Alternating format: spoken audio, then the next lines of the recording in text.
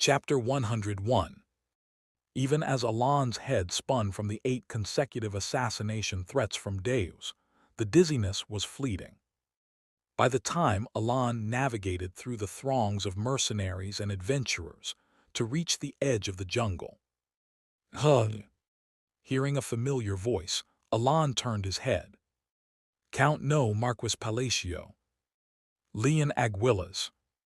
There stood Leon Aguilas, the daughter of the Red Tower's leader. It's been so long, Marquis. Congratulations, by the way.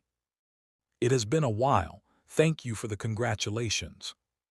Smiling warmly, Leon shifted her gaze, only to have her eyes widen in surprise. Surely, is that who I think it is behind you? Deus Macallion. Picking up on the fact that Leon seemed to know Alon, Deus introduced himself briefly. Leon, letting out a quiet wow in admiration, gave Deus a rather peculiar look before hastily clearing her throat. Ahem, so what brings you two here together? Alon quickly discerned the two questions buried within her inquiry. Given that we hail from different nations, it probably seems odd for us to be traveling together like this. Not to mention, Deus's reputation preceded him. Our goals differ, but we're accompanying each other to take care of business in the jungle, Alon explained. Ah, I see. So is it just the two of you? No, there's 3 of us, Alon corrected. At that, Leon made a suggestion. Would you like to travel with us then? Coincidentally, we're also heading to our camp. Ahem. Truthfully, with Deus around, whether they traveled as a trio or with a larger group, the likelihood of encountering danger seemed slim. However, the possibility of losing their way or facing unforeseen circumstances wasn't entirely out of the question. Not a bad idea. Alon accepted the proposal. Shortly after, Leon introduced the members of her group to Alon. The party consisted of 15 magicians, 5 mercenaries, and a single guide. However, there was something unusual about the composition. They're not all from the Red Tower. Technically, it's a mix of Green and Red Tower personnel. This expedition is a joint collaboration between the two, Leon explained. By the time, Alon nodded at this explanation. What's this? A slightly gruff voice sounded nearby. Standing there was a man holding a staff as tall as himself, the epitome of what Alon thought a stereotypical magician looked like. Theon, come and greet our guests, Leon called out. Though he furrowed his brows, the man approached, giving Alon, Evan, and Deus a quick once-over before speaking. Introduce yourself. They'll be traveling with us to the camp. This is Marquis Palacio and Deus Macallion. What? Theon's eyes widened in shock at her words, though only for a moment. Greetings. I'm Theon, one of the professors at the Green Tower. You must be the famed swordsman of Caliban and the Marquis Palacio, correct? He quickly composed himself, bowing politely to Deus and Alon. Pleased to meet you. Yes, likewise. After lingering his gaze on Alon for a moment, Theon suddenly turned on his heel and disappeared. He's quite young for a professor. Impressive, Evan remarked, as if aware of the usual age at which magicians earn the title of professor. Leon nodded in agreement. Indeed, the Green Tower considers him an exceptional talent. He's not even 25 yet, but he's already approaching the 5th rank. Wow, the 5th rank. Yes, Leon confirmed, prompting another round of awe from Evan. Meanwhile, Alon remained silent, his expression neutral. After a moment, he murmured softly, Why does it feel like he's only cold toward me? Though Alon didn't usually mind if someone was curt toward him, it was peculiar enough to give him pause. The sudden shift in demeanor after learning his name felt strange. Leon seemed to realize the situation, offering an awkward smile. Well, it's not really a big deal. Not a big deal. Well, Leon hesitated briefly, before confirming that Theon had already gone far ahead, then leaned in to whisper. "You know those rumors about you, Marquis?" "Rumors?" "Yes, the ones about Peña." "Ugh." "The truth is, Theon likes Peña." "What?" Alon turned to look at Theon in genuine surprise. Peña was undoubtedly beautiful, there was no denying that. But the issue lay with her personality. Alon knew her to have a temperament so destructive that it completely overshadowed her physical charm. "He likes that Peña Chryson, that insufferable woman." Baffled, Alon questioned her with an incredulous expression. "Are you saying that man has feelings for Peña?" "Yes." "But why? No, wait, is that rude to ask?" "Not really. Honestly, I don't understand it myself," Leon admitted, glancing toward where Theon had disappeared. "Especially since Theon once got utterly humiliated by her." Leon's expression revealed her own disbelief, but she quickly shrugged it off. "Anyway, it seems like he's just acting a bit childish because of that." "All right, I get it," Alon said, choosing not to press the matter further. Normally, he might have contemplated why a grown man was indulging in such petty jealousy, but his curiosity about Theon's peculiar behavior far outweighed any deeper reflection. Is he a masochist? Just as Alon reached that conclusion. "Marquis, there's no need for that."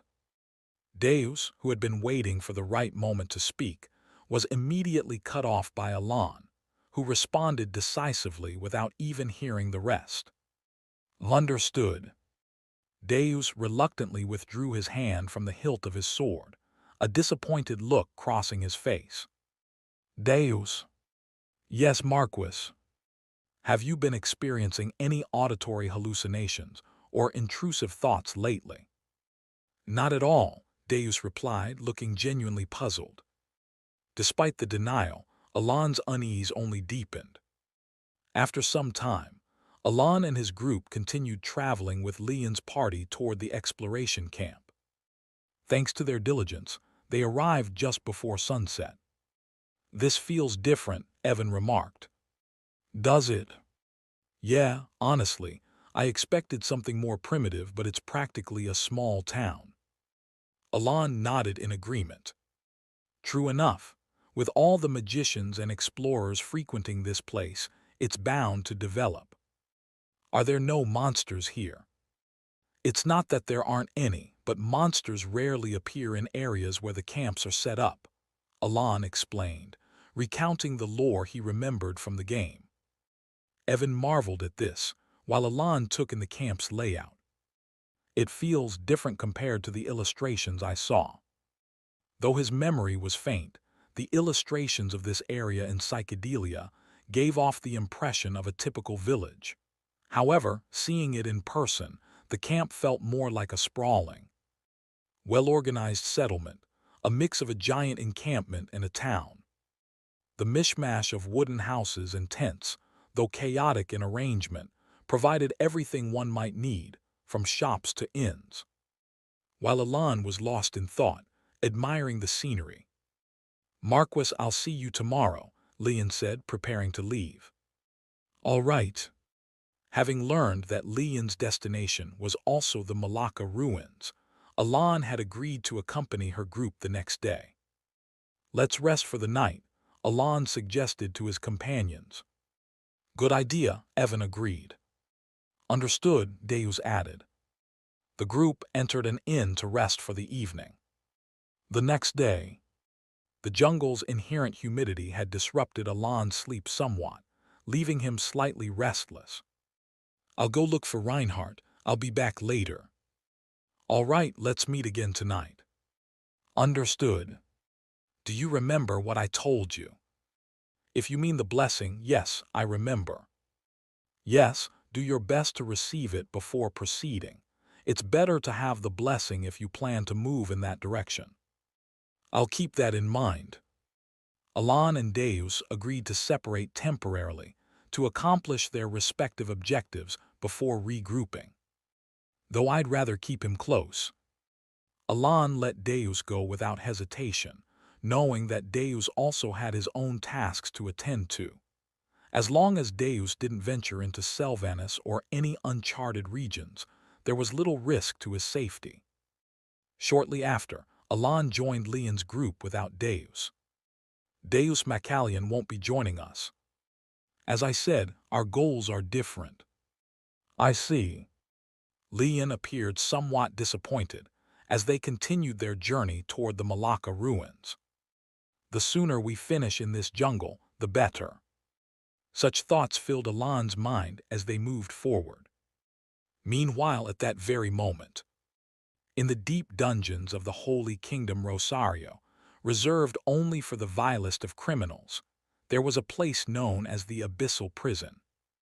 Inside that forbidding place, a man with no legs, Andered, was alive.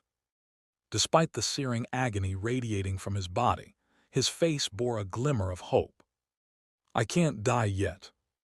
The reason he was still alive, or more accurately, the reason he had been able to possess this man's body, was that the prisoner had been one of the machina components Andered himself had created. By implanting tree-like roots into those connected to his machina, Andered had managed to transfer his consciousness into the prisoner's body, just as his original body was destroyed during the Marquis's attack. Though his body had been utterly shattered, preventing immediate escape, this had been part of his contingency plan. In the Abyssal Prison, where no one visited save for the occasional delivery of moldy bread, he bided his time, slowly regaining his strength and taking over the prisoner's body completely. Soon the prisoner's face, covered in crimson roots, morphed into Andered's own. His legs, too, began to regenerate slowly. As he confirmed these transformations, Andered gritted his teeth, eyes ablaze with ambition. I won't let it end like this. I'll prepare once again and create a world where everyone is equal. Gone was the benevolent smile or faith he once carried. Instead, a madness-fueled obsession gave him new hope. At that moment, Andered saw something.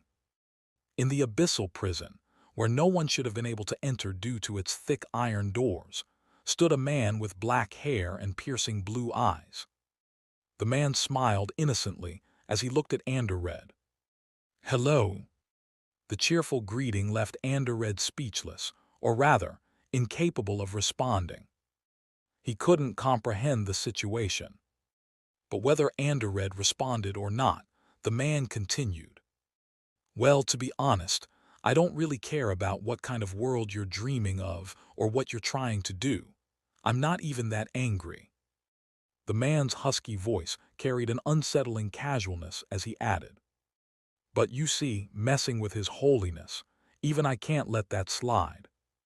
Raising his hand. Snap! Andered realized, too late, that his neck was twisting against his will. Wait, no, stop it, stop. Desperate, he flailed and struggled, but... Crack! His neck completed 2 full rotations, and death claimed him. That's what you get for pushing your luck. The man, who had snuffed out Andered's delusional ambitions, strolled off into the darkness, vanishing without a trace. Left behind was Andered's lifeless body, eyes wide open in disbelief. Chapter 102. Alan and Evan, along with Leon's group, began their journey toward the ruins of Malacca. Marquis, it feels like it's getting more humid the deeper we go, Evan muttered, clearly displeased. Indeed, Alan replied, nodding as he noticed Evan's grimace. I knew this place was supposed to be humid, but I didn't expect it to be this bad. It's unbearable, Alan thought, trying to hide his discomfort. He fidgeted with his clothes, feeling the damp texture under his fingers. We need to handle this quickly and get out of here. As they continued walking for a while, someone suggested, let's take a short break. They had reached the midway point of their journey. During the rest, Alan struck up a conversation with Leon and learned why she and her group were heading to the ruins of Malacca. Malacca is a magical ruin. Magical ruins. Ruins discovered in Rana Valley came in various forms: treasure ruins, heritage ruins, and knowledge ruins, among others. Among them, magical ruins were especially prized by wizards, as they often contained artifacts from the era of forgotten gods. However, wasn't Malacca just another ordinary ruin in the game? He had visited this area countless times while playing psychedelia, searching for jungle-exclusive artifacts, just as he had during the Raxus segment. The memories of many games in this jungle were still vivid. "It's not confirmed yet, but there's a chance," Leon replied. "Do you have evidence?" Alon inquired further. Yes, explorers recently compared certain structures of Malacca's ruins with those of previously discovered magical ruins. They found striking similarities using maps created by explorers, Leon explained. This was new information to Alon. "I was aware of Malacca's ruins, but I never thought it might be a magical ruin. That's intriguing." "Right, I wouldn't have known either if it weren't for Theon. Based on the reports sent to the camp, I thought it was just a typical ruin. This discovery is all thanks to Theon," Leon said. At her words, Alon glanced at Theon, who was resting a bit further away. Theon briefly met his gaze but quickly looked away, as if feigning ignorance. Alon found it odd but didn't dwell on it. "So could Malacca's ruins hold artifacts from the Forgotten Era?" Alon asked. Leon tilted her head thoughtfully. I think it's unlikely. When explorers and wizards first discovered Malacca's ruins, they reported finding nothing. If anything, we might only find academic materials." Alon nodded in agreement, but then Leon turned the question on him. "By the way, Marquis, what brings you to the ruins?" Alon hesitated for a moment before giving a vague response. "Someone I know made a request." "A request?" "Yes, they asked me to visit the ruins of Malacca." Leon seemed curious, but recognized Alon's reluctance to share more and chose not to press further. Alon appreciated her discretion and changed the subject. "By the way, is it all right to share this kind of information so casually? I didn't know any of this before." Oh, Leon nodded, understanding his concern. "It's fine. Even though the ruins bear similarities to magical ruins, the chance of them being one is extremely low, and the likelihood of finding artifacts is practically zero. Any academic findings would end up being shared publicly anyway, so there's nothing to hide." When she finished her explanation, Alon asked, "So, is your purpose here simply to confirm whether Malacca's ruins are magical ruins?" "Exactly. The Red Tower excels at interpretation, while the Green Tower specializes in detection, so we've collaborated for this expedition." Leon then explained how the magical exploration team had come together for this mission. "Once this expedition is over, you'll be leaving immediately, right?" Alon asked. "Unless there's another unexplored area up north waiting to be examined. That's probably the plan." An unexplored area in the north. Alon muttered to himself, recalling what he knew about that northern region. That place in the future, it'll undoubtedly become one of the territories of the four great factions, the Hayeki, 100 Ghosts. The Hayeki. They emerged in the mid to late stages of psychedelia, wreaking havoc alongside the 5 great sins that descended during that era. Known for transforming an already crumbling allied kingdom into a complete disaster, the Hayeki's members, including their boss, were infamous for their nightmarish difficulty. Especially the boss of the Hayeki, the king of aberrations, still makes my blood boil just thinking about it. The unexplored northern region, it might be better to avoid exploring it. Why is that? I've heard from someone I know that it might be a bit dangerous, Alon replied. The 4 great factions, much like the foreign gods in the setting, typically remained dormant unless the 5 great sins awakened and descended. Alan, in a rare show of goodwill, offered his advice. "Let's move out again." He stood up, leaving behind a confused Leon. Hopefully it'll be fine, he thought, though a fleeting unease crossed his mind as he briefly recalled Deus. The damp, oppressive morning carried on. After some time had passed, the group finally arrived at the Temple of Malacca. With the sky overcast, it was difficult to gauge the time. "Let's head straight in." Knowing the ruins weren't a designated danger zone, the wizards wasted no time. They entered the inner areas with their hired mercenaries and guides, each eager to begin their exploration. "Shall we go in as well?" Evan asked. "Yes." Alan, who had been observing the ancient pyramid-like structure of the ruins, stepped forward alongside Evan. Inside, the ruins bore signs of long-standing moisture, with moss covering the crevices between the stones. As they ventured further, Alan suddenly recalled something Cretinia Cian had said. "You'll understand why once you're there." Truthfully, Alan still couldn't fathom Cian's intentions in sending him here. No matter how much he thought about it, he couldn't even guess a plausible reason. What could it be? Lost in thought, Alan was jolted back to reality by Evan's comment. "Oh, it's cooler in here."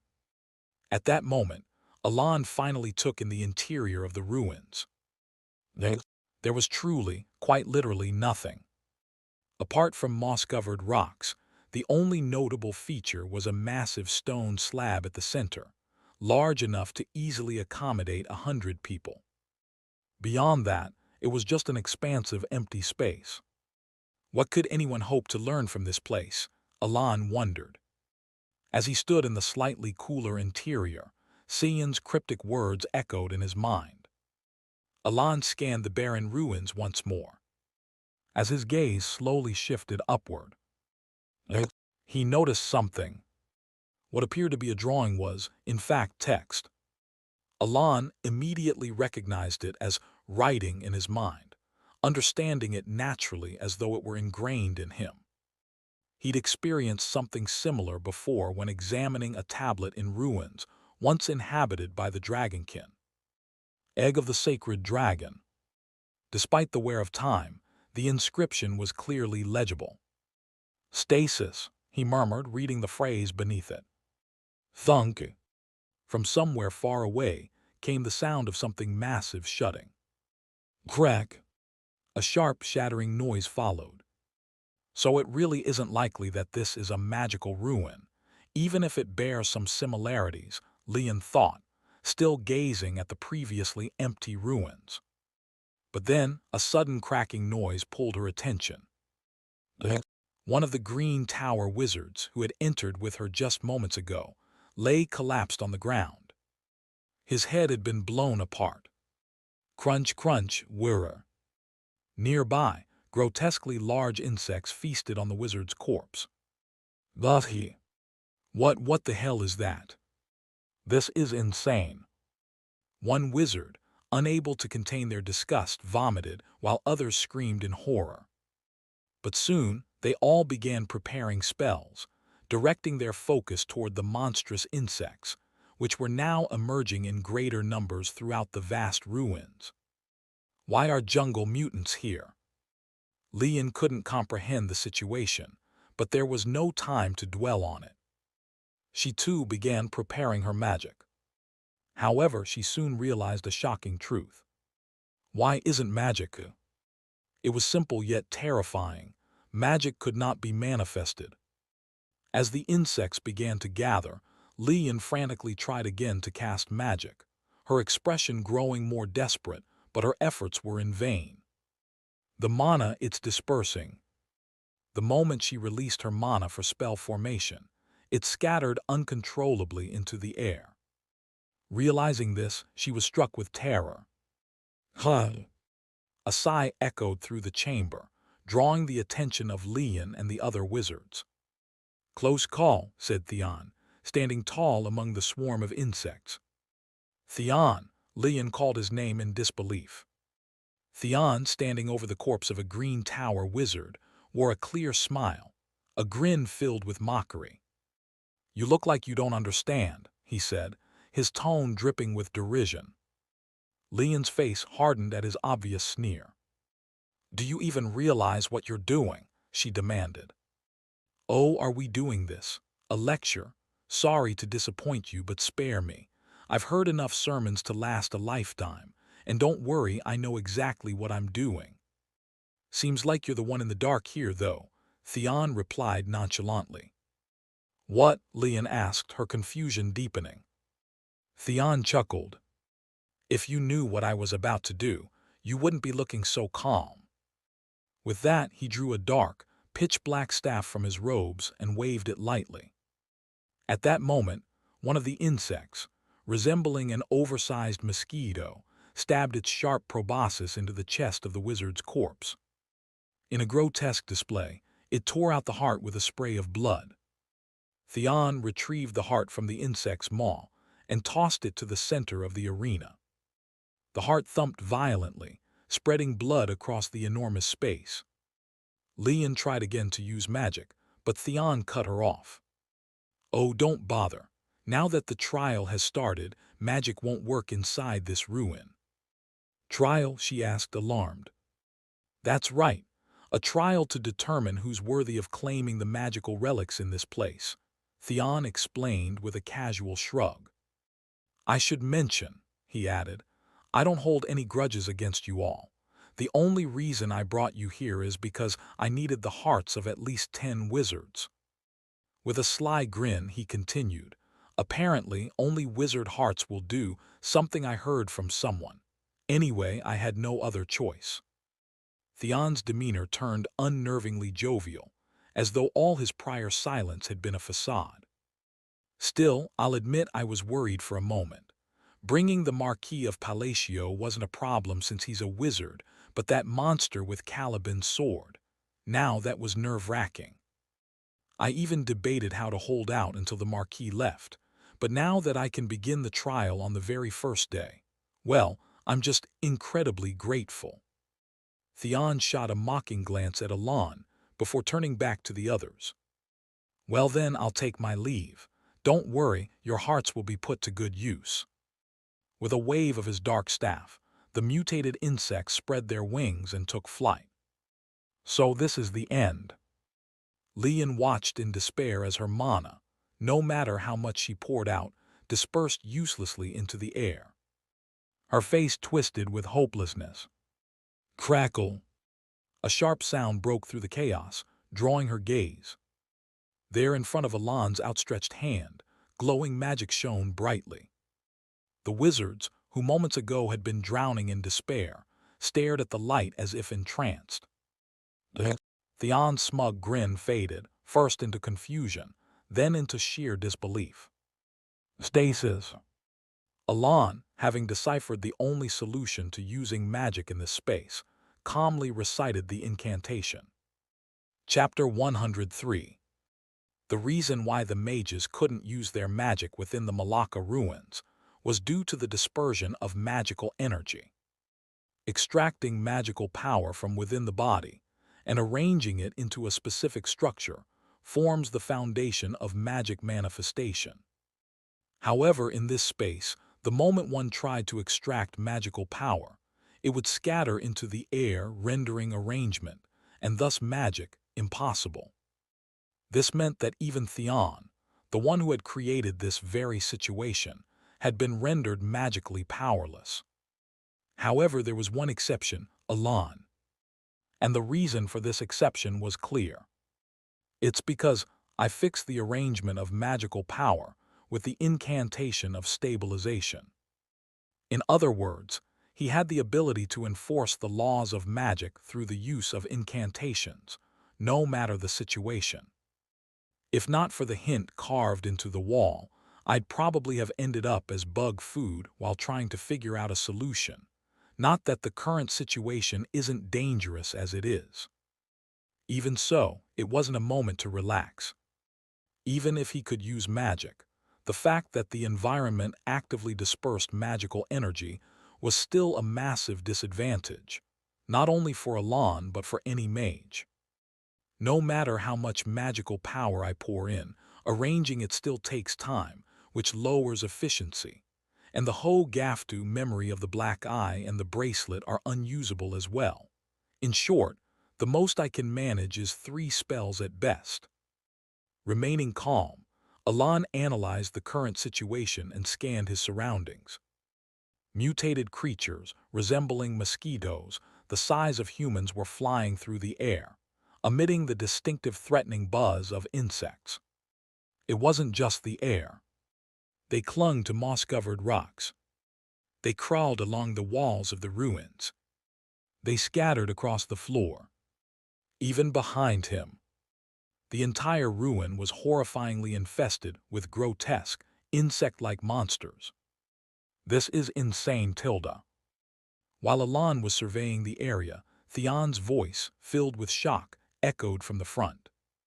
Logically, it shouldn't even be possible to use magic here. Theon, dumbfounded, stood with his mouth agape. Despite his companion's heightened reaction, Alan devoted all his focus to calmly assessing the situation. I need to take care of everything in a single strike. Numerous large-scale area spells that could resolve this predicament flashed through Alan's mind. Unfortunately, none of them could be used right now. If he were to cast one of those spells here, Evan and the other mages would inevitably get caught in the blast.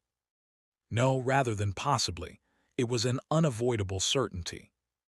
However, handling the bugs one by one with precision strikes wasn't a viable option either. He simply didn't have enough chances to cast magic.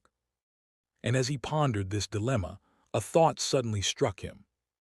Wait a second, if magical power disperses like this? His eyes lit up as he arrived at an idea. Decomposition.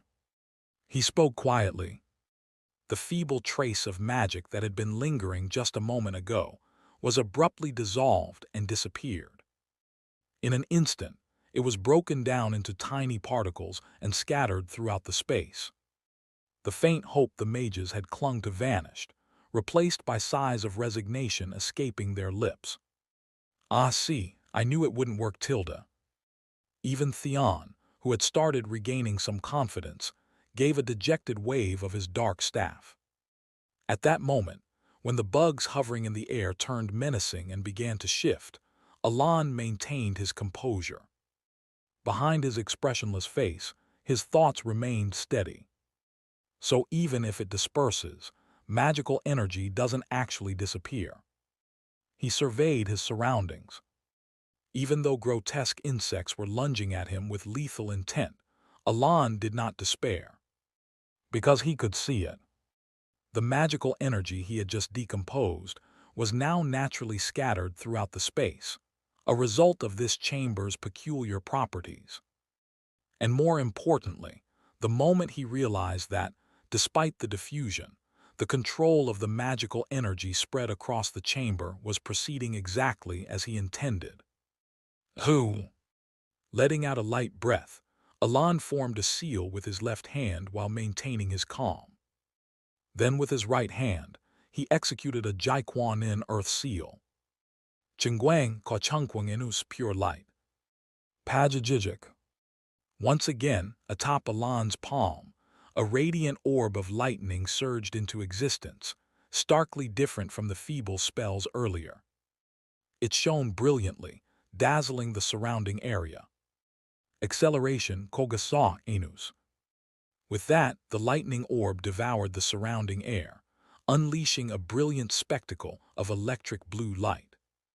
And in the moment, when the spike-like jaws and limbs of the mutated creatures were about to touch Alan's body. Designation Kochidang Enus. A blinding flash was unleashed. Quagagagagagak. Without a moment's hesitation, the orb of lightning that Alan had created tore mercilessly through the flying insects. The heads of the bugs that rose into the air before plummeting back down. The body of a bug that was about to crush Alan's hand as it moved sideways. The curved torso of an insect barring its proboscis, aiming for his heart. With trails of radiant blue light, As if guided by precision, the lightning pierced only the insects. In mere moments, the flash wiped out every single bug. Quagic. Finally, as if wrapping up its rampage, the lightning struck Theon's heart just as he was hastily attempting to swing his staff again, and then it vanished. Soon, a rain of the mutated creatures began to fall onto the floor of the ruins. Their limbs flailed as their green luminescent bodily fluid splattered down, dripping onto the heads of the mages. Yet not one of them made an effort to avoid the falling carcasses of the insects. Even Leon, whose head was soaked in the greenish liquid, stood still without bothering to wipe it off. She simply stared in one direction. It was toward where Marquis Palacio stood. "Ah!" A faint exclamation escaped from Leon's lips. What emotion was mixed in that low, drawn-out sound? Even she couldn't identify it herself. And standing at the center of all the gazes directed his way was Alon. I'm going to die." Having overused his magical power, Alon felt the symptoms of mana depletion creeping up on him after just 2 spells. Behind his stoic expression, he was inwardly on the verge of tears. Shortly afterward, having gulped down a potion for emergency treatment, Alon realized that his mana had returned to normal from the moment Theon had died. "Marquis, what is it? What was that just now? Even during practice, I've seen you use similar spells, but I've never seen that kind of magic before. You probably won't see it again, either." "Because I'm never using it again." Alon grabbed his still dizzy head and made a firm resolution. The magic he had just used was a combination of 2 incantation-based spells.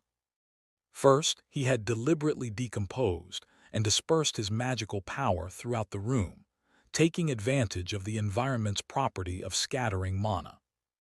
Then, he manipulated the dispersed magical energy, arranging it in specific patterns that only targeted the bugs and Theon. Finally, he used a second incantation to guide his magic to precisely strike only the designated patterns. And that was how the spell had been completed. However, as he had already stated, there would likely never be another instance where he would use that spell again. The very method relied on mana scattering to work, which meant it was only applicable under extremely rare circumstances. Additionally, the level of control it required was absurdly inefficient. The proof of that inefficiency was the throbbing headache that still hadn't gone away. "I see. Well, it was really impressive, though." "Magic isn't something you use to look impressive." "Well, sure, I didn't mean it like that, just saying." It was hard to tell how much time had passed while he was talking to Evan. "Marquis, I apologize, and thank you so much." Alon soon found himself receiving Leon's gratitude. "There's no need for you to bow so deeply." "How could I not? If it weren't for you, I would have already died. Truly, truly, thank you." Leon bent her waist into a deep bow, nearly at a 90-degree angle, expressing her gratitude. Alon, uncomfortable with the gesture, once again told her that it wasn't necessary. "Well then, I was wondering if—" Just as Leon lifted her head and began to speak. "Ku-gu-gu-gu-gu." Suddenly, the ruins began to tremble. The mages, who had just moments earlier been calmly retrieving their tools in preparation to leave the ruins, now tensed up with wary expressions. But contrary to their expectations, a staircase. The massive tremor subsided, and what appeared before them was a staircase that had formed in the central arena, where there had been nothing just moments before. The staircase led underground. The mages all came to a realization simultaneously. This was the place Theon had just mentioned earlier, the location of the object. But that realization lasted only a moment. "Marquis, please take this item with you." "Are you sure that's acceptable?" "Of course, it's something everyone has already agreed upon." As Alon turned his gaze at her words, he saw the other mages bowing their heads in unison. "It's the first time I've seen a group of mages bowing like this," Evan whispered as he watched the scene unfold.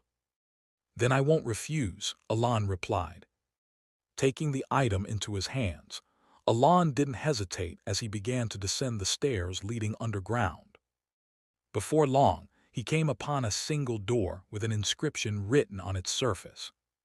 The words, written in a strange ancient script that Alon could read just like before, said, "To the mage who remembers the incantation of unification after escaping to the end, a legacy of harmony is left behind." What? Alon stared intently at the inscription for a moment before opening the door. With a grating creak, the door swung open. Contrary to his expectations of darkness, the room beyond was bright enough for him to see clearly. Inside, Alon saw two things. The first was an egg. A black egg resting atop an altar, so dark it seemed to absorb all the light in the world. The second was a series of letters. Specifically, Harmony of Shadows. The words, which appeared to be the key to self-manifestation, were written on the wall behind the ominous black egg. As Alon stepped closer to examine the egg more carefully, he noticed an old parchment lying next to the egg, inscribed with ancient writing as well. The contents were as follows: "Never allow the shadow dragon, called Yungjong Enus, to consume anything but mana until it is born. If the shadow dragon consumes a mage's blood beyond a certain threshold, the egg must be broken. Failure to do so will result in the shadow dragon transforming into a death shadow dragon, called Sayungjong Enus, causing it to go berserk." 2 warnings in total. Having read this, Alon quickly pieced together what Theon had been trying to do. Was he attempting to turn the shadow dragon into a death shadow dragon? Although the reasons behind it were unclear, one thing was certain. Someone intentionally orchestrated this to provoke a mage into turning the shadow dragon into a death shadow dragon.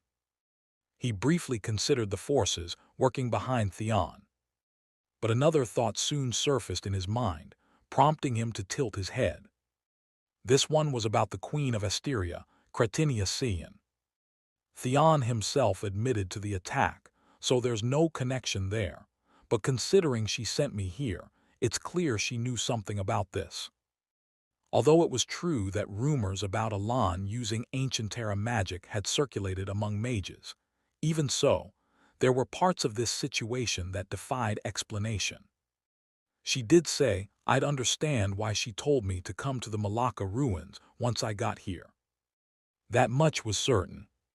Moreover, this Malacca ruin was a place that required the ability to read ancient texts to fully comprehend its significance. Which meant Cretinia Cian knew that Alon could read ancient script, and that whatever was here would be of use to him. What is going on here? Alon's expression grew more puzzled, but only for a moment. First things first, let's head back up. Pushing aside his thoughts for now, he picked up the pitch-black egg and began his ascent back to the surface. The egg was incredibly heavy. At that moment, we should be arriving soon. Inside what could only be described as a room disguised as a carriage, Cian sat comfortably as it traveled back toward Tyria. At her words, her secretary, who had been silent up until now, finally spoke. "Your Majesty seems to be quite concerned about Marquis Palacio." "Concerned, you say?" Cian leaned deeper into the carriage's backrest. "Does it seem that way to you?" "Forgive me, but yes, it does." "Well, you're not wrong. Forgive me again, but may I ask, what part of him makes you so concerned?" "What part indeed?" Cian pondered the question briefly, before a soft smile spread across her lips. "Who knows?" She turned the question back to her secretary instead. "What do you think it might be?" What? The secretary dared not answer. However, The secretary couldn't help but notice that Cian's golden eyes, the legendary gilded eyes of history, called Gumsuen, Inus, seemed to shine more brightly than usual, though perhaps it was merely an illusion. Chapter 104. The day after Alan returned from the ruins of Malacca. It's really pitch black. Yeah. And inside this, there's that dragon thing or whatever, right? Yeah. Then when is it going to hatch? Ahem. Evan's question left Alan silent. Naturally, even he didn't know when the shadow dragon would be born. If only it had shown up in the game, I might have some clue. Even after playing Psychedelia for an exceptionally long time and exploring every corner of its world, Alan had never seen or heard of the shadow dragon. In other words, he had zero knowledge about it. Think the Information Guild would know anything? I doubt it. That's not really their area of expertise. Really? Well, they deal with current rumors and worldly affairs, not ancient lore like this. Unless, of course, it's somehow tied to ongoing rumors. Alan considered Evan's words, then let out a small exclamation. Did you think of something? Alan nodded. Yeah, someone just came to mind. Who? Arvini. Rhine. Evan looked puzzled, but Alan, who knew about the Eternal Library, thought to himself. Could Rhine know something? He was well aware that most information, not barred by her knowledge restrictions, was stored in her mind. I should pay her a visit. Soon he stood up. Marquis, where are you going? To the next destination. What? We've only been back from the ruins for a day. Wouldn't it be better to rest a bit? Evan was understandably surprised, having seen Alan exhaust himself considerably, but Alan was firm. No, I plan to finish the itinerary as quickly as possible. Why? Because I want to rest. This place is way too humid. Evan nodded in agreement. That's true. You really dislike humid places, don't you? Yeah, it's too uncomfortable to rest here. Evan gave him a quizzical look as if asking, is it really that bad? But Alan was completely serious. I can't rest here at all. Alan wasn't particularly picky about accommodations. During his earlier travels, he'd camped out frequently and had no complaints about enduring deserts or even the bustling port cities. But humidity was his nemesis. I need to wrap this up quickly and get out of the jungle. Resolving to leave as soon as possible, Alan rose from his seat. Around that time. Marquis, are you in? Leon. Yes, sir. Leon had come looking for Alan. Did you sleep well? Yes, thanks to you. Leon glanced away, smiling awkwardly. Alan asked. So what's the matter? Well, I just came to let you know I'm heading back. Already? Yes, considering what happened yesterday, it seems best to leave now. Indeed, it would have been too much to continue the expedition. Alan nodded, signaling his understanding. That makes sense. There's also been some strange activity near the magic tower this time. Strange activity? Yes, which is why I need to return to the tower quickly. Understood, then let's meet again sometime. At Alan's parting words, Leon's face brightened. Yes, I'd really like that. Oh, and next time would you like to have a meal together? A meal? Yes, since you saved my life, I'd like to treat you. After a moment of thought, Alan nodded in agreement. If that's the case, then all right. Then please make sure to visit the Red Tower sometime. I will. Leon bowed deeply, then turned and left. Watching her go, Evan spoke up. She seems much friendlier than before. Does she? Yes, it's probably because of your impressive magic. That topic again. It's not just a topic, it really left an impact. That's all I'm saying. Alan let a quiet smirk slip, past his stoic expression at Evan's remark. "Let's go with that." With that, Alon resumed preparing to leave, a stray thought crossing his mind. Was it really that impressive? Having finished his preparations, Alon left Evan behind and headed alone to the hermit's hideout to protect the recently discovered dragon egg. Evan, having been tasked to guard the egg, eagerly nodded with a grin, clearly ready for the job. Alon chuckled softly at the sight before heading northeast toward the Selvanus zone. The Selvanus zone was notoriously dangerous, home to mutated monsters of all kinds. Normally, Alon wouldn't dare enter such a place alone. However, he felt secure thanks to a unique blessing, Imariana's blessing. Reaching the massive statue marking the border of the zone, Alon observed the moss-covered figure resembling an unnamed goddess. Approaching the statue, he clasped his hands together and bowed his head. After about 5 seconds, he spoke. "Great goddess Imariana, grant me the sight to navigate this zone. In return, I shall offer what belongs to you." As he finished, a faint light emanated from the moss-covered statue, gradually flowing into Alon. A satisfied smile spread across his face. With Imariana's blessing, the Selvanus zone no longer posed any danger to him. Unless he attacked first, the monsters would not perceive him, allowing him to wander the forest freely. The blessing came with a condition, though. He had to collect scattered relics in the forest and offer them as tribute. "It's not a difficult penalty. I can just retrieve a few items from the hermit's hideout." According to lore, all items in the Selvanus zone were considered lost possessions of the goddess. Relaxed, Alon began his journey into the zone, though a stray thought about Deus briefly crossed his mind. "Now that I think about it, Deus didn't return yesterday. I hope he's all right." He dismissed the worry with a shake of his head. Deus wouldn't die here, not in a place like this. He could defeat a swordmaster like it was nothing after all. Only if Deus ventured into the domain of the 100 ghosts would there be any risk, and Alon was certain he hadn't gone that far. Reassured, Alon continued his trek northeast.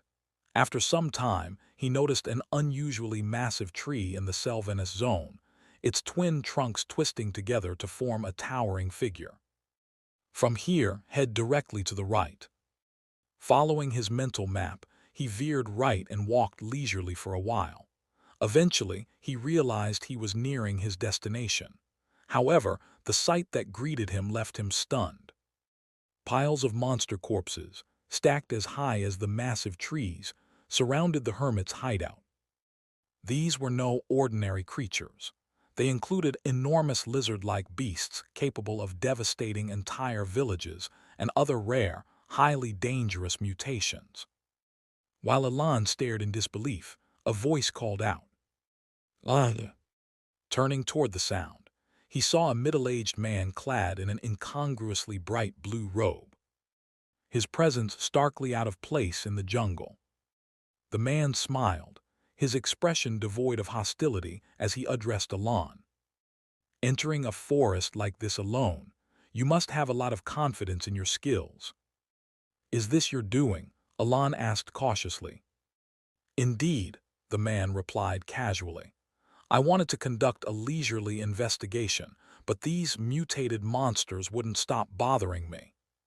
The middle-aged man glanced at the pile of corpses and spoke casually.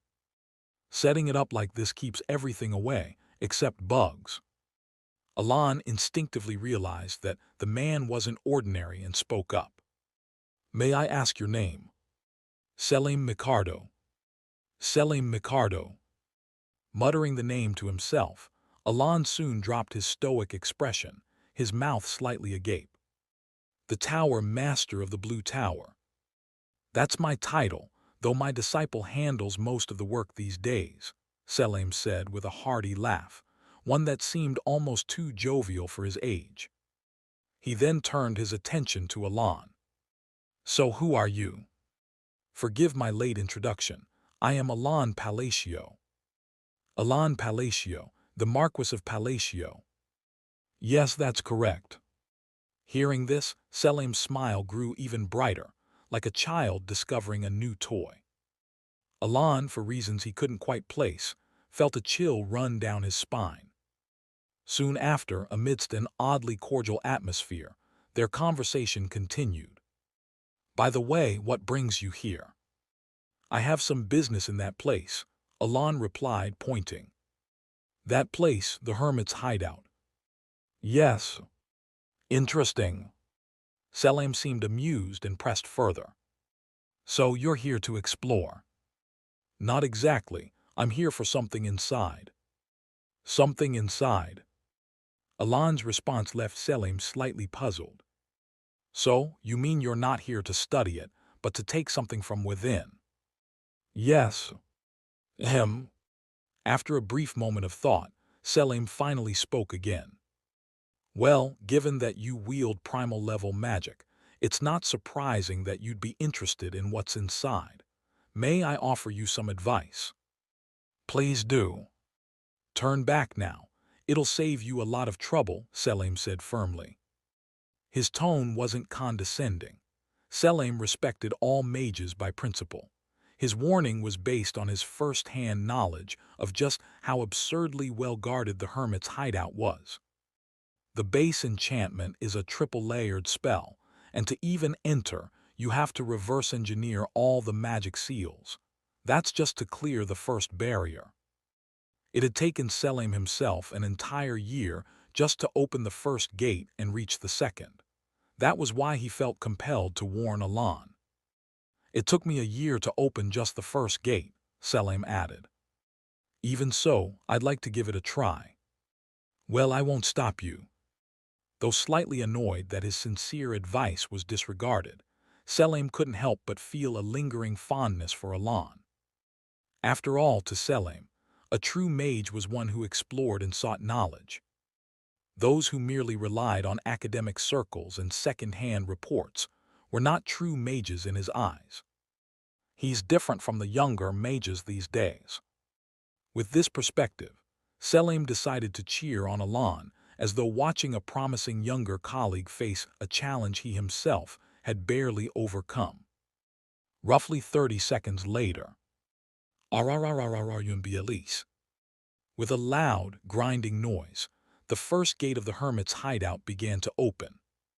What? Selim's jaw dropped in astonishment. Chapter 105.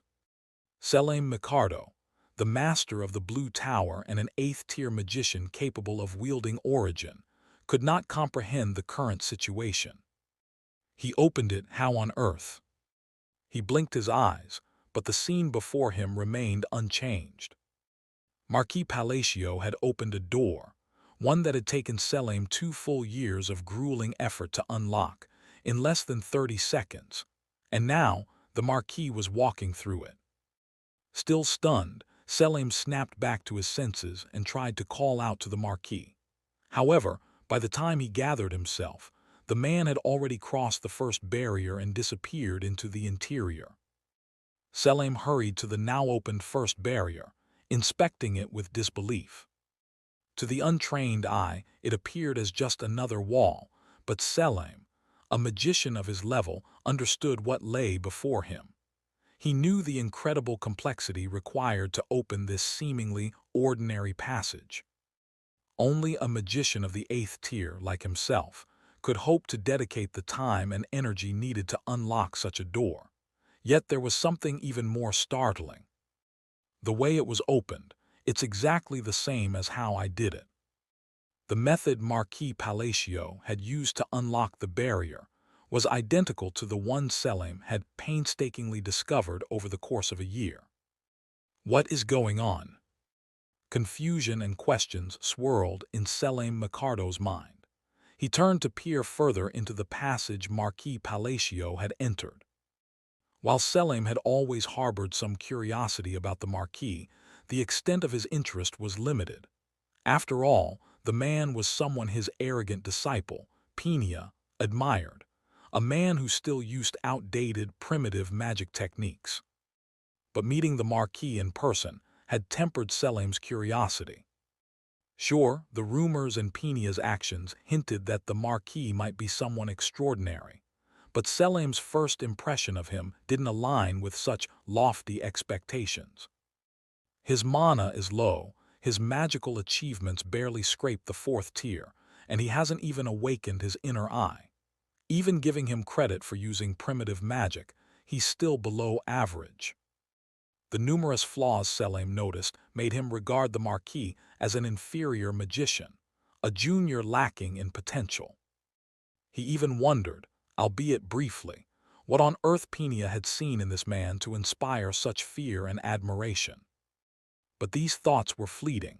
Selim soon found himself trailing the Marquis, following him to the second barrier. And there, in front of the second barrier, the one even Selim had yet to breach, stood the Marquis, seemingly lost in thought. Watching him, Selim hesitated to speak. Instead, he decided to observe, curious about what the Marquis might do. The second barrier was something Selim had never managed to open. In truth, he doubted whether it was even possible to unlock it. Like the first barrier, the second looked unremarkable at first glance. But to Selim's awakened eyes, it revealed itself as a labyrinth of thousands of intricately layered magic circles.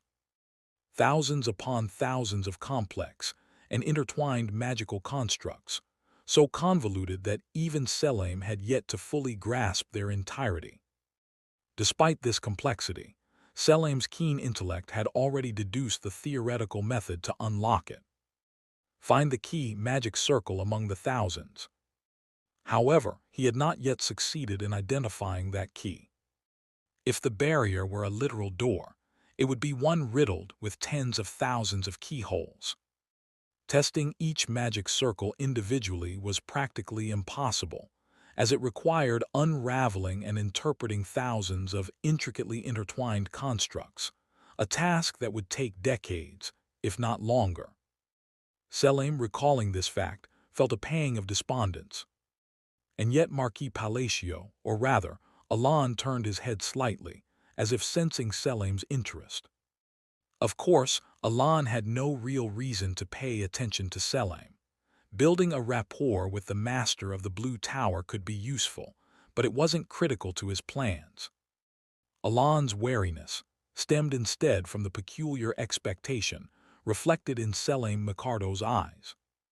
Earlier, when Alon had opened the first barrier without much thought, Selim had stared at him, mouth agape, his expression utterly incredulous. Now, Selim was standing just a few paces away, watching him with childlike curiosity, as if waiting for him to perform another miracle. He said it took him a year to open the first door. Alon didn't think Selim Micardo was foolish. On the contrary, he found him monstrous. According to what Alon knew, the two barriers guarding this hermit's sanctuary were said to be unsolvable by 12 seventh-tier magicians working together for half a year. For Selim, an eighth-tier magician, to have unlocked the first barrier on his own was a testament to his extraordinary abilities. Precisely because of this, Alon found the man's expectant gaze incredibly burdensome. Alon opened the gates to the hermit's hideout, simply because he knew the correct answers. The key to the first barrier lies in mana interference. Twist the straight mana flow into a half circle, and it opens the second barrier. The key is the fifth magic circle from the top right diagonal corner. With such knowledge, Alon could easily open the doors by merely channeling his mana. Yet, the palpable expectation radiating from Selim behind him made it impossible for him to act without hesitation. If Alon were to effortlessly open the gate with a mere flow of mana, Selim would inevitably realize a bitter truth, that the grueling year of research he had poured into the task had been utterly pointless. Alon didn't have to care about Selim Micardo's emotions, but as someone who studied magic himself, he understood the crushing despair that would come with such a realization. Should I just use some magic? By the time Alon decided to offer Selim a well-intentioned lie, Selim, observing Alon's hesitation, began to interpret it as a struggle. Perhaps the second barrier is more challenging for him, after all. The flicker of expectation in Selim's eyes faded as he tried to temper his own hopes. And then, in that moment, who? Marquis Palacio let out a small sigh and formed a seal with his hands. Selim, intrigued, watched intently. Although he had heard that the Marquis used primitive magic, this was the first time he had seen it in practice. As he carefully observed Alon's technique, he noticed the Marquis murmuring something faintly under his breath. Then, a small orb formed between Alon's thumb and forefinger. Selim felt it immediately. What? A primal sense of danger surged through Selim Micardo. Instinctively, he furrowed his brow and began to gather mana to cast a defensive spell. His reaction was nearly instantaneous, a reflexive response. But then, what Selim saw stopped him in his tracks. Behind Alon, hovering in the air, were two enormous, unblinking eyes. Selim's thoughts froze, or rather, he forcibly stopped them. The moment he perceived those eyes, the moment they registered in his vision, he realized something undeniable. Understanding what lay before him would lead only to one possible outcome: death. The one thing Selim couldn't prepare for, however, was his own eyes.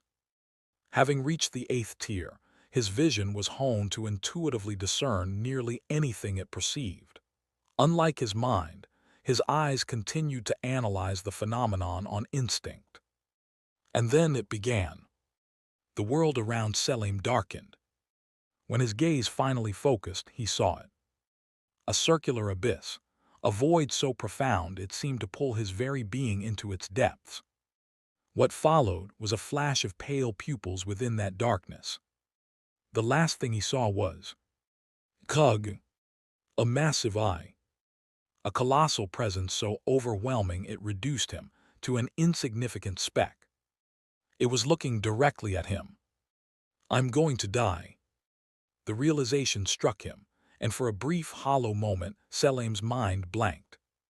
Then, Kayojujujujujuanji. A thunderous sound roared in his ears. Snapping back to his senses, Selim looked ahead. There it was. The second barrier, which had resisted all his efforts for over a year, was now slowly creaking open, the heavy door grinding against itself. Beyond the opening stood Marquis Palacio, looking back at him. His expression was devoid of emotion, utterly indifferent. Seeing this, Selim Micardo let out a dry laugh, almost involuntarily. He's been hiding his true power all along, that's what it was. Even though it lasted less than a second, the mere act of witnessing it had left Selim Micardo's mana in disarray, and his hands trembling uncontrollably as he tried to cast his magic. And yet he couldn't stop laughing. Even with the shadow of death looming so close, his laughter refused to cease. It was his unrelenting curiosity that kept him going. The same insatiable drive that had elevated him to become the master of the Blue Tower and an 8th-tier magician. Now, that very curiosity was captivated by the overwhelming magical knowledge that Marquis Palacio clearly possessed, knowledge that surely concealed power far greater than what Selim had just glimpsed. And so Selim laughed. Watching this reaction, Alon, the Marquis, couldn't help but think. Wait, is he actually enjoying this? In the middle of using his magic, Alon had thought, surely, as an 8th-tier magician, Selim Micardo wouldn't be fooled by something as superficial as this simple demonstration. Yet there he was, beaming radiantly, as though delighted beyond words. Alon found himself momentarily stunned by the unexpected sight. Having passed the second barrier, Alon finally stepped into the inner chamber of the hermit's hideout. The interior was underwhelming, dimly lit, resembling the simple interior of a rustic, fantasy-style dwelling nestled within a cave. But Alon hadn't come for the scenery. Without hesitation, he approached a desk tucked into the corner of the sanctuary. And there he found what he sought. Got it. Unlike the dark bracelet he had obtained before, this time, the object was a bracelet painted pure white, the white hand of the Wanderer ***. Alan placed it carefully into his belongings, allowing himself a brief smile. Then, he noticed a piece of parchment on the desk, inscribed in an ancient language. Lowering his gaze, he read the text. To the half-hearted magician who refused to compromise, who did not forget the forgotten words, I leave behind my legacy. Alan paused. The phrasing struck him as familiar. It was nearly identical to what he had encountered when acquiring the egg of the shadow dragon. After staring at the parchment for a while, Alan shrugged and set it back down. As he turned, his gaze fell upon Selim Micardo, who was still smiling, brightly, almost uncomfortably so. Slightly unnerved, Alan addressed him. I've taken everything I needed. If there's anything you want, Master of the Blue Tower, feel free to take it. In truth, there was little of magical value left behind. No books or texts on magic were anywhere to be seen. Is that so? Then I'll graciously accept, Selim replied, walking toward the desk Alan had just vacated. There he noticed the parchment Alan had briefly inspected. Picking it up, Selim realized it was written in an ancient language he couldn't read. Without a word, he quietly tucked it away. Under normal circumstances, he might have asked Alan about it. However, Selim interpreted the Marquis's act of leaving it behind as a subtle message, perhaps a silent request to let the matter rest. He likely wants me to keep this to myself.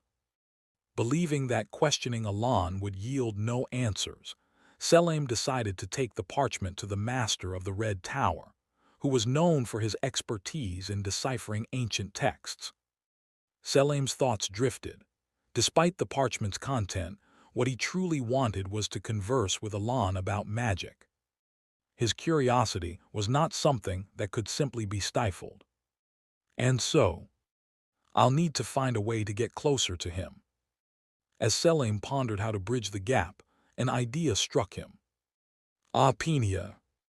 Remembering his disciple, Selim suddenly understood why the arrogant Penia had been so enamored with Marquis Palacio. It didn't take long for him to devise a plan. Rather than remaining strangers, wouldn't it be easier to get closer to him if he were my disciple's husband? Whether he was prioritizing his disciple or his own insatiable curiosity was unclear. But one thing was certain. I'll make sure this works. Filled with determination, Selim looked at Alan with an intensity that could almost be described as fiery. Why do I feel uneasy? Seeing Selim's expression shift into something oddly determined, his laughter now bordering on unsettling, Alan couldn't shake the sense of foreboding. Something strange was brewing, and Alan could feel it. Chapter 106.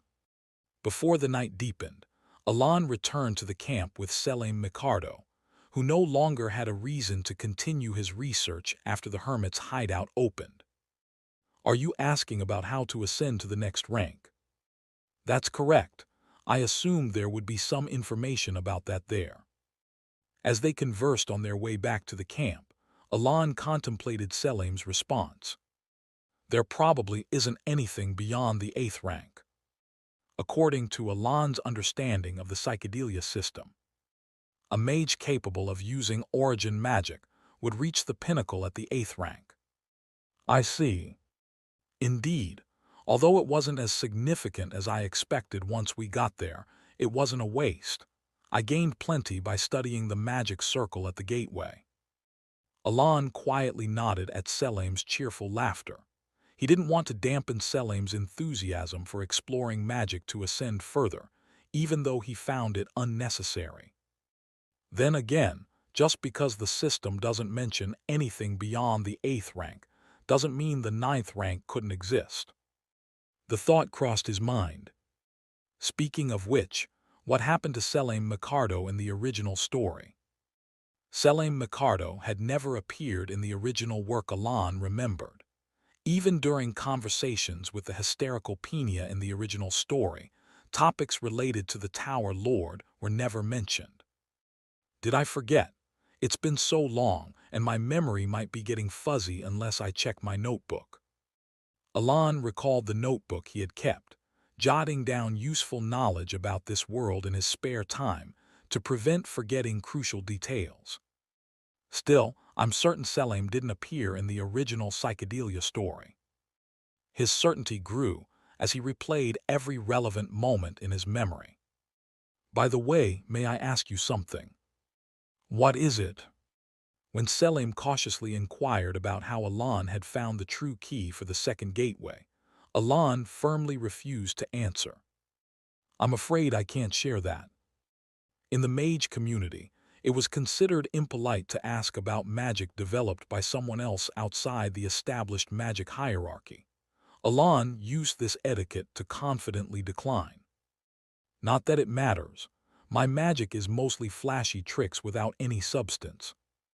As Alan pondered why his little white lie had worked, Selim continued to smile. Haha, apologies, I was just too curious. It's fine. Well, perhaps if we grow closer, you might share the basics with me someday. Selim laughed heartily, and Alan briefly puzzled over the word closer. Well then, I should get going. Are you leaving? Yes, I have a lot to do. Even 2 bodies wouldn't be enough. Selim excused himself as soon as they arrived at the camp, which relieved Alan. Being around Selim had an inexplicably uncomfortable air. See you next time. Sure. Alan gave a casual reply to Selim's polite farewell and watched him vanish into the distance. Phew. He let out a heavy sigh. That's the second task done. As he walked toward the inn, Alan reviewed his next steps. Now only the final task remains. To prepare for the forgotten one, he reflected on the main reason he had come to the jungle. A presence, more than an item, was essential to his plans. Everything's ready. With that thought, he fiddled with the ring he had received from Heinkel and returned to the inn. You've returned, my lord. Deus. Yes, I'm back. The moment Alan entered, Deus greeted him with a respectful bow. Another figure, however, eyed Alan with a mix of disdain and irritation. So you're the Marquis. The man, tall and menacing, stood out. Alan immediately recognized him. Reinhardt, who was meant to be Caliban's greatest swordsman, had finally appeared. Huge, I knew he was tall, but he's definitely over 2 meters. Without realizing it, Alan tilted his head back to look up at Reinhardt. Even with Alan's own considerable height, Reinhardt's towering presence was imposing. The rough and intimidating face of the man contrasted sharply with the noble-sounding name Reinhardt, amplifying the tension in the air. Adding to the overall disarray, Reinhardt's clothes had been reduced to near rags after spending an extended period in the jungle before Deus found him. In his current state, Reinhardt resembled nothing more than a bandit, no more, no less. In psychedelia, even with his rough features, he had a clean, noble appearance that fit the image of a dignified knight. As Alan found himself staring at the stark contrast between the Reinhardt he knew and the one before him, Reinhardt frowned and spoke. What are you staring at? Since I introduced myself, you should. But before he could finish, a loud smack interrupted him, forcing his head to jerk forward. Mind your manners, Deus interjected. You bastard, Reinhardt growled, glaring fiercely at Deus after being struck. Deus, however, remained calm and repeated, Mind your manners. It's not me who's rude. Don't you have eyes? He's the one who. Weren't you the one who first spoke disrespectfully? I'm allowed to. No, you're not. Yes, I am. You may, but only if you can defeat me. GRRK. Deus's words struck a nerve. When he mentioned an apparent agreement between the two, something Alan wasn't aware of, Reinhardt let out a guttural yell of frustration. "Fine, I apologize for my rudeness, Marquis Palacio," Reinhardt said with no sincerity, his voice laced with irritation. "It's fine," Alon replied nonchalantly. Reinhardt, displeased by the indifferent response, grumbled as he sat down, leaving Alon with a strange sense of unease. He was supposed to be a reckless character who'd never bow his head to anyone. Seeing him like this feels awkward. Alon briefly shrugged off the memory of the promise Deus had casually mentioned earlier before shifting the conversation. "Let's save the discussion for later and rest for today." That night, despite the persistent, sticky humidity, Alon managed to fall asleep quickly, as though he had grown accustomed to the discomfort. The following day, a light drizzle greeted Alon as he looked outside the inn. Soon, Deus shared some background on Reinhardt. He came to the jungle to train. Yes, he mentioned spending time in the Selvanis region and the Northern Zone. The Northern Zone. That's correct. It was unusual. The Selvanis region was not a place one would choose for training, as it was rife with powerful mutated creatures.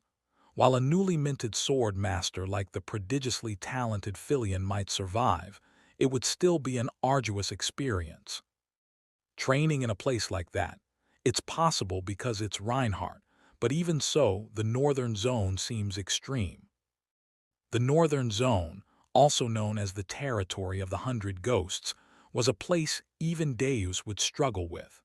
The mutated creatures there were only slightly stronger than those in Selvanis, but the real problem lay elsewhere, the subordinates of the 100 Ghosts. From what I've heard, though, he didn't seem to spend much time in the Northern Zone. Really? Yes, it seems he spent most of his time in the Selvanis region. Nodding at the timely explanation, Alon couldn't help but marvel at Reinhardt's strength, yet his gaze drifted back to Deus. And Deus defeated someone like Reinhardt. "Is something wrong, Marquis?"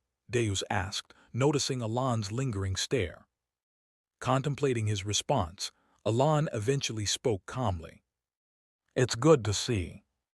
The sentiment carried a sense of paternal pride, as if watching a son achieve greatness. But saying so outright felt awkward, so Alon chose his words carefully. "Is that so?" "Yes, you're doing well." "Understood." Deus, perhaps feeling some sense of pride at Alon's words, displayed a rare, slightly smug expression. After some time passed in conversation, they finished a simple breakfast with Evan and Reinhardt, who had also joined them on the first floor. Then Alon broached an important question. "Deus, are you heading back now?" "I am. Will you not return with me, my lord?" "I have somewhere else I need to stop by." "Then I'll accompany you." "Haven't you accomplished your purpose? Shouldn't you be heading back?" "A few more days won't hurt." "In truth, I was going to ask you to join me if you didn't mind. Thank you for offering." "It's no problem." Deus's straightforward response prompted Reinhardt to interject. "So, am I supposed to wait here?" "Come along." "Why should I do that?" Reinhardt retorted sharply, his tone defiant. "So you don't run off again." "What me? That's absurd." "Did you think I wouldn't figure out you fled to the jungle to avoid calling me brother?" Reinhardt clamped his mouth shut at Deus's pointed accusation, his reason for escaping to the jungle, one Alon hadn't cared to know, laid bare. Witnessing the spectacle, Alon, who had been quietly enjoying the rare scene, cleared his throat. Evan, watching alongside him, leaned closer to ask softly, "So where are we going?" "To the Thunder Serpent tribe." "The Thunder Serpent tribe? Wait, you mean the one in the east?" "Yes." At Alon's confirmation, Reinhardt frowned deeply. "What, you're heading there? Marquis Palacio, do you even know what that place is like?" "Of course." The Thunder Serpent tribe's territory lay in the Eastern Zone, one of 3 areas the jungle camp had mapped. It remained the least developed region because of the tribe's strict policy of rejecting outsiders. You're aware they're there and still intend to go. Yes. Huh. Reinhardt couldn't hide his disbelief, which earned him another smack. Ow, you bastard. Mind your manners. Do you have a death wish? If you'd like to see who dies first, be my guest. Reinhardt erupted in anger after being struck again by Deus, but Alon remained composed as he watched the scene. If he knows about the Thunder Serpent tribe, that reaction is expected. In the game and its lore, the Thunder Serpent tribe was an exceptionally challenging foe. Each member of the tribe was at least as strong as a knight, and their combat efficiency doubled in the jungle. Adding to the difficulty was their mastery of curses. From the moment one became hostile to the Thunder Serpent tribe, over 10 different debuffs would start afflicting the intruder, persisting until they left the eastern zone. Even so, Alon wasn't overly concerned. Reinhardt and Deus were by his side. Still, there was one reason for caution. The Thunder Serpent tribe had an absolute being they revered, a godlike presence. And that being was Alon's target. With that in mind, Alon stood up. Since we're done here, let's head out. To meet the Thunder Serpent tribe. By the time the rain had stopped, Alon's party began their journey toward the eastern zone, a region avoided by even the most daring explorers and mercenaries. About an hour or two after entering the zone, Reinhardt glanced ahead at Marquis Palacio with faint irritation. Truthfully, Reinhardt didn't like the Marquis, not because Alon had wronged him directly, but because Reinhardt often suffered incidental, collateral damage because of him. What's so great about him that Deus gives those long-winded speeches during meetings? Reinhardt couldn't understand why Deus always spoke so highly of Alon, almost as if it were second nature. Sure, he had heard through the nights about Alon's significant contributions during the Northern Campaign years ago, but surely that story had been milked long enough. The Alon he saw in person didn't seem particularly extraordinary, contrary to the tales. If it weren't for the knights who endlessly praised the Marquis after their northern expedition, Reinhardt would have assumed the rumors were exaggerated. Already annoyed at being dragged out here instead of returning to Caliban, Reinhardt was grumbling to himself when he suddenly drew his sword. They appeared, draped in white animal pelts and wearing masks made of animal bones. A group of unknown individuals emerged like mirages in their path. Reinhardt frowned deeply as he took in the sight. We've already fallen victim to their curses. He could feel his senses dulling, as if submerged in water. Be warned, outsiders. This is the land of the Blue Serpent. Leave. The one speaking wore a mask adorned with 4 horns, and their guttural growl carried an undeniable weight of authority. Reinhardt, unable to stop himself, let out a low whistle of admiration. Not a sword master, but close. To think someone without formal martial arts training could reach this level. Fascinated by the unexpected prowess of the masked figure, Reinhardt's observation was short-lived. We've come to meet your chieftain. You dare ignore my warning. What Reinhardt saw, or rather was forced to see, was a breathtaking display. The moment Marquis Palacio finished speaking, a tribe member lunged forward, their long, single-edged blade slicing through the air with deadly precision. Crack! In an instant, everything froze. Not just the blade. Around Marquis Palacio, the world began to crystallize with frost, as if nature itself was recoiling from his presence. The drizzle turned to ice. The surrounding plants shimmered with frost. Even the blade that had been thrust forward froze solid. And then the hand that held the blade followed, encased in a glistening shell of ice. Everything froze. Reinhardt, stunned by the spectacle, could only watch as his pupils widened uncontrollably. But it wasn't just the frozen surroundings that rattled him. It was what he saw behind Alon. Two eyes glimmered in the void behind the marquee. They radiated an ominous presence, one that seemed to deny even the concept of recognition itself. The sensation clawed at Reinhardt's mind, gnawing at his sanity in an instant. Yet what truly shocked Reinhardt wasn't even that. It was the figure before him. Alon, his fur-lined coat billowing, and the two glowing eyes hovering ominously behind him. The image was hauntingly familiar. Somewhere deep within Reinhardt's subconscious, it struck a chord, a scene he couldn't place but which felt seared into his memory. Compelled by instinct, Reinhardt frantically searched his mind for the source of this familiarity. And then it came to him. A year ago, when Reinhardt had ventured boldly into a place of whispered rumors, only to flee in utter defeat. A single attack had shattered his sword mercilessly, leaving him with a crushing sense of failure greater than anything even Deus had inflicted. The statue. Yes, it was the statue. Behind the 100 ghosts, seated upon a massive boulder, was a towering sculpture carved into the face of a sheer cliff.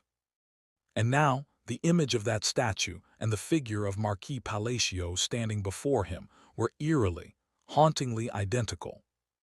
Chapter 107. Duke Comelin's office. Failure, you say, and Marquis Palacio took the dragon spirit's egg. Yes. At the dark elf's calm nod, Duke Comelin let out a dry chuckle. Marquis Palacio, what on earth was he doing where the dragon spirit's egg was kept? I couldn't determine the exact reason, but it seems he came at someone's request. A request by whom? The Duke's question was met with silence from the dark elf. Realizing the lack of information, Duke Comelin sighed in frustration. Marquis Palacio, of all people. After pondering for a moment, he set down the fountain pen he had been holding and spoke again. What about the other preparations? Everything else is proceeding step by step, excluding the dragon spirit's egg. It shouldn't take long. The test subjects are progressing as expected. Hearing this, the Duke exhaled deeply. Ensure everything is prepared properly. Yes. And as for Marquis Palacio, the Duke fell silent once more. Shall we retrieve the dragon spirit's egg? The dark elf cautiously posed the question, but the Duke shook his head.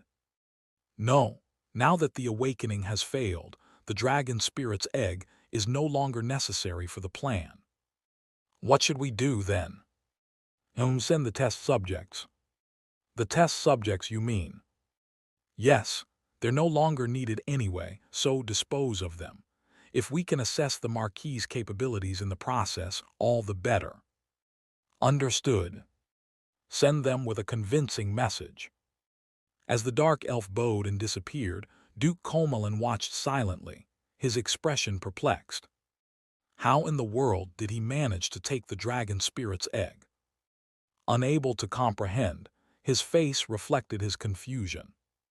He took a deep breath, trying to calm the ripples of unease stirring within him. At this pivotal moment, as the greater cause drew closer, he needed to remain composed. For that reason alone. All for the greater cause. He silently recited the phrase he had repeated to himself thousands of times. Was it a misunderstanding? Reinhardt was aware. He understood that he might have been mistaken. No, he was acutely aware that it was overwhelmingly likely to be either a misunderstanding or sheer coincidence. Because logically, it made no sense. The back of Marquis Palacio, who resided in the kingdom of Asteria, couldn't possibly resemble the massive statue he had seen within the domain of the 100 ghosts. Surely that must be it. Even as he acknowledged that it was illogical and likely a coincidence, he couldn't stop himself from superimposing the figure before him onto the image etched into his memory. The flowing black coat and the two eyes, one black, one blue. It was all too identical. The vivid memory of that moment was only heightened by the sheer terror of impending death he had faced at the time. engraving the sight of the 100 ghosts and the statue behind them indelibly into his mind. Lost in his daze, Reinhardt stared blankly at the figure before him until "Exterminate the intruder." The sudden cry from the Thunder Serpent tribe jolted him back to his senses. He raised his sword, infusing it with magic. But then, he immediately stopped his actions. The Thunder Serpent warriors, who had seemed ready to charge with weapons drawn, now stood frozen, trembling uncontrollably. And at that moment, Reinhardt saw it. The threads of Zan spread throughout the forest. Though invisible to ordinary eyes, those with magical perception could see the threads spreading like spiderwebs across the entire area, entangling every member of the tribe. The only one resisting was, damn it, the man who had been pointing his sword at Marquis Palacio. Unfortunately, even he was completely immobilized. Unlike the others, whose limbs were simply bound by the threads, the man standing directly before Alon was practically mummified in Zan threads, leaving only his face exposed. To what extent? The threads tightened with such precision that, in an instant, the man could have been reduced to nothing more than a lump of flesh. And Deus's expression, as he gazed at the man who dared to point a sword at the Marquis, was so cold it bordered on icy, an unmistakable chill that anyone could perceive. It's not Caliban's sword, but Marquis Palacio's own, it seems. Reinhardt, reflecting on the thought, watched as the fight ended almost too quickly, leaving him with a faint sense of deflation. I couldn't even fully grasp it. Just how strong is that guy becoming? As Reinhardt wrestled with a pang of jealousy toward Deus, who had once again taken a step forward in strength during the time Reinhardt wasn't watching. Alon's eyes fell on a struggling member of the Thunder Serpent tribe, masked and twisting their body in resistance. It was the right choice to bring Deus, though. Alon let out a small sigh as he noticed the particularly bright, vivid threads of Zan shining in the air. Of course, he could have subdued the tribal member himself with the biting cold he momentarily unleashed, making conversation possible. Still, Deus's presence had undoubtedly made things much easier. Even so, a flicker of unease surfaced in Alon's mind. The reason? These vibrant threads of Zan, demonstrated for the first time by Deus in Alon's presence, bore a striking resemblance to the technique Deus had used during his awakening into sin, if only the color of the threads were different. No, that can't be. Turning slightly, Alon cast a glance back at Deus. Shall I kill them, Marquis? Deus asked in his usual calm, detached tone. No. As Alon answered, he couldn't decide whether to feel reassured or more uneasy. This power could just as easily be the innate ability of a sword master, not something tied to his awakening into one of the 5 great sins. Still, shaking off the thought, Alon turned his attention to the subdued tribesmen, his brow furrowed slightly. Normally, they wouldn't gather like this so quickly after an outsider's intrusion. What's going on here? Surveying the dozens of Thunder Serpent tribe members surrounding him, Alon tilted his head in mild confusion before shrugging. Looks like we'll need to have a conversation. Watching the tribal member growl in a voice more beastly than human, Alon sighed. I'll come to the shallow place below the sky, welcome the dawn with joy as I will greet it with you. At Alon's sudden proclamation, Evan, Deus, and Reinhardt exchanged puzzled looks. However, the slightly poetic, lengthy phrase seemed to strike a nerve. The once growling tribesmen froze, their eyes behind the mask reflecting astonishment. Noticing this change, Alon pressed further. How about it? Isn't this enough to grant me an audience with your chieftain? Alon himself had no idea what his words meant. But he had uttered them with such confidence because he vividly remembered encountering the Thunder Serpent tribe in the game. There had been a quest involving the tribe, and an NPC had used the exact phrase to gain entry without conflict.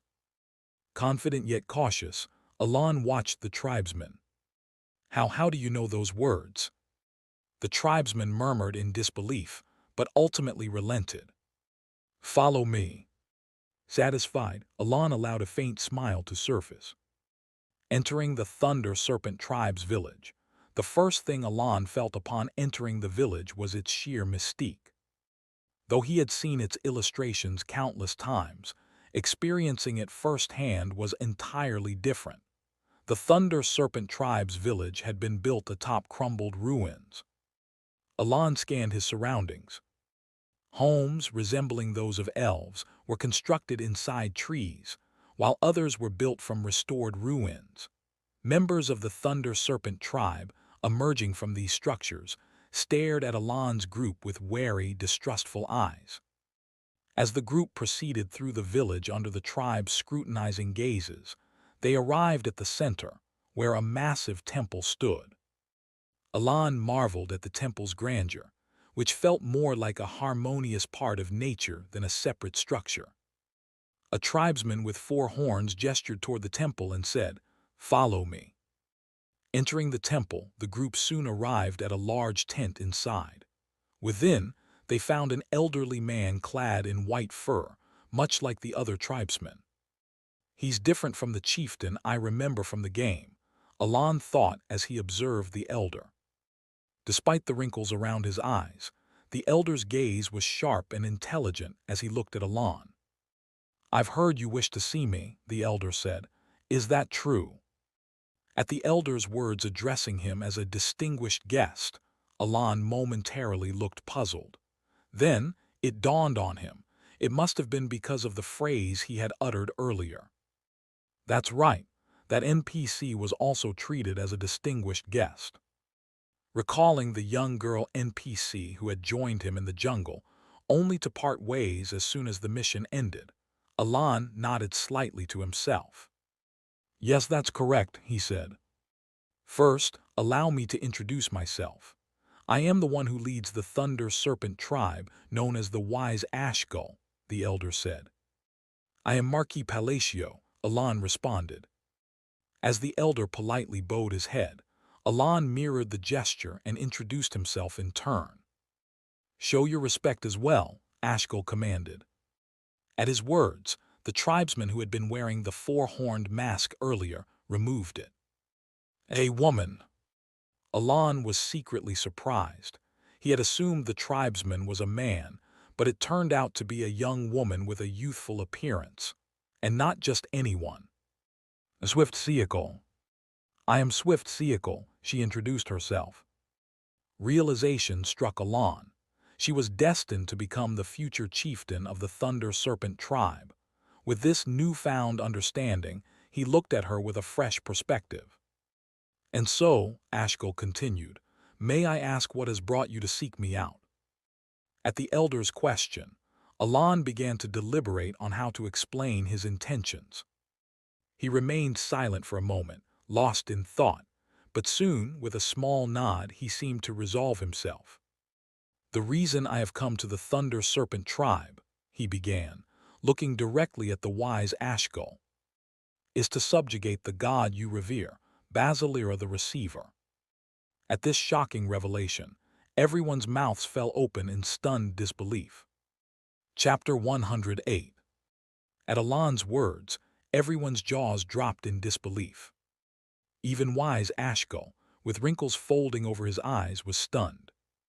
So was the Swift Seacle, who still looked at Alon with cautious wariness. Even Evan, who had been curiously examining one of the giant monster masks in the corner of the tent, froze. Reinhardt, who had been casually surveying the surroundings with disinterest like Evan, was no exception.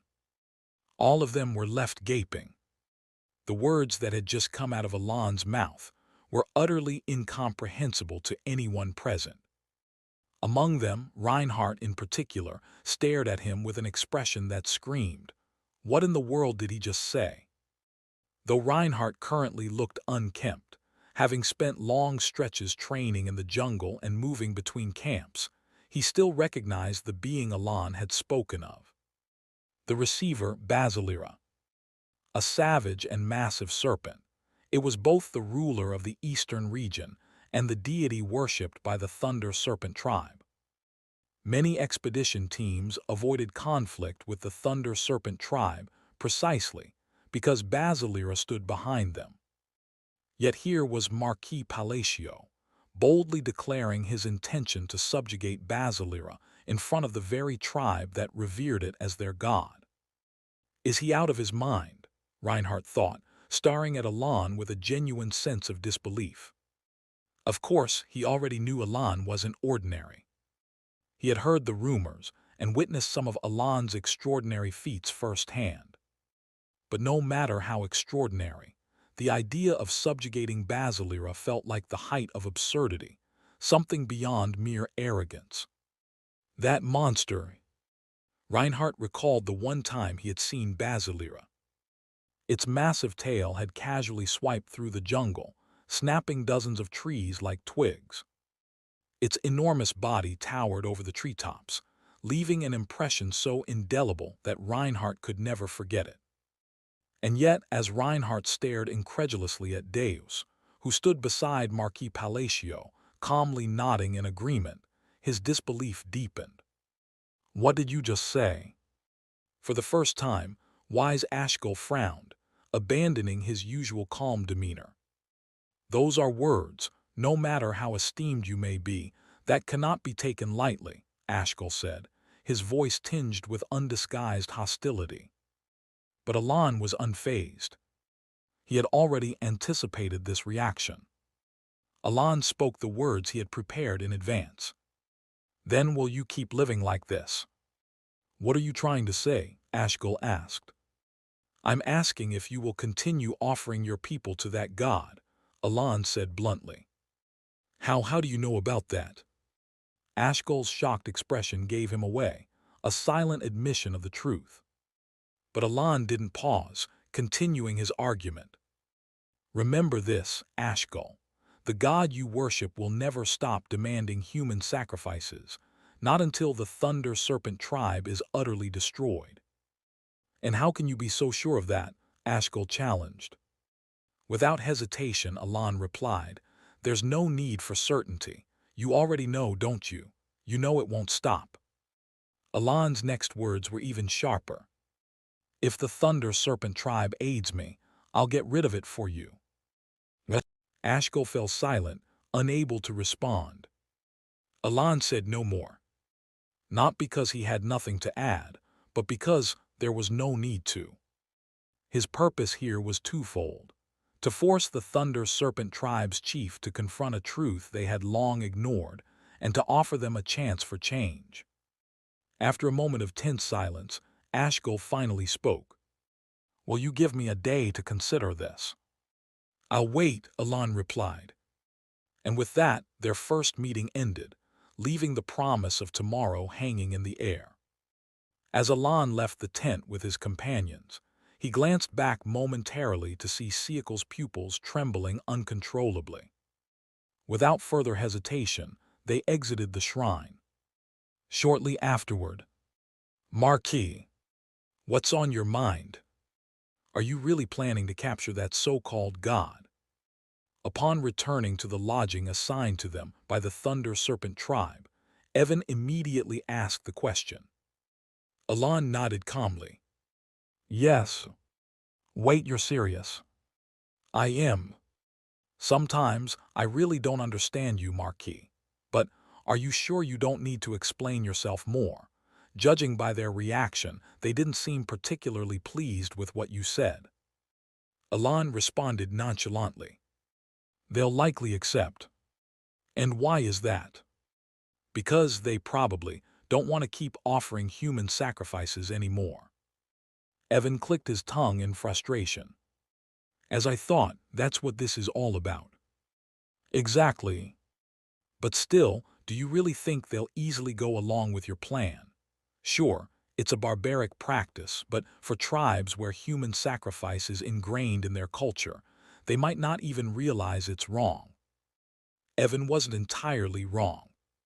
Human sacrifice was seen as an unspeakable act in any place, governed by basic moral principles. However, in isolated tribes like the Thunder Serpent tribe, whose interaction with the outside world was minimal, it was plausible they lacked the moral framework to question the practice. Still, Evan was mistaken about one thing. The Thunder Serpent tribe wasn't originally a tribe that offered human sacrifices. They're being forced into it. Forced. Though Alan didn't know every detail about them, he was certain of two things. First, the Thunder Serpent tribe had not practiced human sacrifice in the past.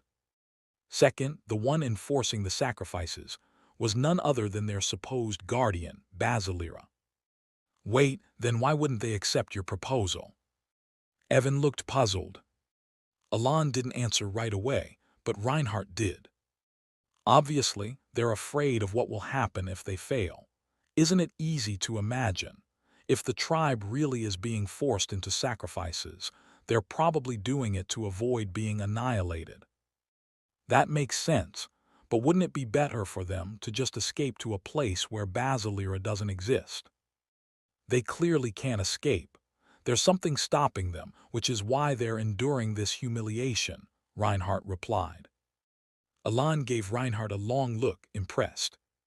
Despite his rough, bandit-like appearance, Reinhardt had accurately deduced the situation. Correct, the Thunder Serpent tribe cannot leave this place. To be more precise, they're trapped here. Basilira is keeping them under surveillance, ensuring they can't escape. Oh! Evan let out a small exclamation of admiration. Briefly puffing up at Deus's gaze of approval, Reinhardt then frowned as if something had occurred to him. Wait a second, why do you all look so surprised? Is it that shocking that I figured this out? Well, because your brain works faster than your looks suggest, Deus quipped. Oh, that's Evan nodded enthusiastically, only to clear his throat awkwardly when he noticed Reinhardt glaring at him. Quickly changing the subject, Evan asked, anyway, why won't Basilira let the tribe leave? The urgency in his tone drew Alan's attention. Because of their faith, most likely, Alan thought. Basilira relied on the Thunder Serpent tribe's faith as a source of power, fully aware of how much it strengthened him. To Basilira, the tribe wasn't just a protectorate, it was a precious supply of faith.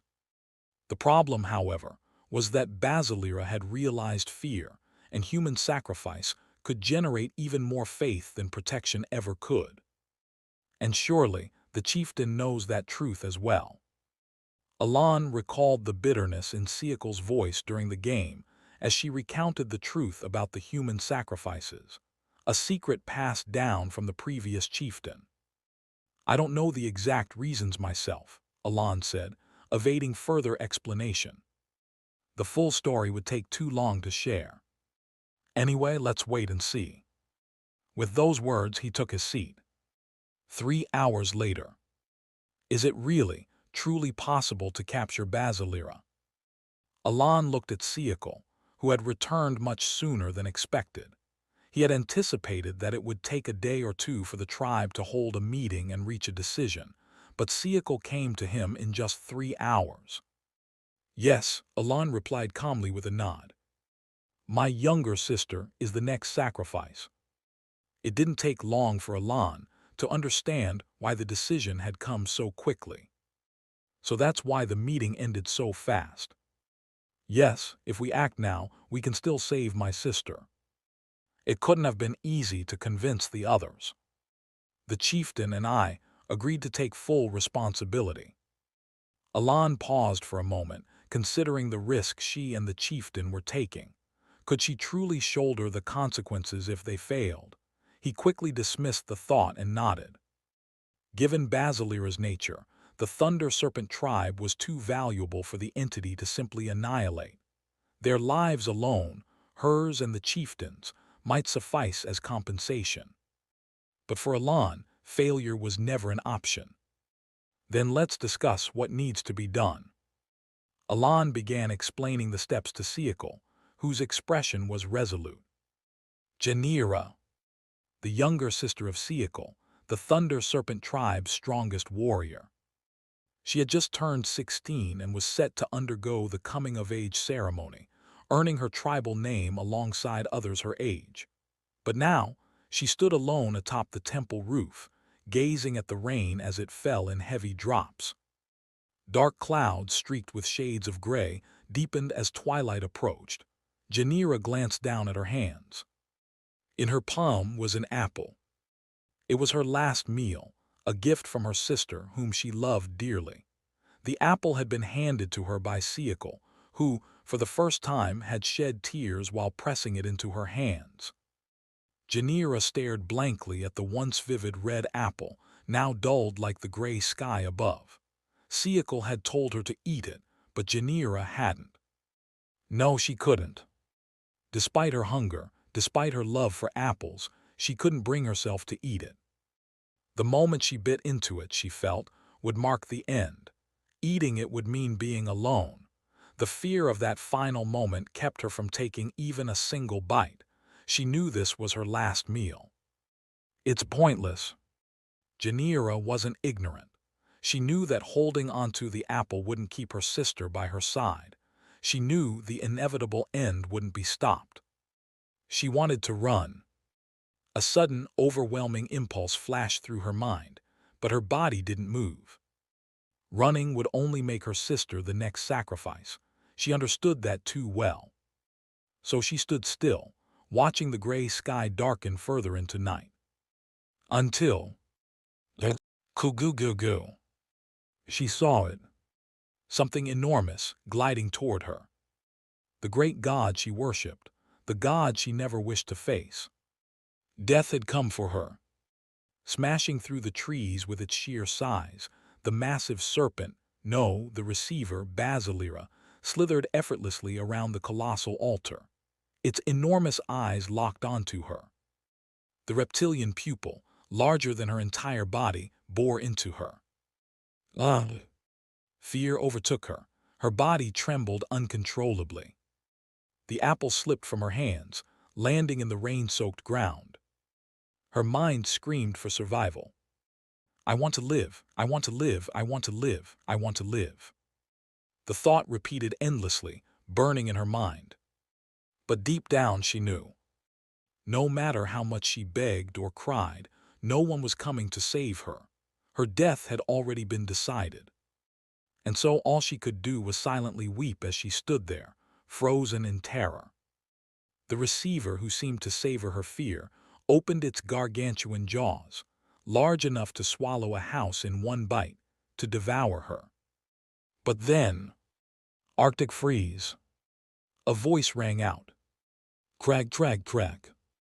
Everything atop the altar froze solid. The ground, the rainwater pooling on the floor. Even the apple Janira had dropped. The rain falling from the sky froze, every drop suspended in ice. And then, from the edge of the altar, step, step, a man walked forward, unfazed, his expression indifferent as the frozen rain brushed against him. In one hand he carried a swirl of grayish-white magic. Floating beside him was a rectangular mass of iron, roughly half his size. As he ascended the stairs, he muttered something under his breath, too quiet for anyone to hear. But immediately after, CRACK, the rectangular iron mass twisted unnaturally, reshaping itself into a massive spear. The god, the receiver, Basilira, instinctively felt threatened. It tried to close its gaping jaws, but its mouth wouldn't close. Within the cavernous, ash-gray expanse of its maw, bright violet threads crisscrossed wildly, forcibly holding the god's mouth wide open. The moment it realized this, Basilira's massive body, coiled around the altar, began to convulse. Rumble! With just one twist of its colossal frame, the entire altar shook as though an earthquake had struck. Yet the man remained undeterred. He calmly climbed the remaining steps and passed by Janira, who stood frozen in fear, before stopping in front of the god. With another quiet murmur, he raised his hand, forming a gesture like a gun with his index and middle fingers pointed forward. "Pierce." He spoke the final word. Boom! A massive bolt of lightning struck. The iron spear shot forth, shattering through Basilira's upper jaw with an earth-shaking impact. And then the god fell. Basilira, pierced and defeated, tumbled down the altar, its divine majesty shattered. And Janira, frozen where she stood, stared blankly at the man who had brought down such a god. Chapter 109. The sound of grotesque screams from a god, crushed and slammed into the ground, echoed madly through the forest. Yet the man who had brought the deity low gazed upon the fallen being with an expression devoid of emotion. Janira, who had been staring blankly at him, at a man radiating something vast and divine, finally heard his voice. "Pull yourself together." "Ah," she gasped, responding to the words of the man. "No, Marquis Palacio." "Can you stand?" "Why, yes." "Then head down to the altar now. Your sister will be waiting for you." "But what about you?" she stammered. Without a word, he bent down and picked up the frozen apple she had dropped earlier, handing it back to her. "Naturally, I'll handle that and come down later," he replied curtly, shifting his gaze as if there was no more to say. "Janira." "Sister." Siakal, who had been waiting anxiously below the altar, rushed up at the sight of her sister. "Truly, thank you so much," Siakal exclaimed. "Take her down quickly," Marquis ordered. After Siakal hurriedly led her sister away, he turned his attention back to the colossal, thrashing form of the Basilira, the receiver. "Damn, I knew it was big, but this is ridiculously massive," he thought, clutching his wildly beating heart. If not for Deus, Janira and he might have both been devoured. But that thought lasted only a moment. Marquis pulled a potion of magic power from his belt and downed it in one gulp, his eyes fixed on the iron bars embedded in the roof of the creature's mouth. The ambush succeeded, so the first phase of the plan is complete. The important part starts now, he mused, glancing downward toward the altar. The receiver Basilira bellowed in fury, its monstrous voice shaking the ground. The sound was so intense it seemed to pierce the body, as if icy raindrops were pelting every nerve. What are you?" A voice resonated in his mind, a guttural yet intelligent tone belonging to Basilira, a being now both divine and sentient. Its rage was palpable, but beneath it lingered fear. A faint trace of the emotion threaded through the beast's furious voice. With a thunderous crash, the creature coiled itself around the altar once more, lunging upward with a force that shattered its edges. Its ascent was relentless, almost enough to make Alan feel a chill. But the effort was in vain. Before it could reach the top, violet threads had wrapped tightly around its massive form, dragging it back to the ground. "You think I'll just let you reach Marquis?" Deus's voice rang out as he struck the creature's head, driving it back down. With a deafening crash, the thunder serpent god fell to the earth again. Reinhardt was sure of one thing: Marquis Palacio was utterly insane. Every word that came out of the man's mouth was the kind of madness no rational person could utter. Or so he thought, until he saw it with his own eyes. Reinhardt stared at the distant scene, unable to close his gaping mouth. There, a godlike being, the colossal thunder serpent, was plummeting to the ground. A human bringing down a god. The sight was so awe-inspiring it sent shivers through even Reinhardt's jaded heart. And yet, "That's Deus," he muttered internally. It had been so long since he'd seen him. Deus had grown far stronger than Reinhardt could have imagined. With a thunderous impact, Reinhardt saw Deus get struck by the creature's massive tail, sent flying through the forest. Trees shattered in his wake as he crashed through the terrain. As if struck by a colossal spell, a cloud of dust rose noisily despite the rain, hinting at the sheer force of the attack. Even for a sword master, such a blow would be impossible to endure unscathed.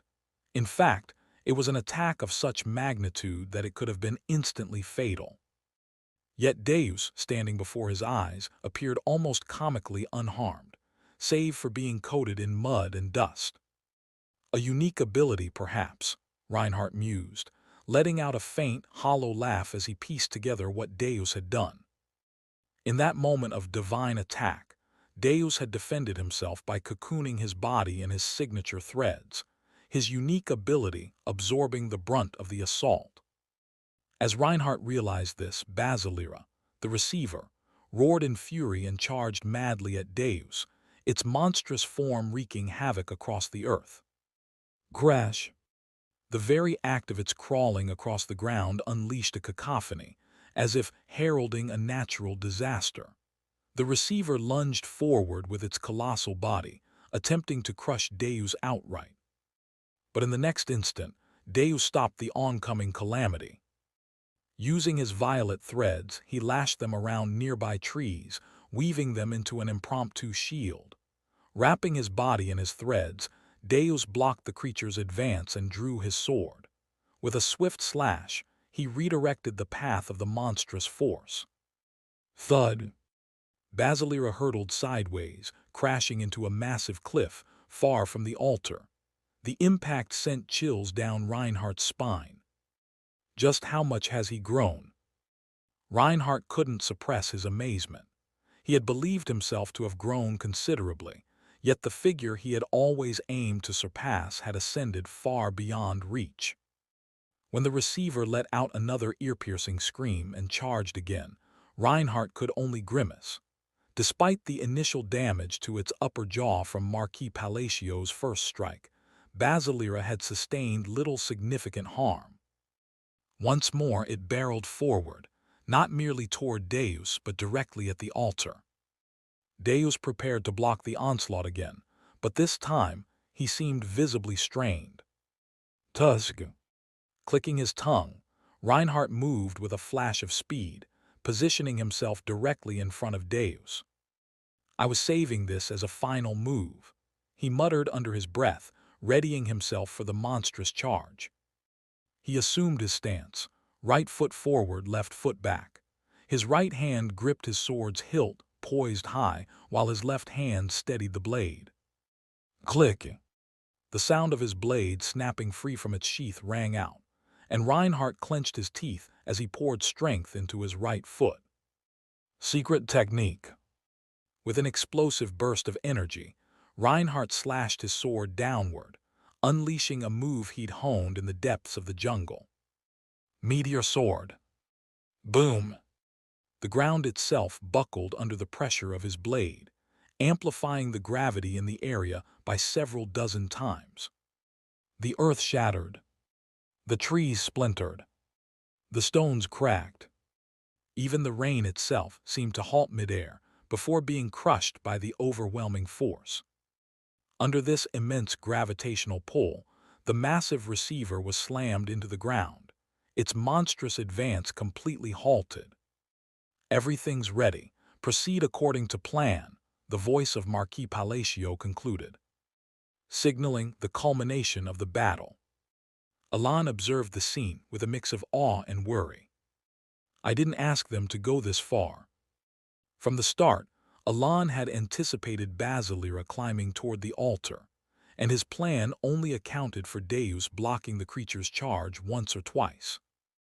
He had never imagined anyone could hold off such a catastrophic force beyond that. Yet Deus had done precisely that, fending off the attack of a beast that had fed on faith for ages, perhaps not a true god, but at least worthy of being called a guardian deity. What made this feat even more remarkable was Basilira's divine nature, which diminished damage from non-divine beings. Blocking such a creature was no small task. Thanks to Deus's efforts, Alan had completed all preparations with ease.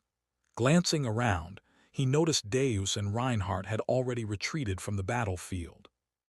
With a sigh of relief, he muttered softly to himself. Phew!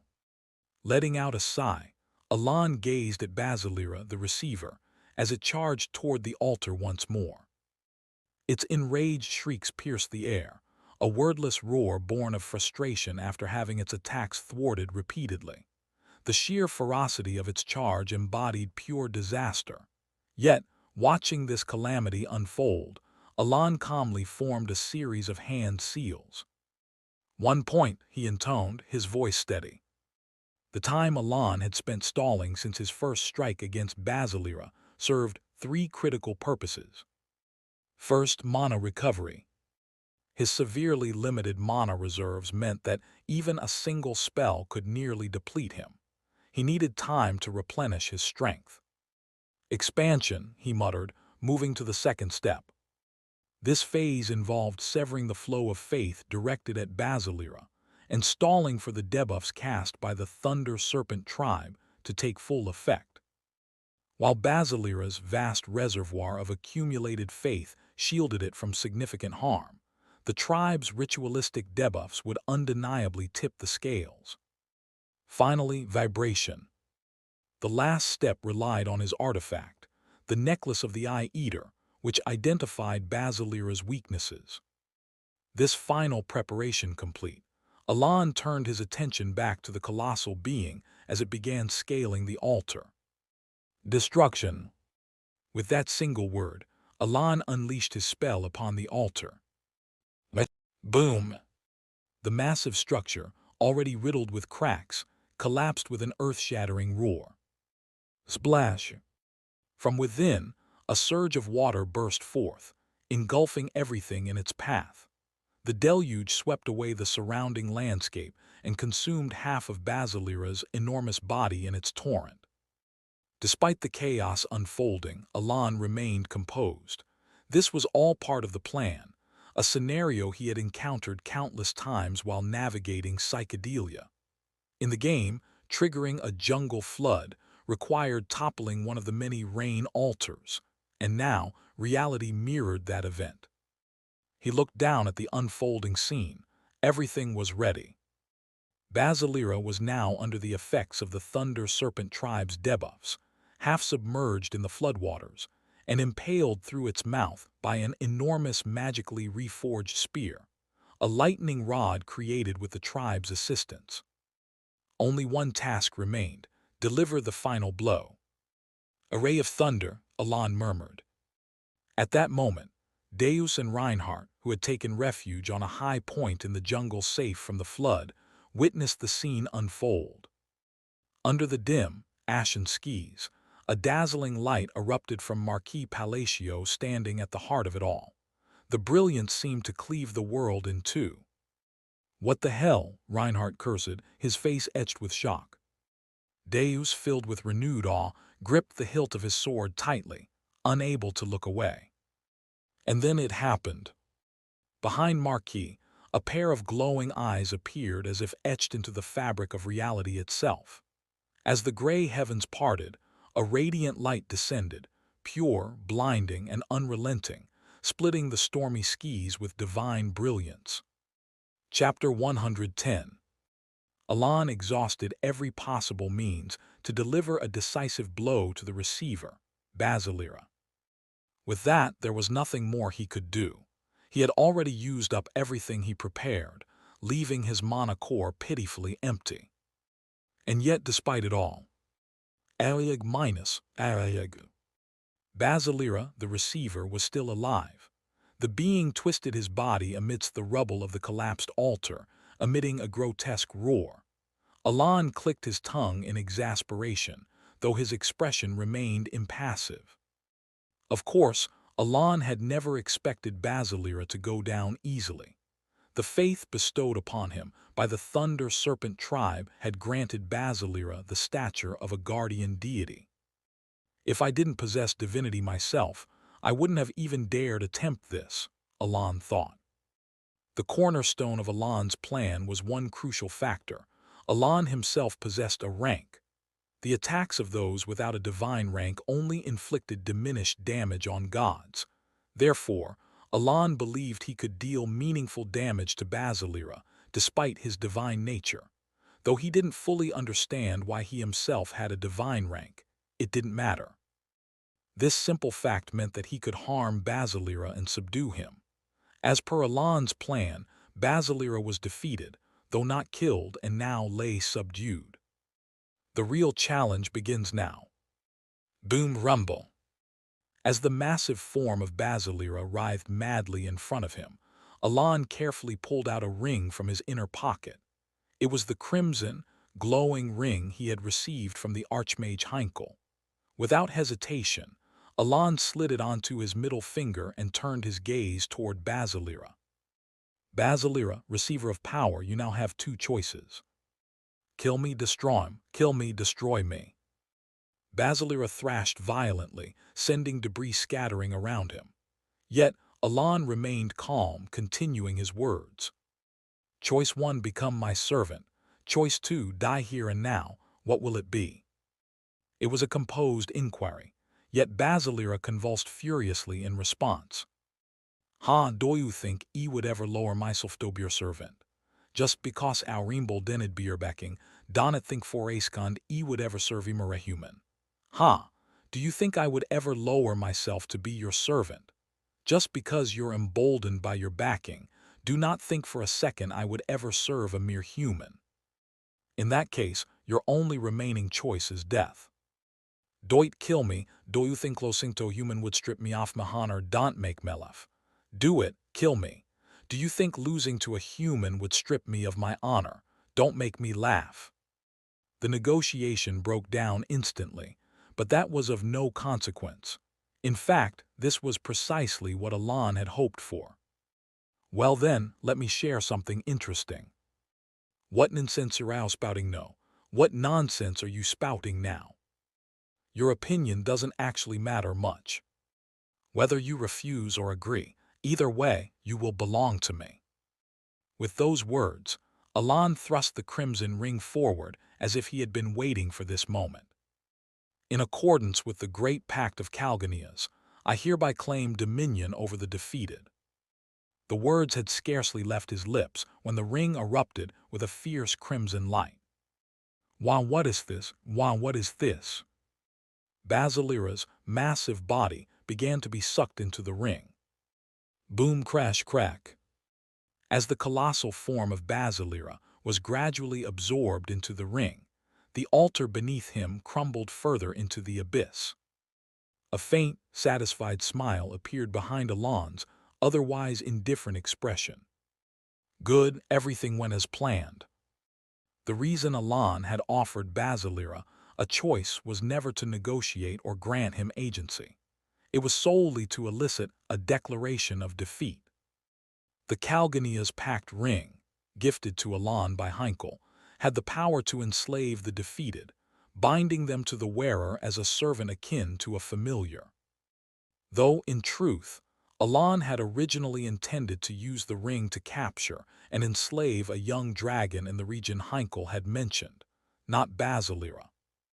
This wasn't a game, so Alan had been searching for a familiar to place within the Calgania's packed ring.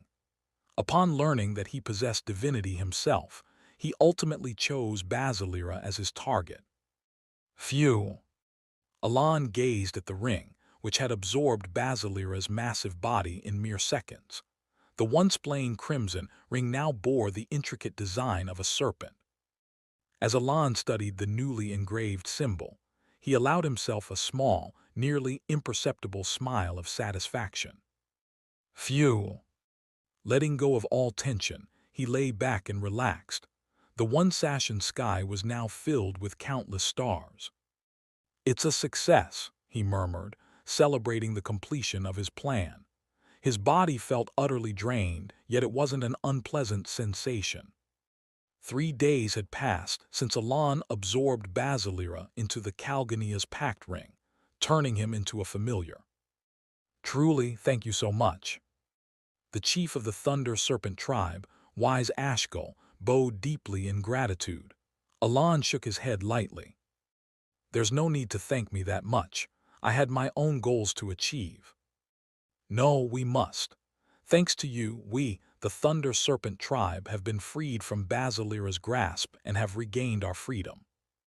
Ashgull's wrinkled eyes crinkled with genuine joy. After a brief exchange of words, Alan spoke again. Then I'll stay for just one more day. However long you wish to remain, we of the Thunder Serpent tribe will do everything to ensure your comfort. Please, don't worry. Alan stepped outside, his thoughts turning inward. Truthfully, I'd prefer to leave this jungle immediately. Having subdued Basilira, Alan no longer had any reason to remain. However, he decided to stay one more day, primarily because of Reinhardt and Deus. More specifically, because of Reinhardt. He blocked Basilira's attack head-on, so it's only natural. Though Deus seemed fatigued, he wasn't severely hindered. Reinhardt, on the other hand, had been in a completely groggy state since the previous day. Perhaps he overused his abilities. As Alan was lost in thought, a voice interrupted him. Ah, hello. Looking up, he saw a young girl bowing deeply in front of him. Well, The girl awkwardly began to introduce herself, but Alan soon recognized who she was. Are you feeling better? Why, yes. You were caught in the rain quite a bit. At his question, the girl hesitated, unable to respond immediately. She's fine, answered another voice. It was her older sister, Siakal, who stepped forward from behind. Her face bore a bright smile, something unimaginable when they first met. She glanced affectionately at her younger sister before bowing deeply to Alan. Thank you so much.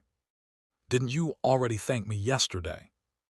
Alan recalled how Siakal had repeatedly bowed to him on their way back to the Thunder Serpent tribe. Even if I thanked you 100 times, it wouldn't be enough for what you've done for us.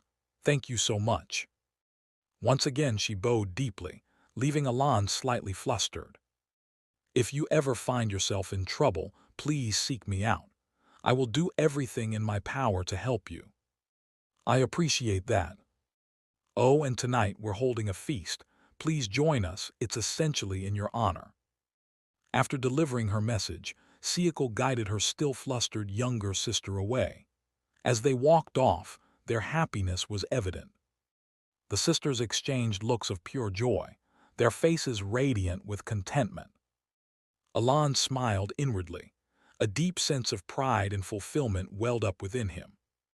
The trust Alan had gained from the Thunder Serpent tribe's chief gave him yet another potential advantage.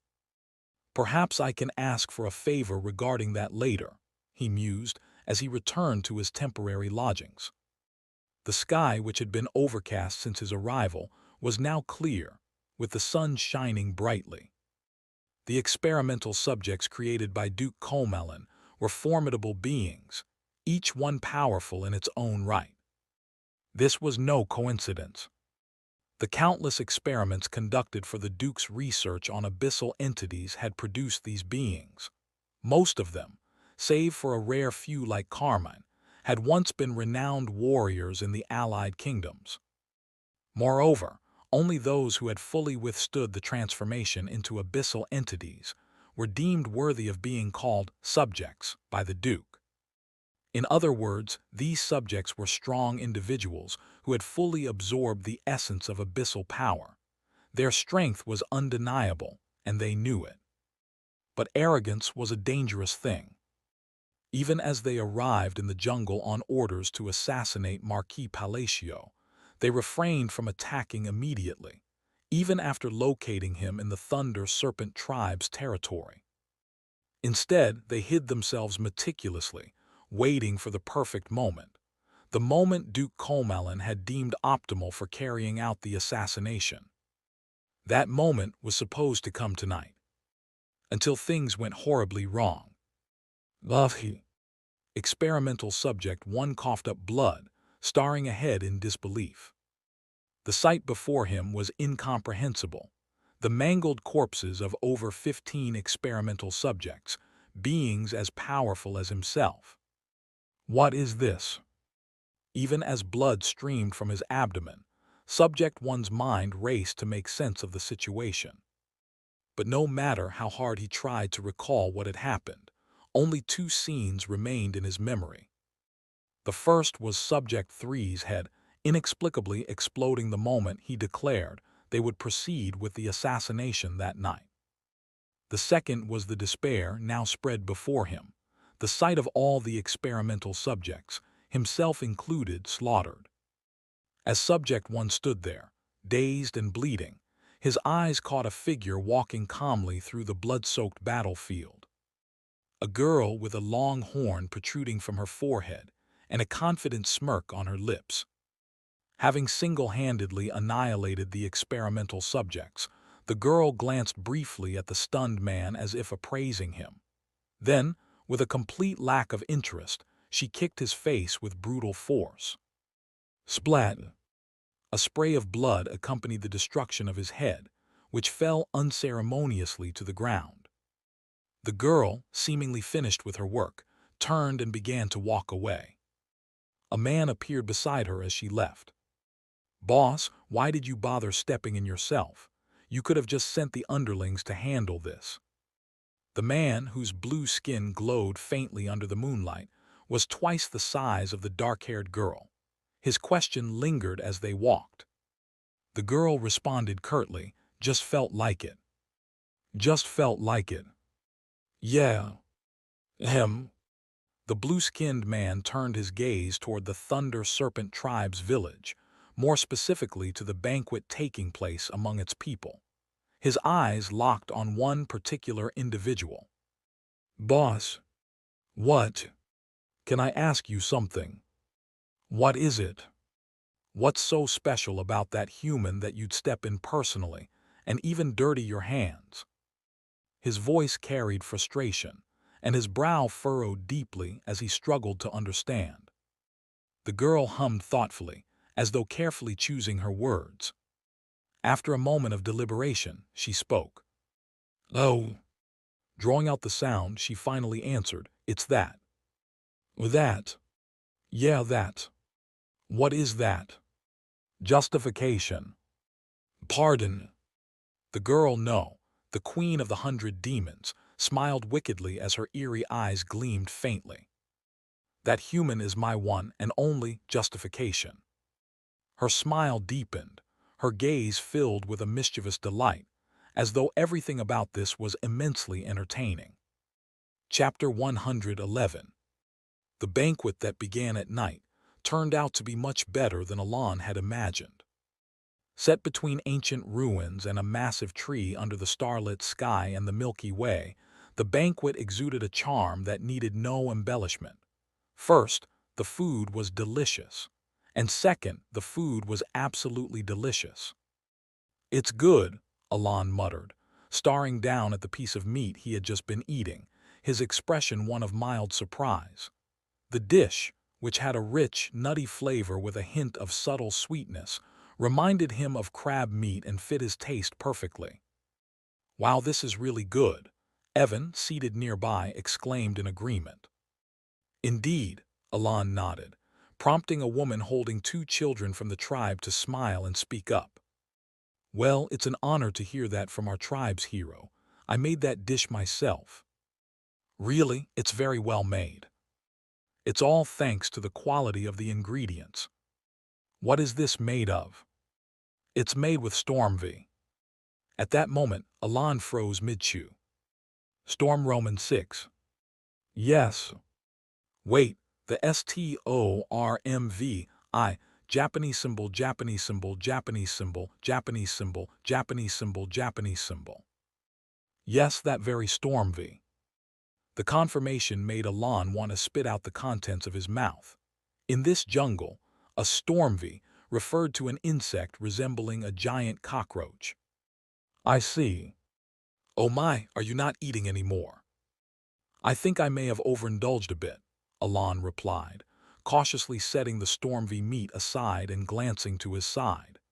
Evan, on the other hand, seemed to have made it his mission to consume every last piece of Stormv meat at the banquet, his head practically buried in his plate. Alon hesitated, wondering whether to say something, but eventually chose to remain silent. Once again, he was reminded that there were times when ignorance was bliss. He excused himself and sat near the ruins, gazing at the star-filled sky. The Milky Way above was breathtaking, outshining even the moonlight that bathed the ground in its glow. Then a voice called out, "Marquis Palacio." Alon turned his gaze to see Reinhardt approaching slowly, having seemingly regained some mobility. Reinhardt, too, was chewing on a piece of stormvy meat, looking as though he genuinely enjoyed it. "Tasty, isn't it?" Alon asked. Yes, it's quite delicious. A taste I've never encountered back in the kingdom." Of course, he hadn't. It would have been stranger if such a dish were available there. "By the way, could I ask you something?" Reinhardt scratched his head before speaking.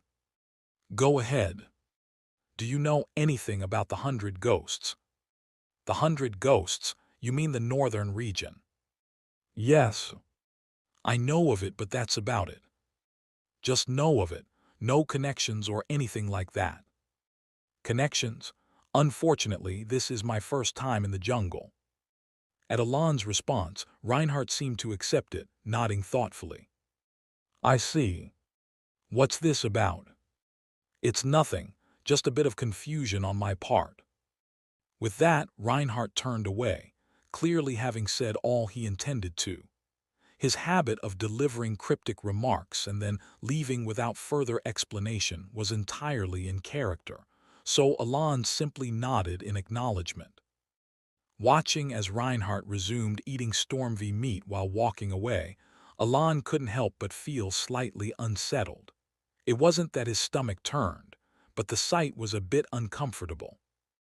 After some time, when his stomach had settled, Alon decided to return to the banquet in search of other food. However, as he arrived, he noticed people gathering in one place and began to walk toward them. Yes, the Marquis stood his ground before the great god without retreating a single step. Instead, he climbed upon it and drove a spear into its head. "Oh!" Alon realized that Deus, with an unusually solemn expression, was recounting the recent battle against Basilira to the gathered Thunder Serpent tribe. The Marquis gazed down at the fallen god, or rather the beast, with indifferent eyes as though it were only natural. No trace of emotion could be seen. "Oh, Tilda." As the tribe members responded in awe to each of Deus's words, Alon felt an awkward sense of embarrassment creeping over him. It wasn't that he disliked being praised, but listening to a tale of his own deeds, spun into an epic and recounted in front of an audience, was something his ego wasn't quite thick-skinned enough to endure. Still, he didn't want to interrupt the story everyone seemed so engrossed in, so he began edging away from the group.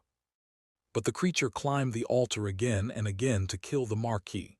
Not once, however, did its attacks land. Each time, it was struck down by the Marquis's magic.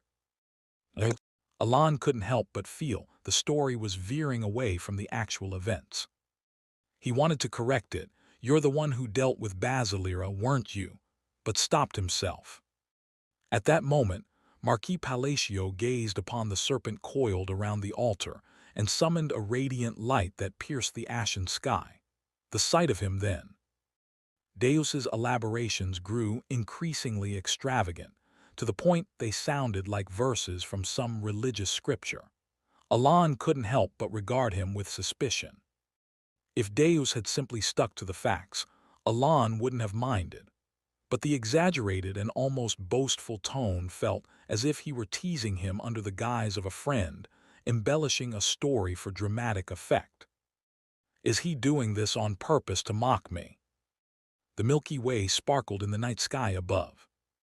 The following day, Alon decided to leave the Thunder Serpent tribe. Now that Reinhardt and Deus had recovered fully, there was no longer any reason to stay. "I look forward to meeting you again, honored guest," said the tribe leader with a respectful bow. "I shall look forward to it as well," Alon replied with a polite nod. "If ever you need assistance, please don't hesitate to call for us." I will. I'll come to help too, definitely. Siakal, along with her younger sibling, chimed in. Thank you. After bidding them farewell, Alan and his group set out early in the morning. By midday, they had returned to their camp, grabbed a quick meal, and continued onward, reaching Alan's estate before nightfall. Wow, so this is the air of civilization, Evan exclaimed in delight. Alan, standing beside him, shared the sentiment. Even though it bordered the jungle, the atmosphere felt entirely different. In the jungle, the oppressive humidity clung to their clothes, making it unbearable, but here, it was far more tolerable. I should avoid the jungle as much as possible from now on, Alan thought, savoring the comfort of a restful night after so long. The next day, Alan stood before Caslot, ready to part ways with Deus. While Alan was headed east toward the kingdom of Asteria, Deus needed to travel west, where Caliban awaited him.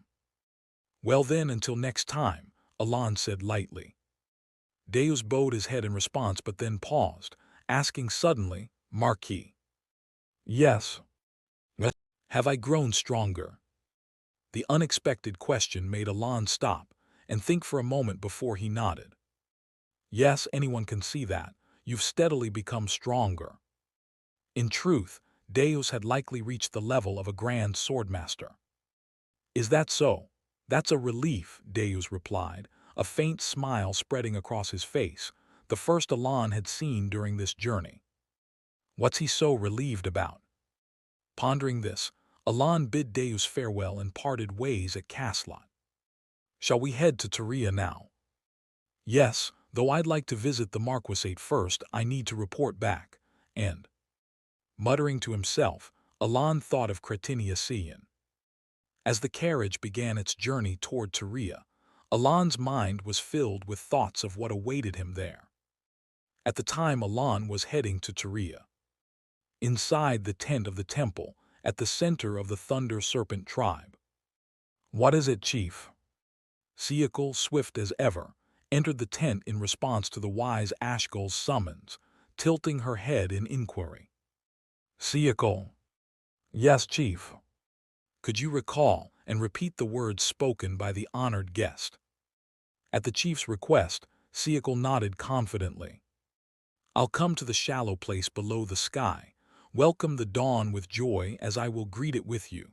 That's what he said, as I mentioned before, but why are you asking about this now? The chief, who had been examining a scroll, looked up. Siakal, as you know, our Thunder Serpent tribe reveals sacred words only to those who have earned our gratitude. It ensures that the honored guest can summon our help whenever needed. Yes, of course, I know that. And depending on the extent of the favor received, the specific sacred words vary. Also, to prevent leaks, different opening words are used, Siakal replied. The chief nodded in agreement. Exactly. What most of our tribe knows is only the phrase, welcome the dawn with joy. The specific sacred words we shared with the honored guest are recorded solely in this scroll. Chief Ashgal handed the scroll to Siakal. Take a look. Hubadai. You have now completed all preparations to fulfill the restrictions placed upon a future chief. Do not worry. Letting out a soft exclamation, Siakal accepted the scroll hesitantly. Verify it. See if the sacred words match those spoken by the guest. Following the chief's instructions, she carefully unrolled the scroll. As she slowly reviewed the ancient record, permitted to be read only by the chief, her gaze fell on the first line. And she held her breath. The very first line didn't just contain the sacred words spoken by the honored guest. Next to those words, a name was inscribed. Bearer of Lightning Kalanen. Unconsciously, Siakal murmured the name aloud. It was a title she knew all too well. No, it was impossible not to know it. The Bearer of Lightning, Kalanen was the guardian deity who had first protected the Thunder Serpent tribe.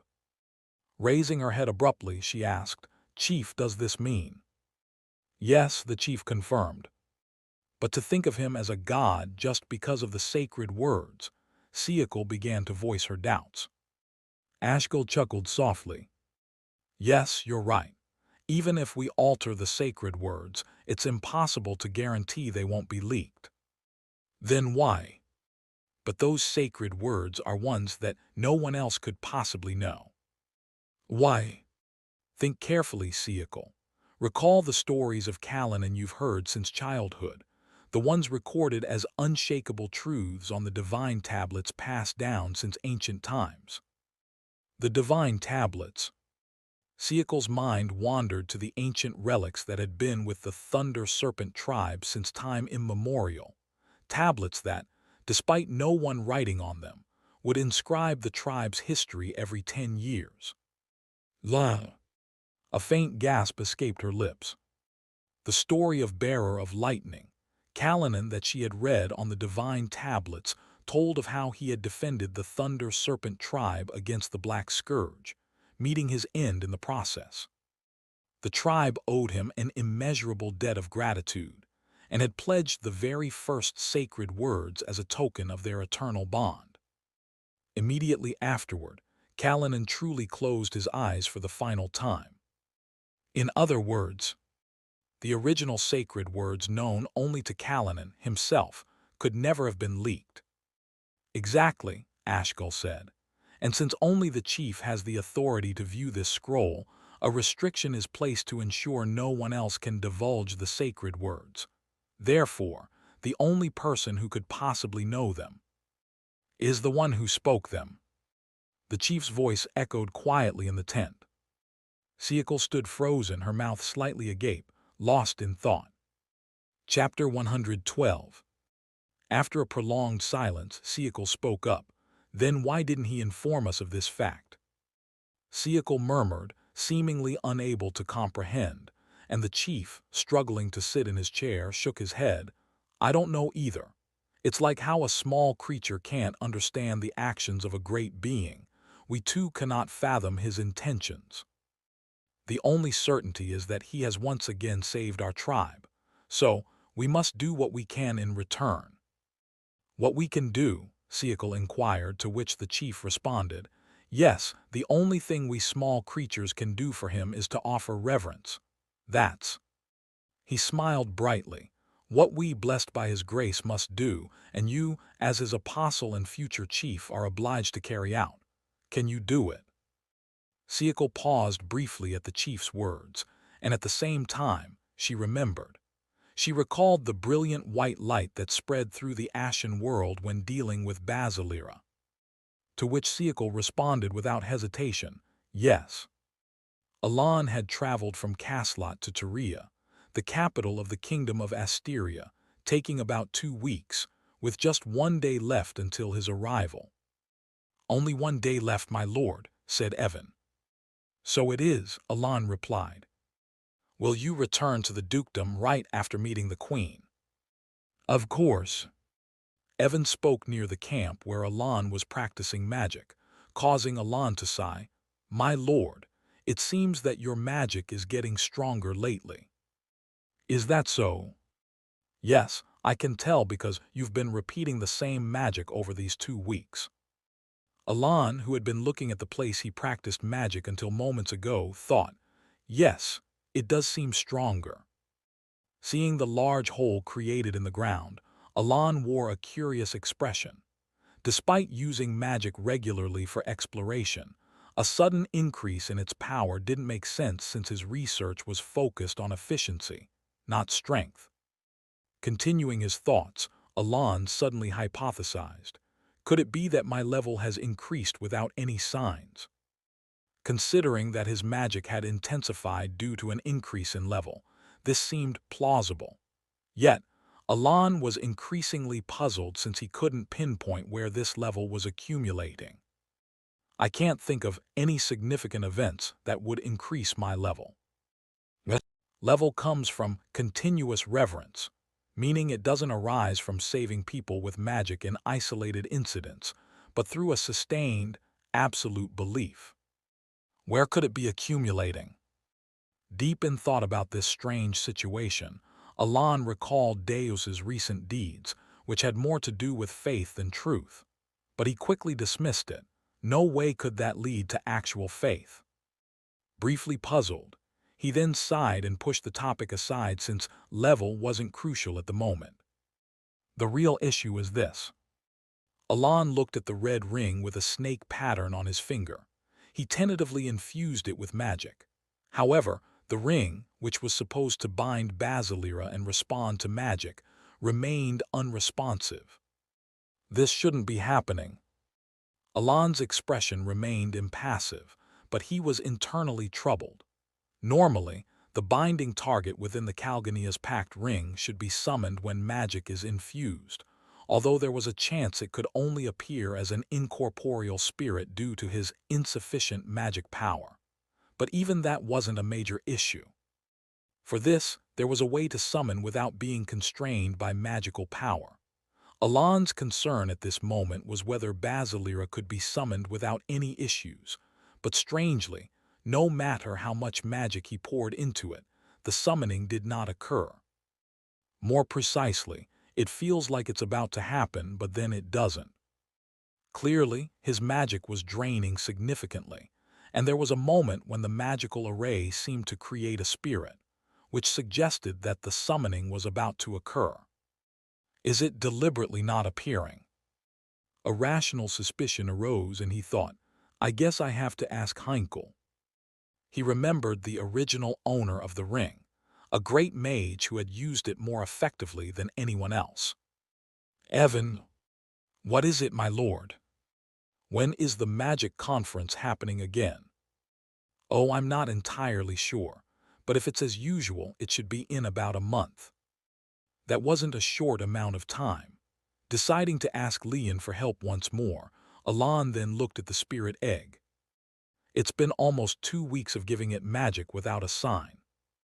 During the 2 weeks to Asteria, despite consuming potions, the spirit egg showed no reaction. It might be because my magic power is ridiculously low. Maybe Queen will know something.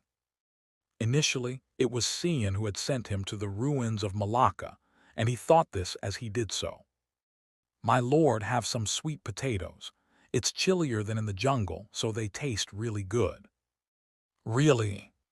Captivated by the sweet potatoes, Alon thought, I'll find out tomorrow. He then sat next to Evan and took a bite of the well-roasted sweet potato. Tastes good, doesn't it? Yes. I should have brought some of that Stormvy meat, too. I think the sweet potatoes are dozens of times better. The sweet potatoes tasted just as good on an autumn evening. And the next evening, my lord, we've arrived. Good. Now seeing the familiar landscape of Tyria in the distance, Alon said, let's go straight to the castle. Yes. They began heading towards where Cretania Cian was, and not long after, oh, have you arrived? In his office, the monarch of Asteria greeted him with a still leisurely expression. Deus Macalian's sister, Silly Macalian, was in a very good mood today. There were 2 reasons for her good mood. Her brother, Deus Macalian, who had been on a business trip, returned today so they could have dinner together, and Silly Macalian, as a mage, had reached the 1st rank today. Tilda. She couldn't help but laugh. The words her mentor had surprised her with over the past year came to mind. You have talent. Having talent. That statement, coming from a magic mentor who wasn't one to give empty compliments, was very sweet to Silly. After all, her only family, Deus Macalian, possessed a brilliant talent for the sword. Although she hadn't acted out of jealousy, she had indeed envied him, which made her current validation as a mage all the more delightful, especially since she had excelled in 4 of the 8 elements: fire, ice, lightning, and wind. I'll boast to my brother. Silly was looking forward to the banquet with Deus. He would be the happiest to hear this news, as it was he who had suggested she learn magic. It must have been because of him that brother suggested I try magic. Silly knew why he was obsessed with magic. It was impossible not to know.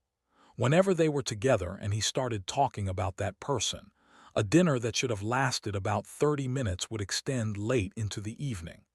Plus, Silly knew that Deus occasionally tried to imitate Marquis Palacio's use of magic in secret. I'm going to surprise him tonight. With high hopes, she looked forward to the evening banquet. When Silly finally met Deus in the evening, she exclaimed, "Brother, I've become a mage." "Really?" he asked. "Yes." As expected, a gentle smile spread across Deus's face, and she smiled back at him. "I'm truly proud of you. I knew you could do it." Delighted by Deus's genuinely happy reaction, Silly excitedly shared the discussion she had with her mentor today. "So anyway, I'm planning to focus on the elements of fire and wind." Deus nodded repeatedly, giving his sister a warm look. Just as an excited Silly was about to speak again, Deus interjected. "Wait, because my mentor said the fire element is easy to learn." "What?" She paused, realizing something was off. "Brother."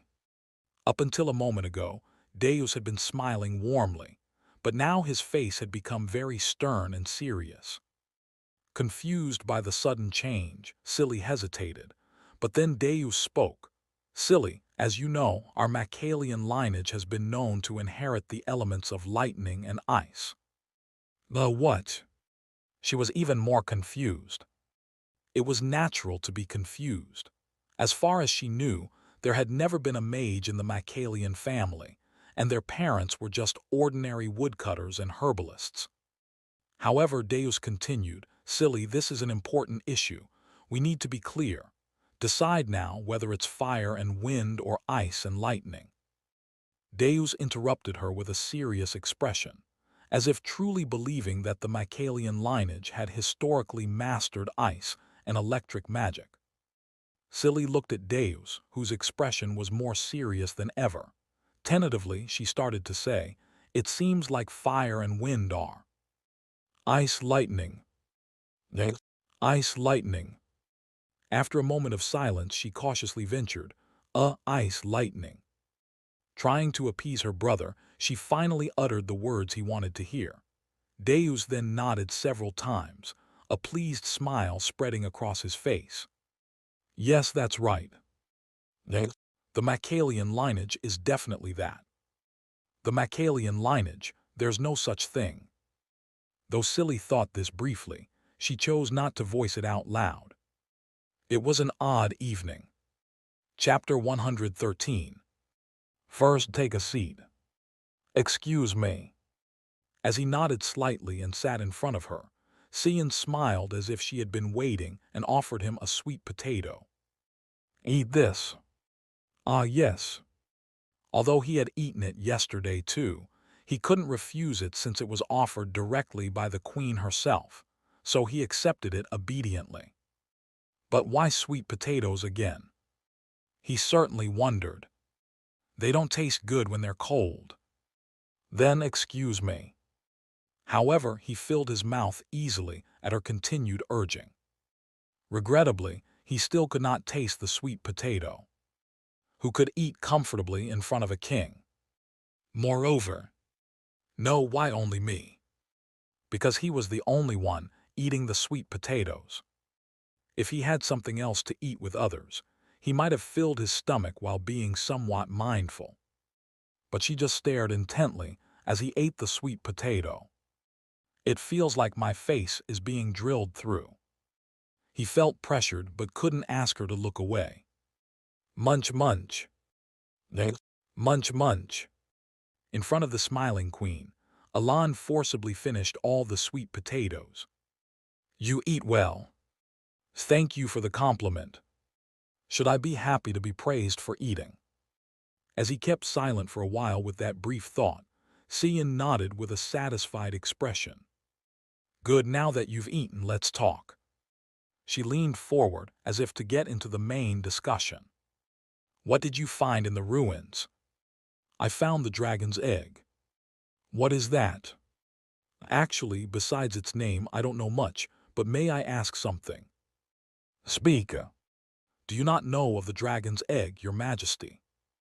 That would be expected. There must have been a reason why Alan was sent there. But, of course, I don't know it. Cian nodded as if it were obvious. Then, why did you order me to visit the ruins? Alan's doubt only deepened. She seemed to gather her thoughts for a moment, then fixed her gaze on Alan. Marquis Palacio, are you well informed about our Cretinia royal family, or more precisely, about the Golden Historian's Eye? Alan nodded. Yes, I am aware. Do you know of its power? It's a power that has been passed down through our royal lineage, accumulating strength. Cian nodded as if to agree. Yes, just as you said, this Golden Historian's Eye passed down in our Cretinia royal family inherits power. It's almost the same as inheriting the past. She lifted her index finger slightly. Whoosh! A small flame appeared on her fingertip. How about that? Oh, it's magic. I haven't specifically learned magic. Isn't that surprising? Is it an inherited power? Yes, it's a power bestowed by the second generation who was a 7th-level wizard. But that's not all. Swordsmanship, alchemy, engineering, strategy, I have inherited many other things. She tapped her eyes with her other hand. With these eyes, leaving behind a remark that it might seem unfair, Cretinia's Cian extinguished the flame as Alan remained silent. Honestly, Alan couldn't quite grasp what she was trying to say. Cian continued to speak. But even though it may appear so to others, this power has a side effect. Do you know what it is? I don't really know. Alan responded but harbored doubts internally. As far as he knew, there were no documented side effects of the Golden Historian's Eye, even in psychedelia. It's the memories. Memories, you say? Yes, the Golden Historian's Eye, Chinese letter, Chinese letter, Chinese letter, passes on power to the next generation, and their memories as well. This is the first time I'm hearing this. Of course, this fact is known only to the monarchs who have inherited the Golden Historian's Eye. So you inherit all memories. No, it's not like that. It's rather selective, primarily strong memories and cherished recollections that linger and gradually resurface. Cian stared intently at Alan's face. Marquis Palacio, you must be curious why I sent you to the ruins of Malacca, aren't you? To be honest, yes. Cian quickly responded to Alan's nodding. It's because you exist in the memories inherited by the Golden Historians, that I have received. She disclosed such a fact. Marquis Palacio, you. Marquis Palacio, or rather, Alan's face remained expressionless, but his mind was increasingly filled with questions. Am I really remaining in the inherited memories of the Golden Historian's Eye? Yes. Really? It made no sense. The Golden Historian's Eye Chinese letter is supposed to inherit the past, as she described. Why would I lie?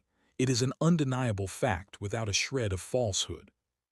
Could there be a possibility that you are mistaken? No, there is no such possibility. I would not be driven mad by the numerous memories of the predecessors I possess, because I can recognize that even though I inherit memories, they are memories of others. This is definitely an inherited memory, Cian asserted firmly, and Alan asked, can you tell when this memory was inherited? No, unfortunately, that is not possible. Inherited memories, as I've said, only encompass intense memories or cherished recollections. They do not allow for further inference. They are merely inherited with no additional information. When, from whom, or why they were inherited. That's what's so fascinating, Marquis Palacio. What exactly are you? The things you mention are very unfamiliar to me. Despite that, you don't seem surprised or perturbed.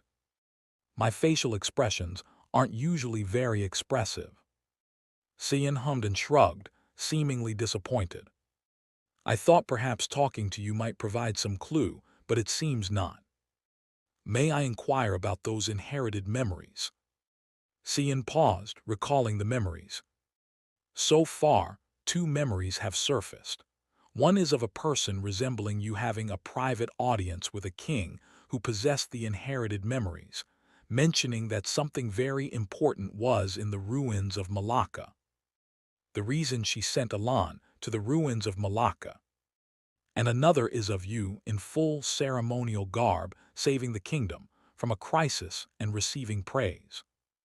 Hearing this, he still could not grasp any leads. Does the face match mine? Do you think I wouldn't recognize that much? My apologies for the slip of the tongue. Cian then let out a low exclamation. Ah, and in the inherited memories, you had quite expressive facial expressions. You mean I had expressive facial expressions? Yes, for example. She tapped Alan's lips with her index finger and then pulled them up into a smile. Like this. You mean I was often smiling? You were grinning all the time. As if she had seen something amusing, Cian laughed along. Alan pondered quietly. May I ask what my rank was in those inherited memories? I'm not sure. Is that so? There is a memory of a conversation, but only your words are remembered. The actual words of the memory's owner are not heard.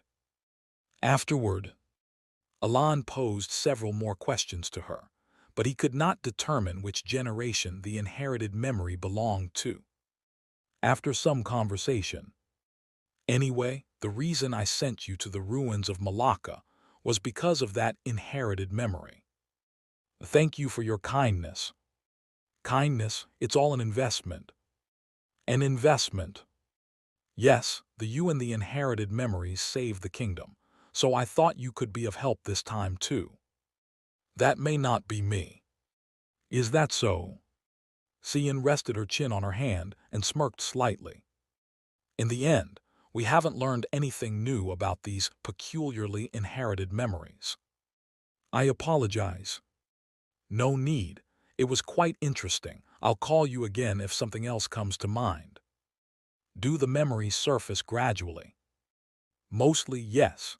Since inheriting them, they come to mind suddenly, or sometimes when there's a strong shock similar to the past. Anyway, Tilda. See you later, I'm getting sleepy now. With those words, she dismissed him, and Alan bowed slightly before leaving her office.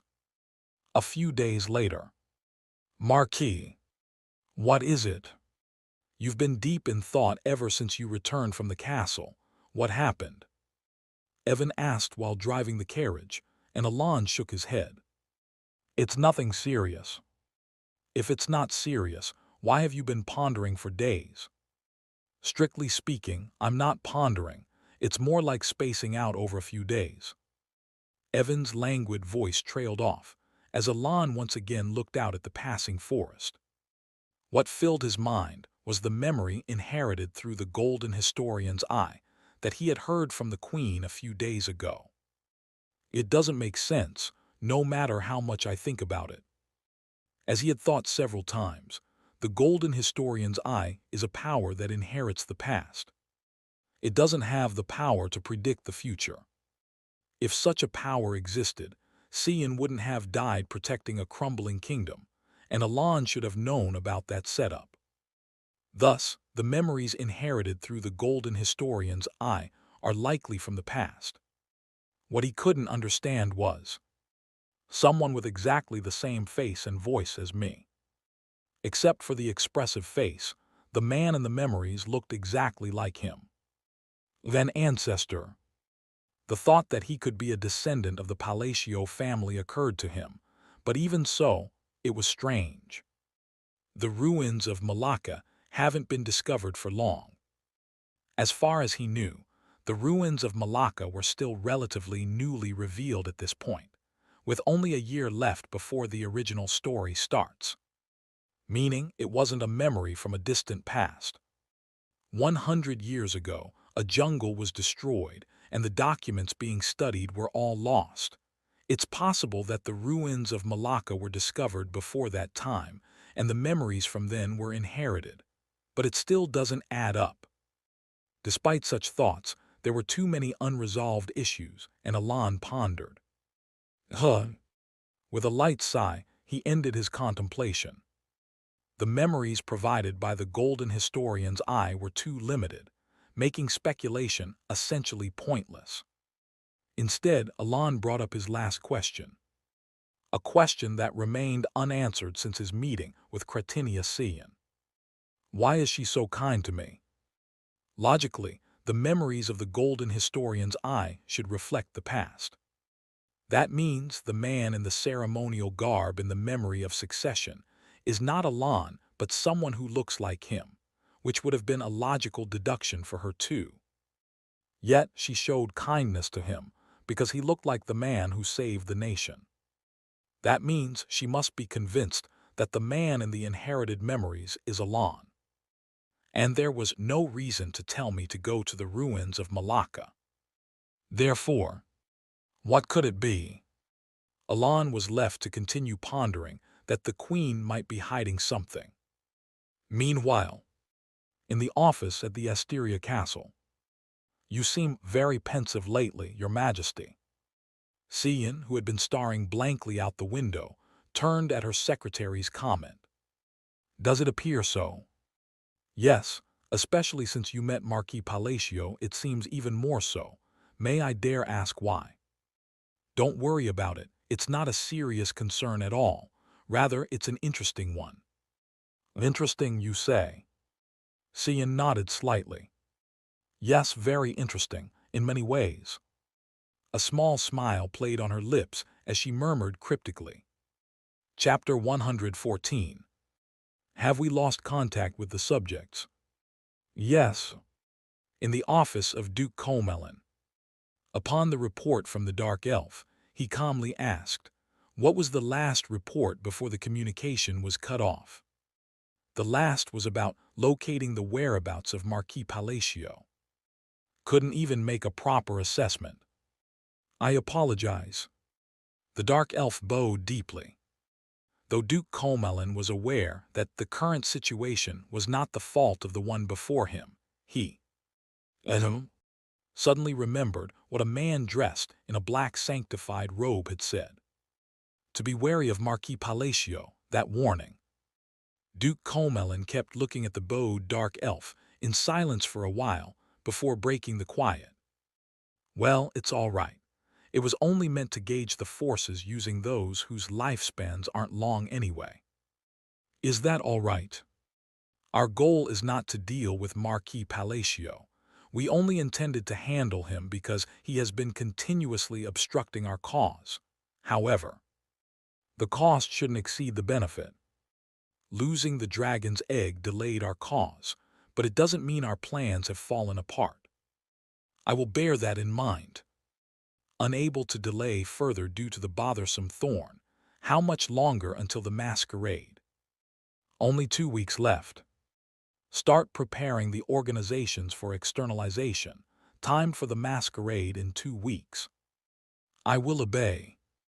The Dark Elf bowed once more and then vanished, leaving Duke Comelin alone in his office. The cause must be fulfilled by any means necessary, muttering to himself. It must be accomplished. It is the only way to save this world, he affirmed quietly to himself.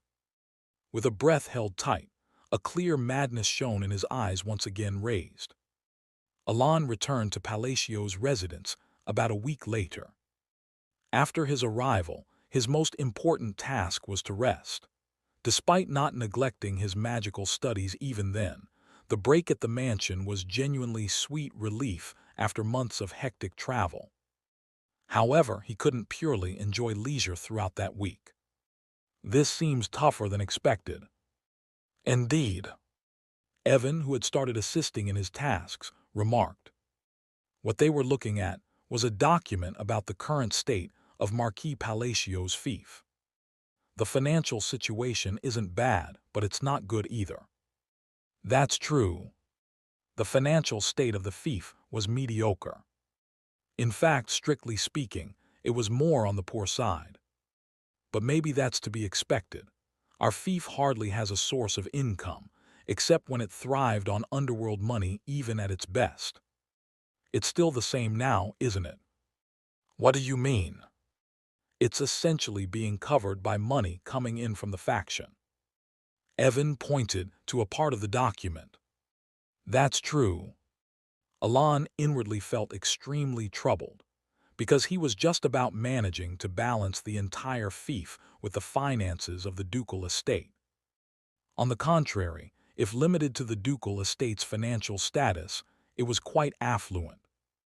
This was because of the many treasures he had received as compensation while wandering outside his domain. However, that was not a steady income. It seems necessary to create some safe revenue mechanisms. Realizing the need to brainstorm further, even though the finances of the ducal house are currently stable, without a steady source of income, the end is inevitable and it will eventually run out. Should I create some local product when money comes in, like a specialty item? Alon was lost in thought for a while, then soon closed the thick paper documents and asked, "Do we have any specialty products in our territory?" "A specialty product?" "Yes. Drugs." "Why is that coming up suddenly?" "No, drugs used to be the specialty product of the Count House." "Was it that significant?" "There was nothing else besides that." Alon nodded with a peculiar expression. Yes, the Palacio family had long been deeply involved in the underworld of Asteria, one of its dark secrets. Is there really nothing else? I suppose not. There really isn't anything around here that could be called a specialty. Isn't having nothing a bit concerning, briefly pondering? Should I handle other matters first? Deciding to prioritize other piled-up work and think about the development of the territory. And I should reply to the letters. Starting to open and read one by one the 3 letters from Yusha that had accumulated during his absence. The first letter was a light greeting, mentioning the recent situations of Rhine and Sialrang. The second letter was similar to the first, a light greeting with stories about Raiden. Thanks to Evan's regular updates, Alon was somewhat aware of Raiden's news. Discovered an amazing artifact. Come to think of it, I haven't heard rumors about Raiden from outside recently. Suddenly such a thought occurred. Well, actually, no news from a pirate is good news. It was almost certain that if news updated, it would likely be about a bounty increase. So Alon felt a small satisfaction with Raiden's lack of news as he unfolded the last letter. Fortunately, after confirming it was also a greeting letter, he soon started writing a reply. Having finished, it was about a page long. However, considering the frequency of incoming letters compared to my replies, maybe I should write a bit longer. Aiming to balance things out a bit more than usual, he started writing a longer content. Soon after recounting his recent visit to the jungle and pondering what specialty product to determine for the Marquis House's small daily matters. Phew! Checking the 3-page-long letter, he smiled proudly to himself. After entrusting the letter to Evan, he turned his gaze outside the window. Unlike the perennially humid climate of the jungle, Asteria was now approaching winter, with red maple leaves gradually falling. Late autumn was already passing. As time passed, the maples disappeared and full winter arrived. It's time to move. The Magic Academy. Yes. As soon as Alon had the chance to participate in the Magic Academy again through Cian, he immediately began preparations to head there. But my lord, are you moving already? I understand there's still quite some time until the Magic Academy starts. Even if we start leisurely from now, we'll have plenty of time. Evan asked while preparing.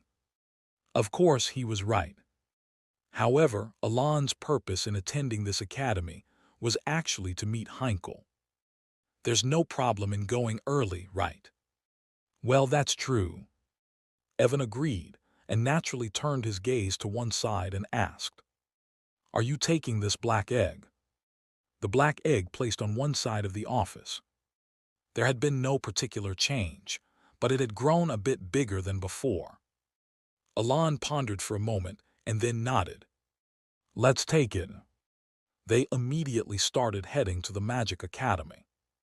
It was about 2 weeks after leaving the ducal estate that Alon arrived at the central tower, where the Magic Academy was being held. Every time I see this, I can only marvel, especially coming in the evening seems to make it feel even more so. I think so too. Evan and Alon both nodded in admiration, looking at the central tower. Actually, the tower, rising high into the sky with its back turned to the blue moon, looked even more majestic at night than during the day. It was a scene that seemed as if it came straight out of a fantasy illustration. Indeed, the sight is more impressive at night. With that thought, Alon couldn't take his eyes off the tower for a while, until they finally arrived at the central tower. They parked the carriage to one side and walked inside. There, Marquis Palacio. He naturally heard someone calling his name. Alon looked at the man with a puzzled expression, but it was brief.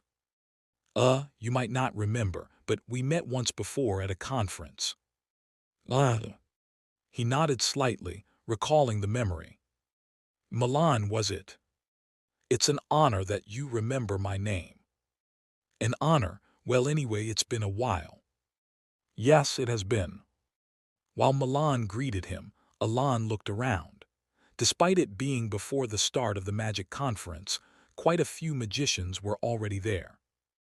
It seems there are many magicians here, even though the conference hasn't started yet. Understanding Alon's query, Milan explained. That's because the Tower Masters are participating this time." "The Tower Masters?" "Yes. Both the Blue Tower Master and the Red Tower Master are participating in this conference. I heard they will even give a brief lecture tomorrow."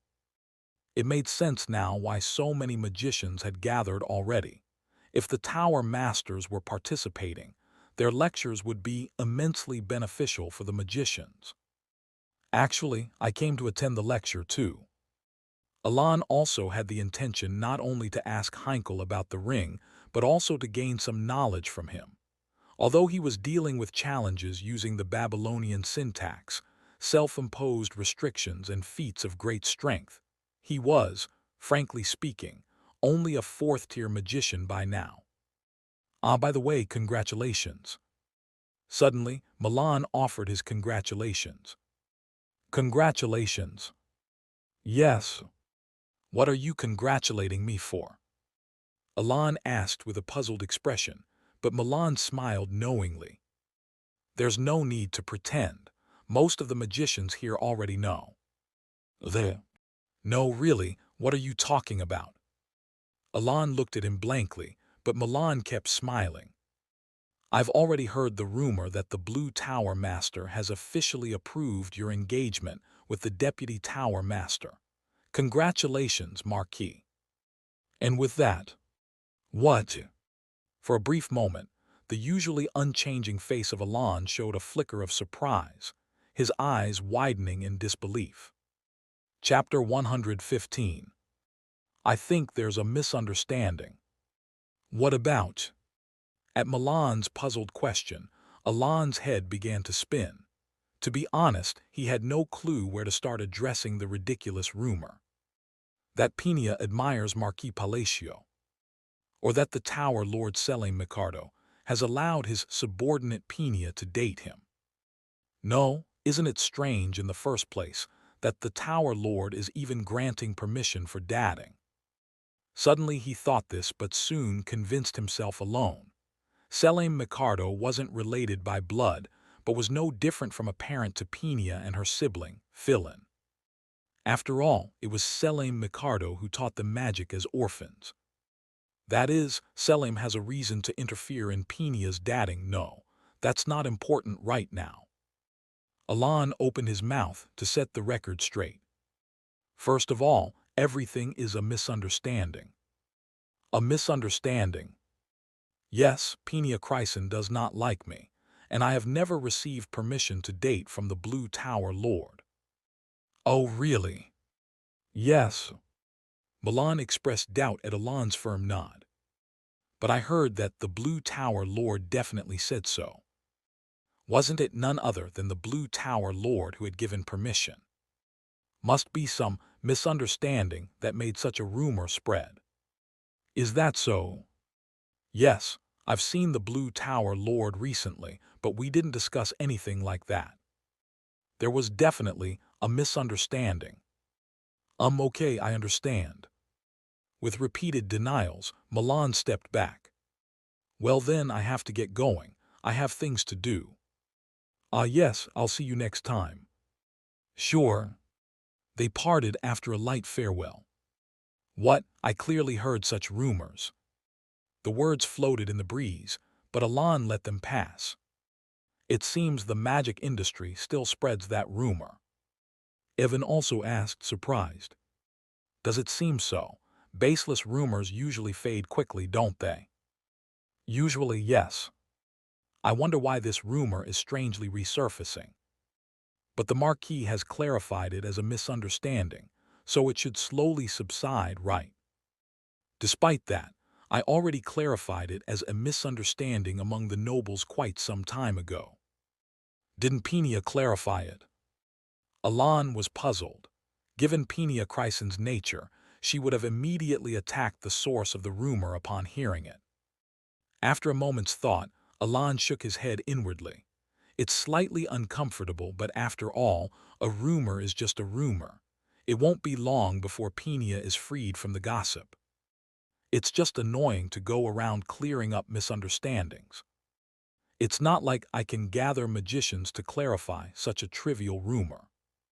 While Alon was thinking this, then, did the Blue Tower Lord really do something? The Blue Tower Lord. Yes, actually that rumor is quite old, but it's strange that it's flaring up again now. Evan proposed a hypothesis. Alon recalled the time he met Selim Micardo.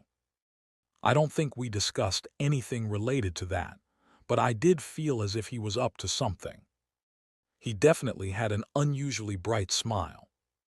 I'll have to ask him the next time we meet.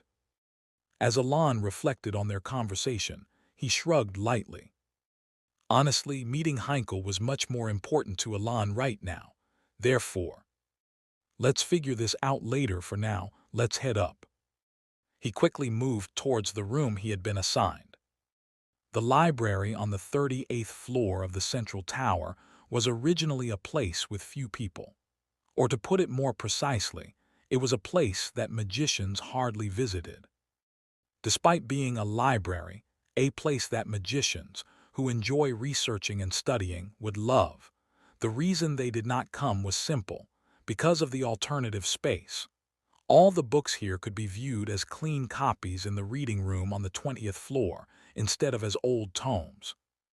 Thus, the existence of the Central Tower Library was really about its historical symbolism, being the original library built when this place was first established.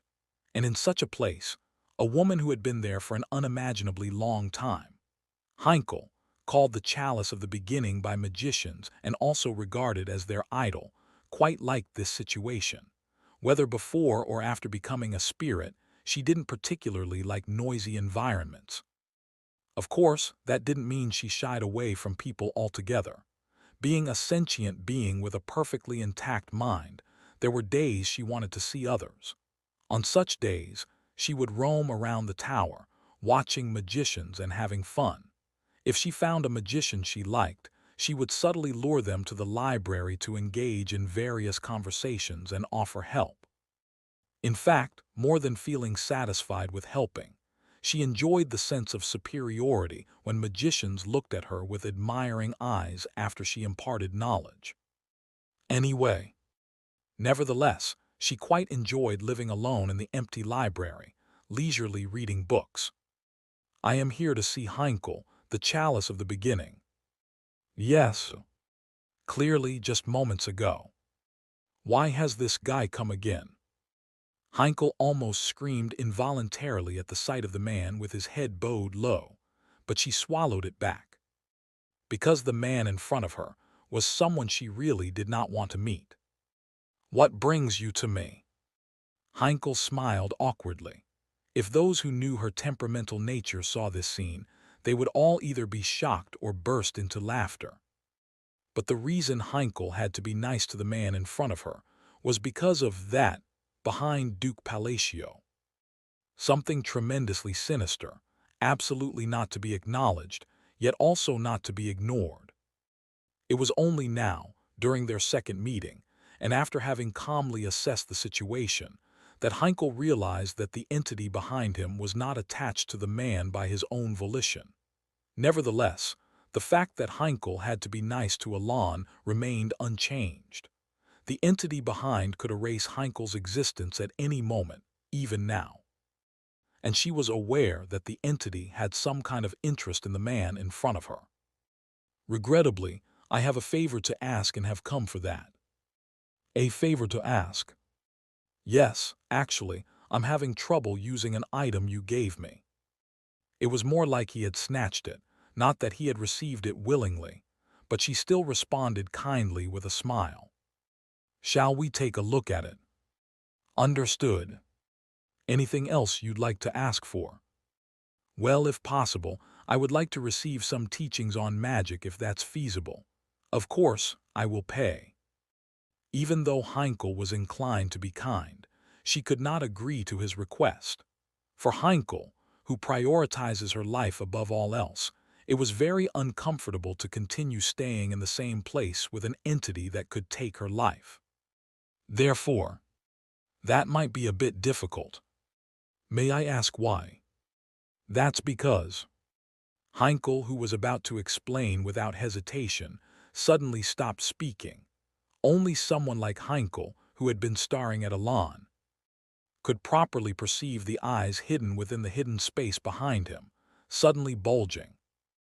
Heinkel turned her gaze towards Alon, as if to confirm the answer that was about to come. With Heinkel's mouth agape and frozen, Alon tilted his head slightly in confusion. However, Heinkel, from within the hidden space, noticed the eyes staring intently at her and began to sweat coldly. No, maybe I can help. Is that so? Yes, I can do it. Yes, of course. Thank you. Ah, no, come to think of it, it's not that difficult, Tilda. She hurriedly changed her statement. Only then did she feel the eyes in the hidden space withdrawing their presence. Why is this happening to me? She felt like crying. Meanwhile, although inwardly she was screaming, outwardly she wore an awkward smile. Alon, unaware of Heinkel's inner turmoil, thought, "No, she seems much nicer than what I've seen in the games. What's going on?" He was puzzled by how easily she had accepted his request. Maybe she had a different character originally, and something in the game made her change. Indeed, if one only looked at her appearance, she could pass for a girl if not for the giant wizard's hat she wore. Yes, she looks too young and fragile to be that cruel. Unaware of Heinkel's inner feelings, he concluded that her personality must have changed after some incident that was not explained in the game. I really want to run away, for real. Heinkel, struggling to hide her desire to cry, quietly whined. Meanwhile, at the top floor of the central tower. So you want me to translate this? That's right. There were two men present. Parkline Agrulus, a magician of the 8th rank with red hair and red eyes, and Selim Micardo, both of whom held the position of Tower Lords. Why should I? Parkline, grinning lazily, frowned upon seeing Selim smiling leisurely. Because you're the only one who can translate these ancient languages. And why should I help you? Because we're friends. Parkland scowled. Friends, my foot, I don't remember that. But we're here together now, aren't we? You only came because you said you pay for the artifact you borrowed last time. Did I? I want to strangle you. Parkland clenched his fist as if itching to do just that. Regardless, Selim remained calm. Anyway, please do me this favor. It's not that difficult for you, especially since you have the related artifact. And this time, I'll definitely give you what I promised. Parkline, not particularly pleased, eyed him. Make sure you keep that promise. He then turned his gaze to the parchment. Womb tilde. As Parkline was surrounded by a scattering of magical essence, a round artifact, resembling an eyeball, rose from his pocket. He began reading the characters on the parchment as if scanning them. After a period of silence, Parkline spoke. The translation is done. What does it say? Selim asked urgently, and Parkline responded. I leave my inheritance to the half-mage who never compromised, who never forgot the phrases. It doesn't seem to contain any grand secrets of magic like you might have hoped. Knowing that Selim had been rummaging through ruins looking for clues to advance to the 9th rank, Parkline turned to him with a slight smirk, only to halt abruptly. Until just now, Selim had been smiling, but he seemed deep in thought. Parkline was puzzled. All the while, events from their last venture flashed through Selim's mind. Marquis Palacio casually opening the entrance to the hermit's hideaway, the eyes behind him stirring fear and curiosity, and the Duke quickly gathering items as soon as they entered the hideaway, and then staring at a letter underneath for about a minute. And then, I leave my inheritance to the half-mage who never compromised, who never forgot the phrases. Upon recalling Parkline's translation of the parchment, Selim concluded in his mind. Is Marquis Palacio that mage? Chapter 116. The term wizard is known to anyone who is a mage. Wizards were, in a way, the ancestors of mages, active during the forgotten era of gods. Each one was a powerful entity capable of twisting the laws of the world at will. However, beyond that, little was known due to the loss of information. Numerous relics and artifacts from the era of forgotten gods are still being discovered, but those related to wizards are surprisingly non-existent. What remains of the wizard's magic is now called primitive magic, which is not considered particularly appealing, as it was studied 100 years ago by a researcher. Silicamen, a 7th-tier mage, enchanted by the described wizards, spent an enormous amount of time with his students researching wizards, eventually mastering the use of ancient magic through their phrases and symbols. So far, so good, but the problem was that the ancient magic they deciphered turned out to be more rudimentary than they had imagined. The alignment of magical power was inaccurate, making the manifestation of magic unstable and incredibly slow to emerge. Moreover, despite all these shortcomings, its power was disappointingly low. Despite successfully recreating the wizard's magic, it manifested incompletely, like an important puzzle piece was missing. The Academy ruled that wizard's magic was currently infeasible.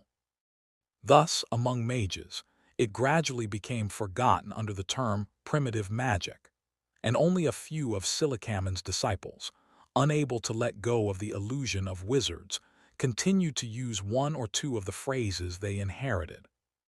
Nowadays, most mages are unaware that primitive magic even involves these phrases or symbols. However, for Selim Micardo, this was not important. What mattered was the fact that Marquis Palacio was a wizard, possibly a wizard from the Forgotten Era who could help him advance from the 8th to the 9th tier. Of course, his speculation might be premature, but he was convinced of it based on a few clues.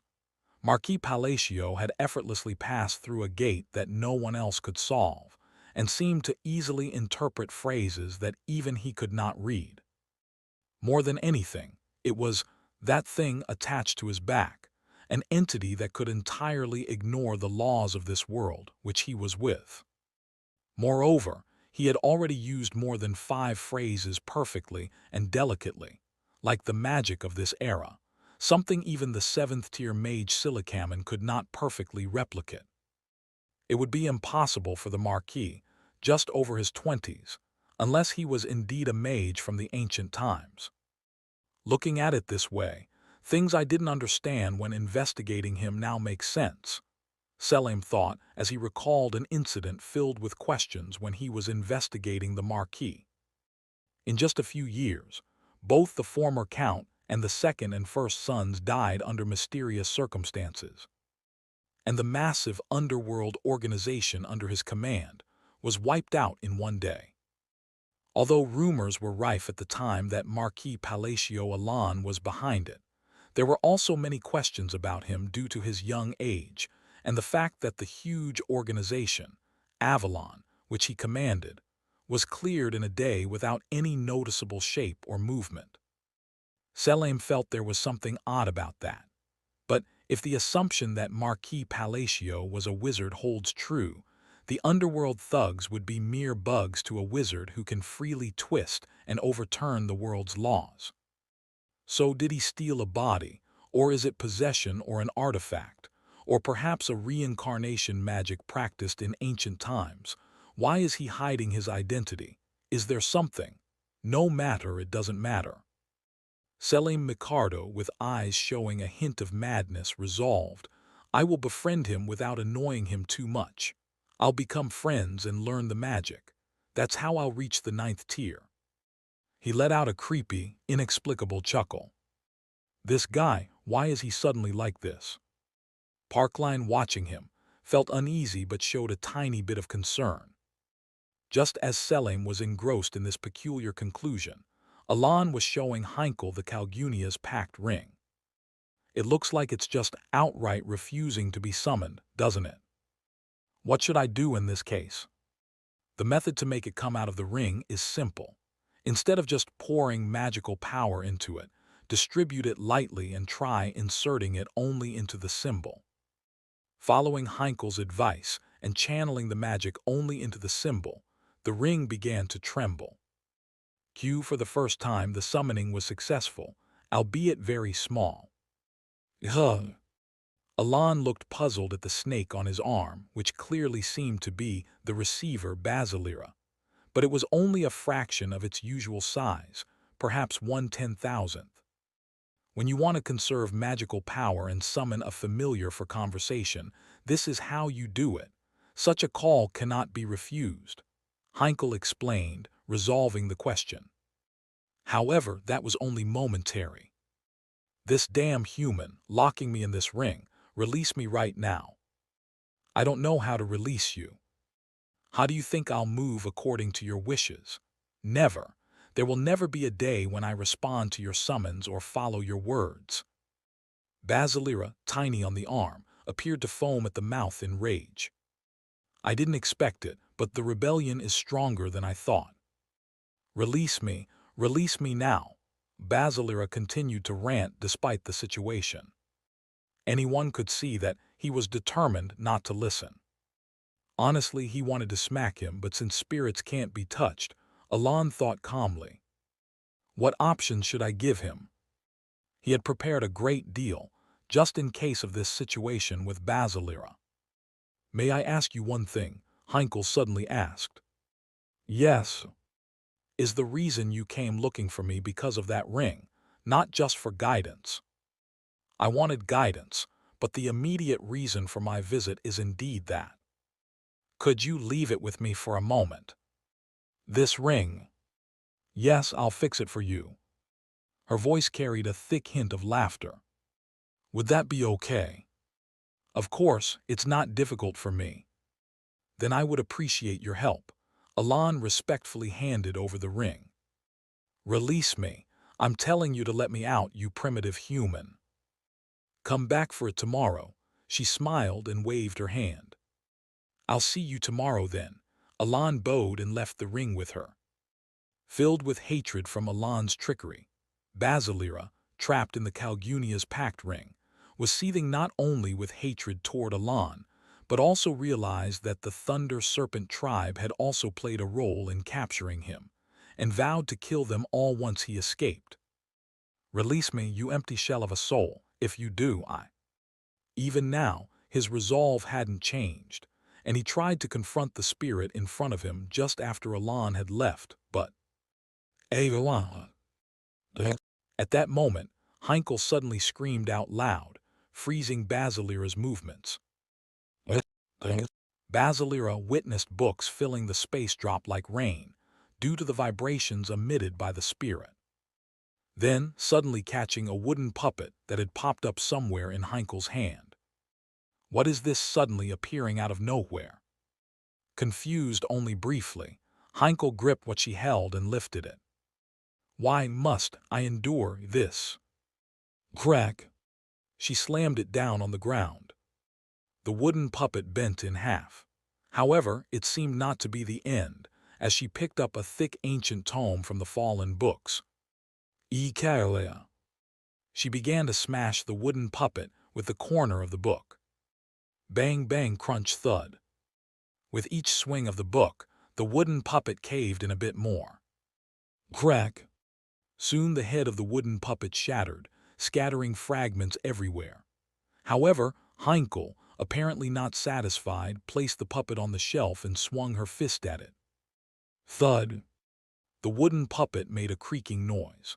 Despite the violence, Basilira found himself shrinking back at the sight of the half-broken spirit continuing to headbutt the neck area. Huff huff tilde. Heinkel, possessing a physical strength uncharacteristic for a mage, continued to obliterate the wooden puppet amidst the scattered books, breathing heavily. With those eerie eyes, Basilira cautiously spoke up. That first, calm down. Should I say it? Should I tell her? Basilira hesitated. Despite being trapped in the ring, Basilira was a god with tremendous pride. He began to wonder whether it was appropriate to use honorifics to a mere spirit. What did you say, you little? It was a mistake.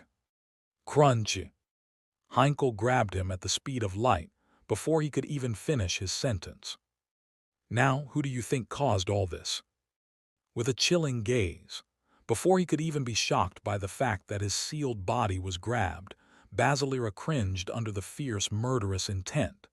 Yet, almost as if his pride was hurt by his own shrinking, he raised his voice. Whose fault? I didn't do anything. What? Heinkel's expression grew increasingly terrifying, and Basilira hesitantly added, just a moment. The Archmage, with a sinister smile, gripped Basilira tightly and moved towards the half-destroyed puppet. Wait just a moment. Yes, that's right. Our snake did nothing wrong. I think so too. No, wait, hello. What? Right, it was my fault. Basilira, realizing he was in serious trouble, desperately tried using formal speech. So may I just let off some steam then? Is that okay? Heinkel wrapped her fist around his body like a belt, and then smashed the puppet down. Wait, let's talk with words. We are not beasts, we are beings of intellect. Basilira's terrible scream echoed through the library. Until morning. The next day, Alon set out to attend a lecture by the Blue Tower Master. He wanted to listen to the lectures of the Tower Masters, as Milan had mentioned the day before. Since he had to meet Heinkel at night, he had some free time during the day.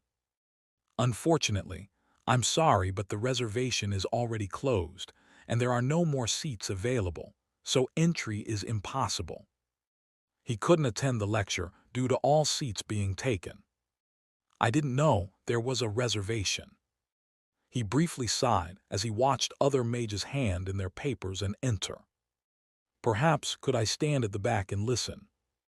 No, even though you are a marquis and a noble, this place is for everyone to study magic equally, so such unfair entry is not possible. Feeling disappointed, he asked just in case, but the firm reply came immediately. The response was so cold and somewhat brisk that he felt a slight dissatisfaction, but it was a fact he couldn't change, so he was about to turn back when, Marquis Palacio, Tower Master, Alon had a chance to meet the Blue Tower Master. Hello, Blue Tower Master. Yes. Just moments ago, the mage who had been wearing a cold expression now greeted Selim with eyes filled with admiration. Selim lightly accepted the greeting. "No, why is your excellency here?" Suddenly, he addressed Alan with formal speech. Feeling puzzled only briefly, Alan decided to answer the question first. "I had some free time and thought I would attend a lecture." "My lecture?" "Yes." Gasp. "This is a great honor, that your excellency would attend my lecture." At this, Selim grinned broadly, leaving Alan baffled. Alan knew that the Blue Tower Master didn't care much for authority, but was also aware that when it came to magic, he was as stiff-backed as anyone could be. Come in, you there, quickly let him through." "What, but the seats are already." "Isn't it my lecture?" Yes, but..." "Then what are you waiting for? Quickly let him in." "Because of this." "Why is he like this?" Alan was at a loss for words.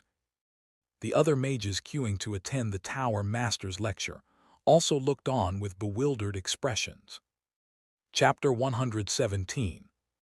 Melat, a sixth-order wizard and a professor at the Red Tower, involuntarily opened her mouth in shock at the scene unfolding before her. It was all because of what Selim Micardo, the master of the Blue Tower, had said. "In honor." Despite hearing it herself, Melat could hardly believe it. Selim Micardo, the Blue Tower Master, was known to be unusually gentle and kind compared to other Tower Masters or the future successors who would inherit his will, such as Pena. This made him very popular among the wizards of other towers. He was a person who did not hesitate to give advice and teachings freely. However, even the kind Selim held great authority and pride in his magic. An incident where he completely dominated the Purple Tower Master, who had belittled Selim's magic during a central tower meeting, was well known among all wizards. Was that all? There was also an occasion when the Green Tower Master had challenged Selim's lecture, leading to a forced three-day debate until the Green Tower Master conceded defeat. Thus, although Selim was kind, he was proud of his magic and did not easily bow his head to anyone. That's why the current situation was so astonishing. Turning her gaze, she saw that other wizards were similarly bewildered, and confirming it was not a misunderstanding, stared at Marquis Palacio. His hierarchy was the Fourth Order. While it was unusual for a wizard to use ancient magic, primarily primitive magic, there was nothing else remarkable about him. What exactly? Why is the Blue Tower Master making such a fuss? While doubts filled her mind, Marquis Palacio himself was also puzzled. Really, what is it? Alan, contemplating whether to ask or not, hesitated before being invited. Please come in." "Is that really okay?" "Of course, how could I not make room for the Marquis?" Before he could finish his thought, he was quickly ushered into the lecture hall. "Please sit here." "I could just stand at the back." "That won't do, it's fine. This was originally my seat anyway." Thanks to Selim's excessive hospitality, he ended up sitting in the front row, feeling the piercing stares of everyone behind him. After the lecture ended, it was clear that attending Selim's lecture was the right choice. Magically, he had gained a lot. However, if someone asked if he wanted to attend another lecture by Selim, that would be difficult. While the content was good, Alan had to endure the intense glares from other wizards behind him.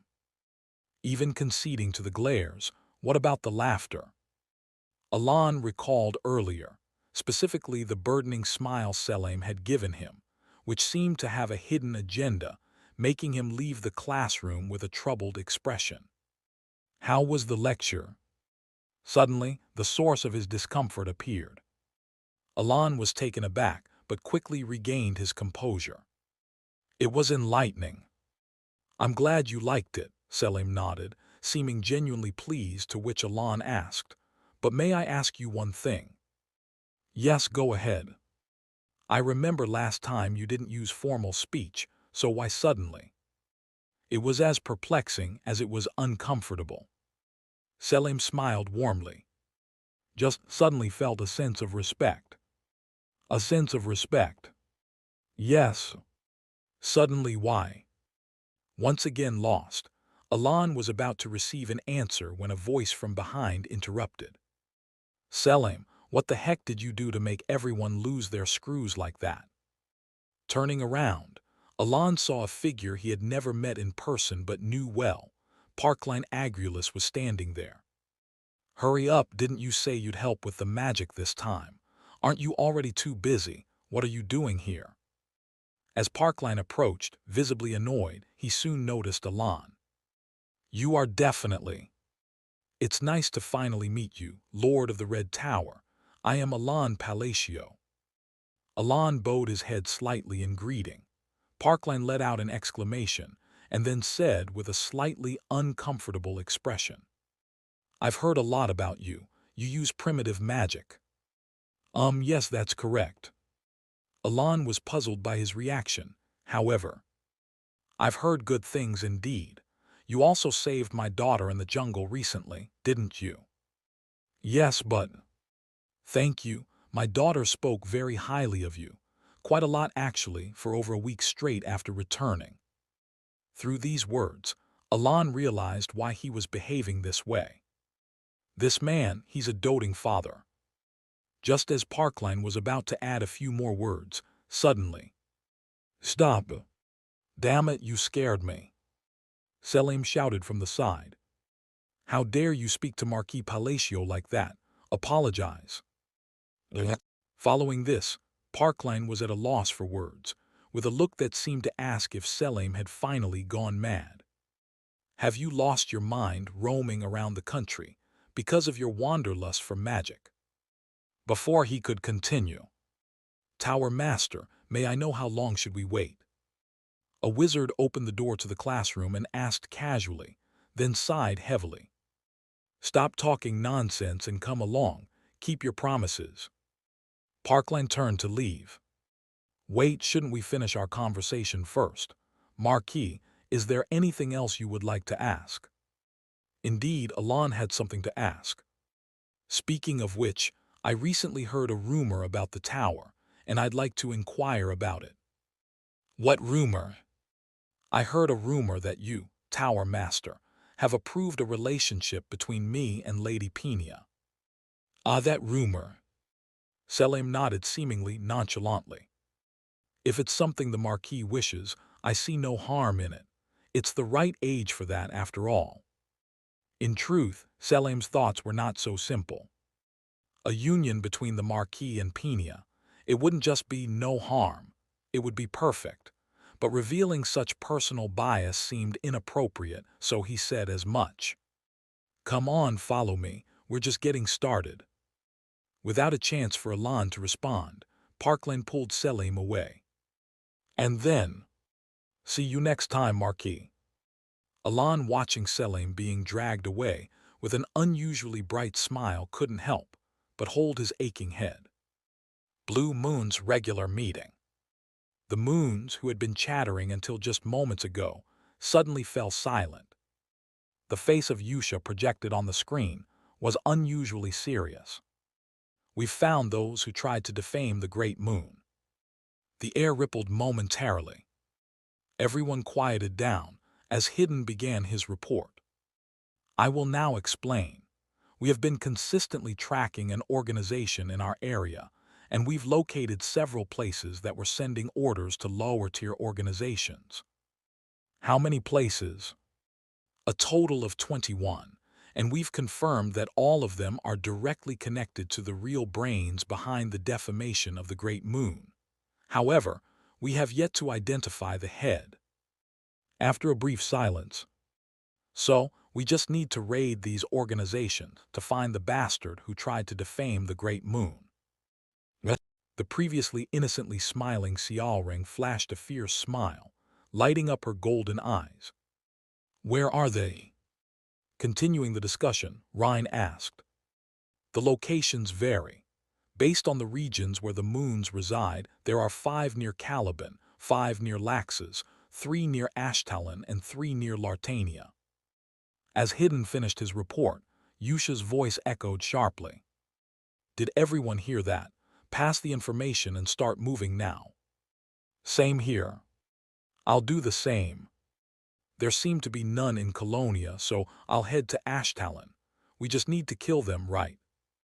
Make sure to get the information before you kill them. Yusha sighed lightly, easing the heavy atmosphere a bit, and then introduced another topic. There's another matter. Another matter. What is it? Raiden and Xiaoreng reacted immediately. It seems the Great Moon needs specialty goods for the domain. Does anyone have a good proposal?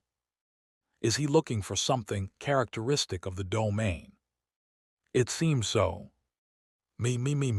Xiaoreng eagerly raised her hand. Let's hear it. I'll build a coliseum in the Great Moon's domain, and I'll be the specialty product. Rejected.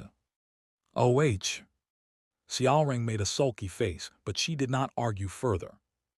Her idea was so off the mark that it was unclear where even to begin correcting it. You can't come yourself. We all have our own orders. Buffy. Then, specialty products, isn't it already decided? Deus's confident voice cut in. What is it? If the Marquis writes his autobiography, that solves everything.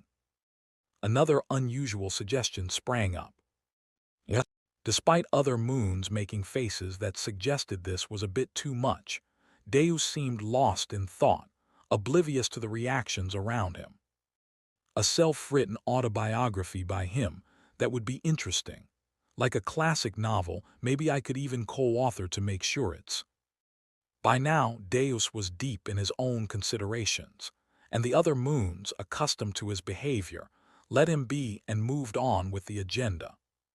Specialty products. Behind Xiaoreng's dissatisfied voice, Raiden, stroking his chin thoughtfully, spoke up. I have a not-so-bad idea about this. Let me handle it. What is it?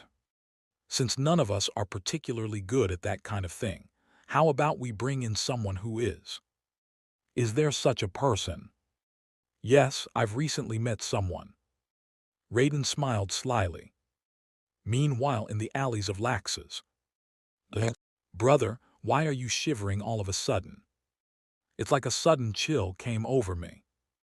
Ever since being dragged off by Raiden and nearly dying, only to return and savor life twice as joyously as before, Election the Appraiser was suddenly struck by an unknown chill. What's that? Filled with unease, he looked out the window. There the blue moon was shining. At that moment, having seen the rising moon, Alon immediately set out to learn magic and greeted. Good day. Welcome. He encountered Heinkel in the library, bathed in blue moonlight. Now the thing you requested. Her face looked remarkably better than when they had met the day before. Despite sensing an odd tension, Alon prompted. Call them once. Then, if you'll excuse me. Following his words, Alon summoned Basilira just as he had before by channeling magic into the pattern, and soon Basilira appeared. I will never act up again. I'm sorry, so please, I beg you, spare me from the fist-bending Seeing the somewhat broken Basilira.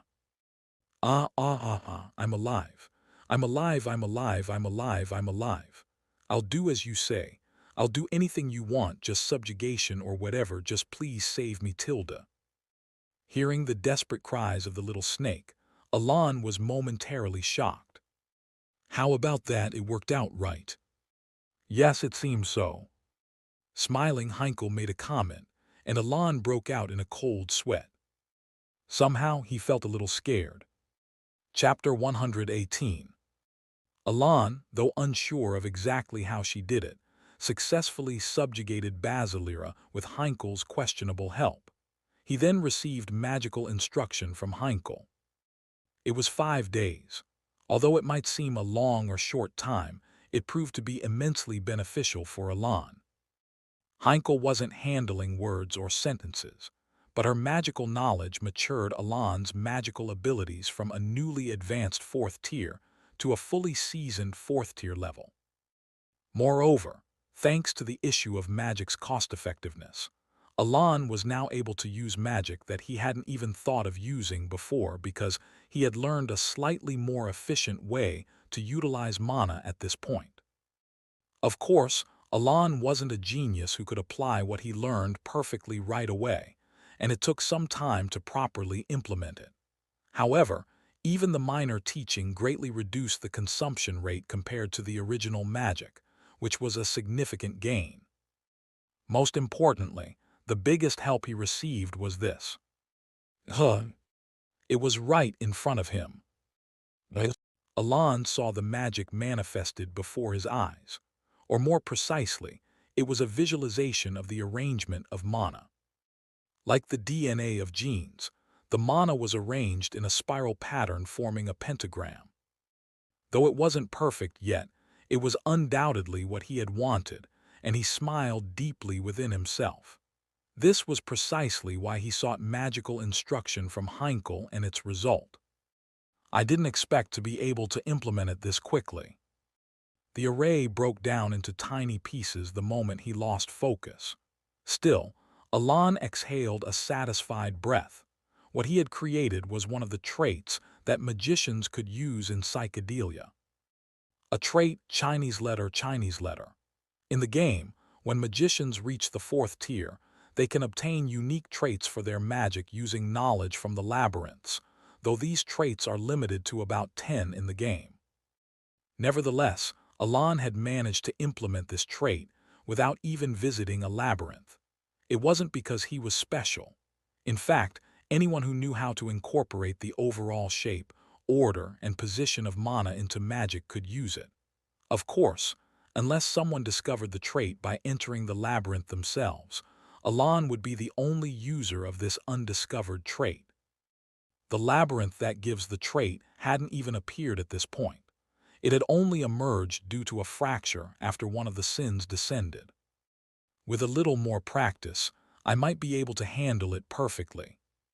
Soon, thinking of a unique trait that would be very helpful to his current self, he became satisfied. Then, Marquis. Alon turned his attention to the voice of Evan. What's the matter? No, the conference is nearly over. I was wondering what you're planning to do. How many days are left? About 3 days, I think, Evan replied. Alon pondered for a moment. He had heard that he could stay for about a week even after the conference ended, but it seemed pointless to receive instruction now. Heinkel's teachings had indeed been an incredible gift to Alon. However, Alon could no longer receive instruction from Heinkel. Or rather, it would be correct to say that it would be pointless to try as the physical limitations, known as the mana hole, began to make Heinkel's teachings seem like merely good-looking, unripe persimmons.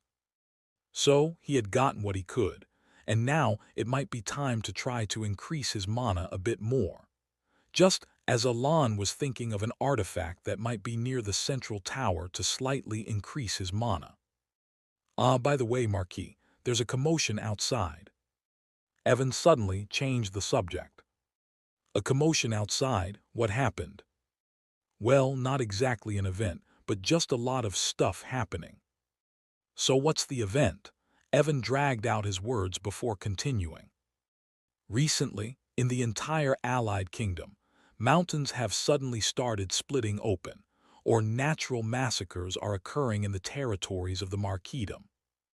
In the mountains, or the Marquisdom's territories. Yes, there have already been over 8 incidents within a week.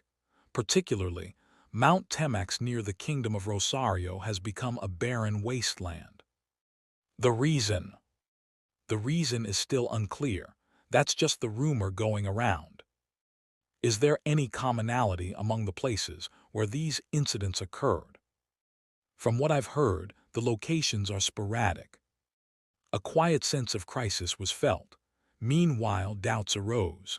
If it were the appearance of an outer god, it wouldn't burst sporadically in multiple places, Alon thought, tilting his head. But that was only for a moment.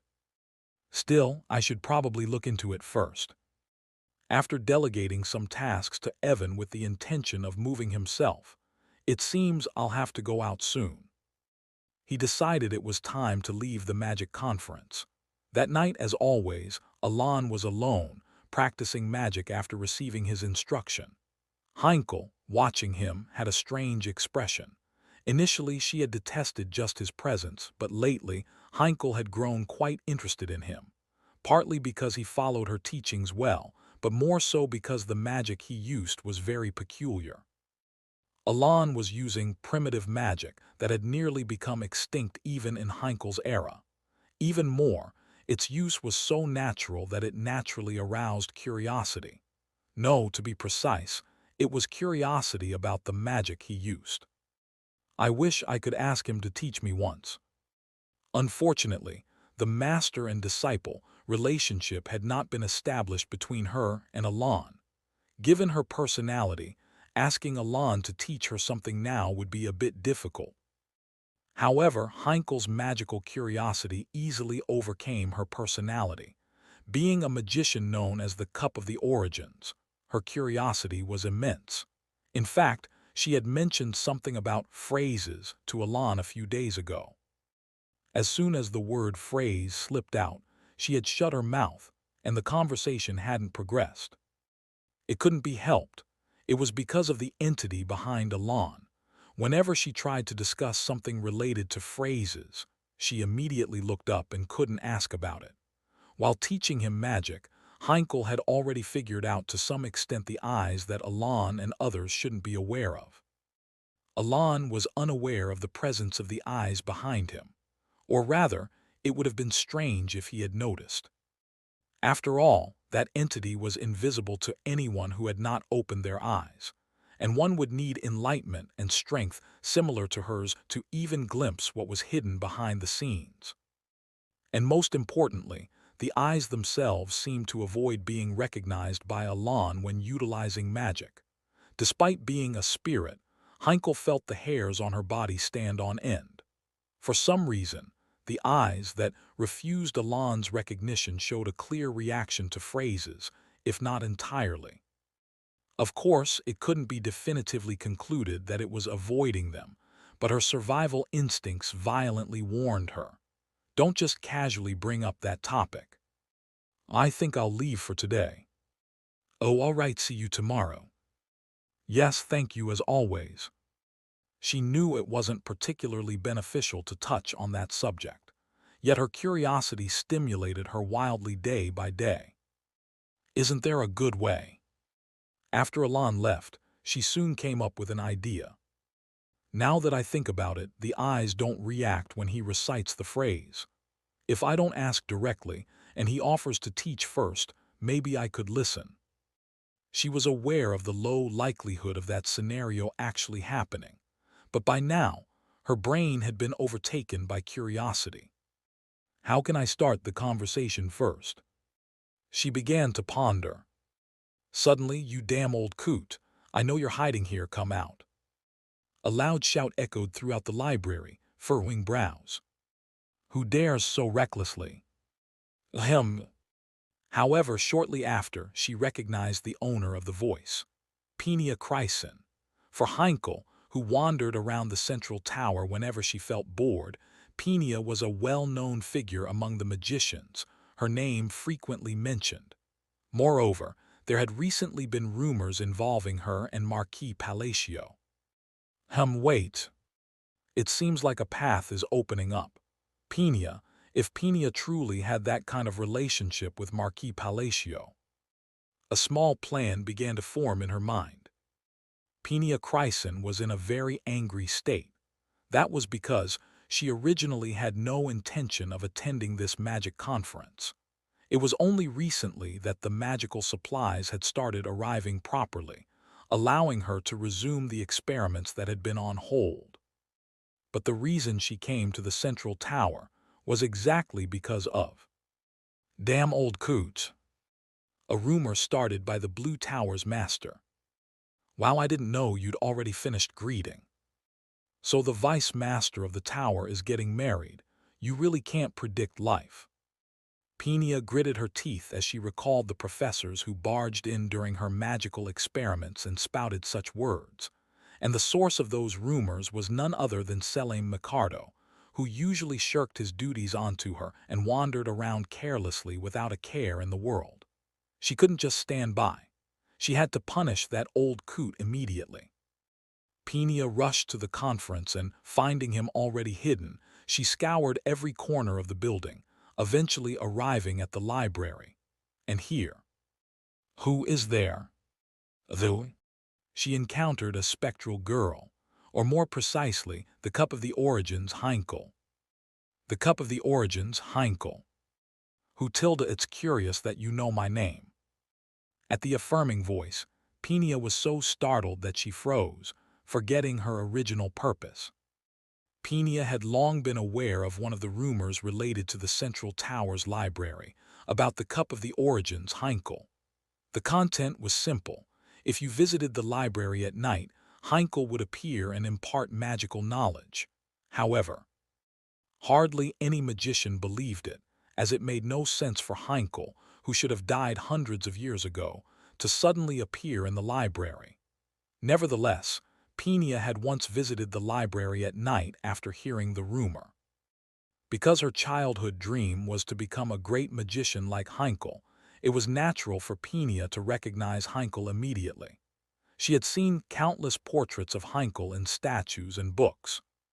State your name, a figure akin to an idol from her childhood, Heinkel prompted, and Peenia, staring blankly, startled, replied, Peenia Chryson.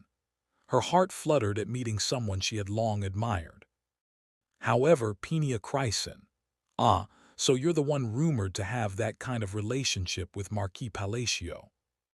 W.H. Hearing strange words from the mouth of her idol, she could not help but furrow her brow involuntarily. Her tolerance had grown incredibly low due to being constantly troubled by rumors over the past few months. That's a huge misunderstanding, she reflexively attempted to clarify. There is one condition I have for you. If you agree, I will personally teach you magic. What? She fell silent at the continuing proposal. Exactly as I said, I have a favor related to Marquis Palacio. If you are as close to the Marquis as the rumors suggest, it shouldn't be too difficult. What do you say? Despite the oddity of the statement, you mean teach me magic? Yes. From the Cup of the Origins. I don't repeat myself. She could not object. Memories flashed through her mind, all painfully linked to Marquis Palacio. From memories of creating potions for him to being dragged away by pirates while traveling with him. Days filled with stress from rumors involving the Marquis scrolled through her mind one by one. Honestly, Peenia wanted to completely clear up the rumors related to Marquis Palacio. Her feelings remained the same even now. No matter the chance to be mentored in magic by the Cup of the Origins itself, Peenia's stress had long since surpassed its limits. Therefore, instead of voicing what Peenia really thought, perhaps, was there some mistake in the spreading of these rumors?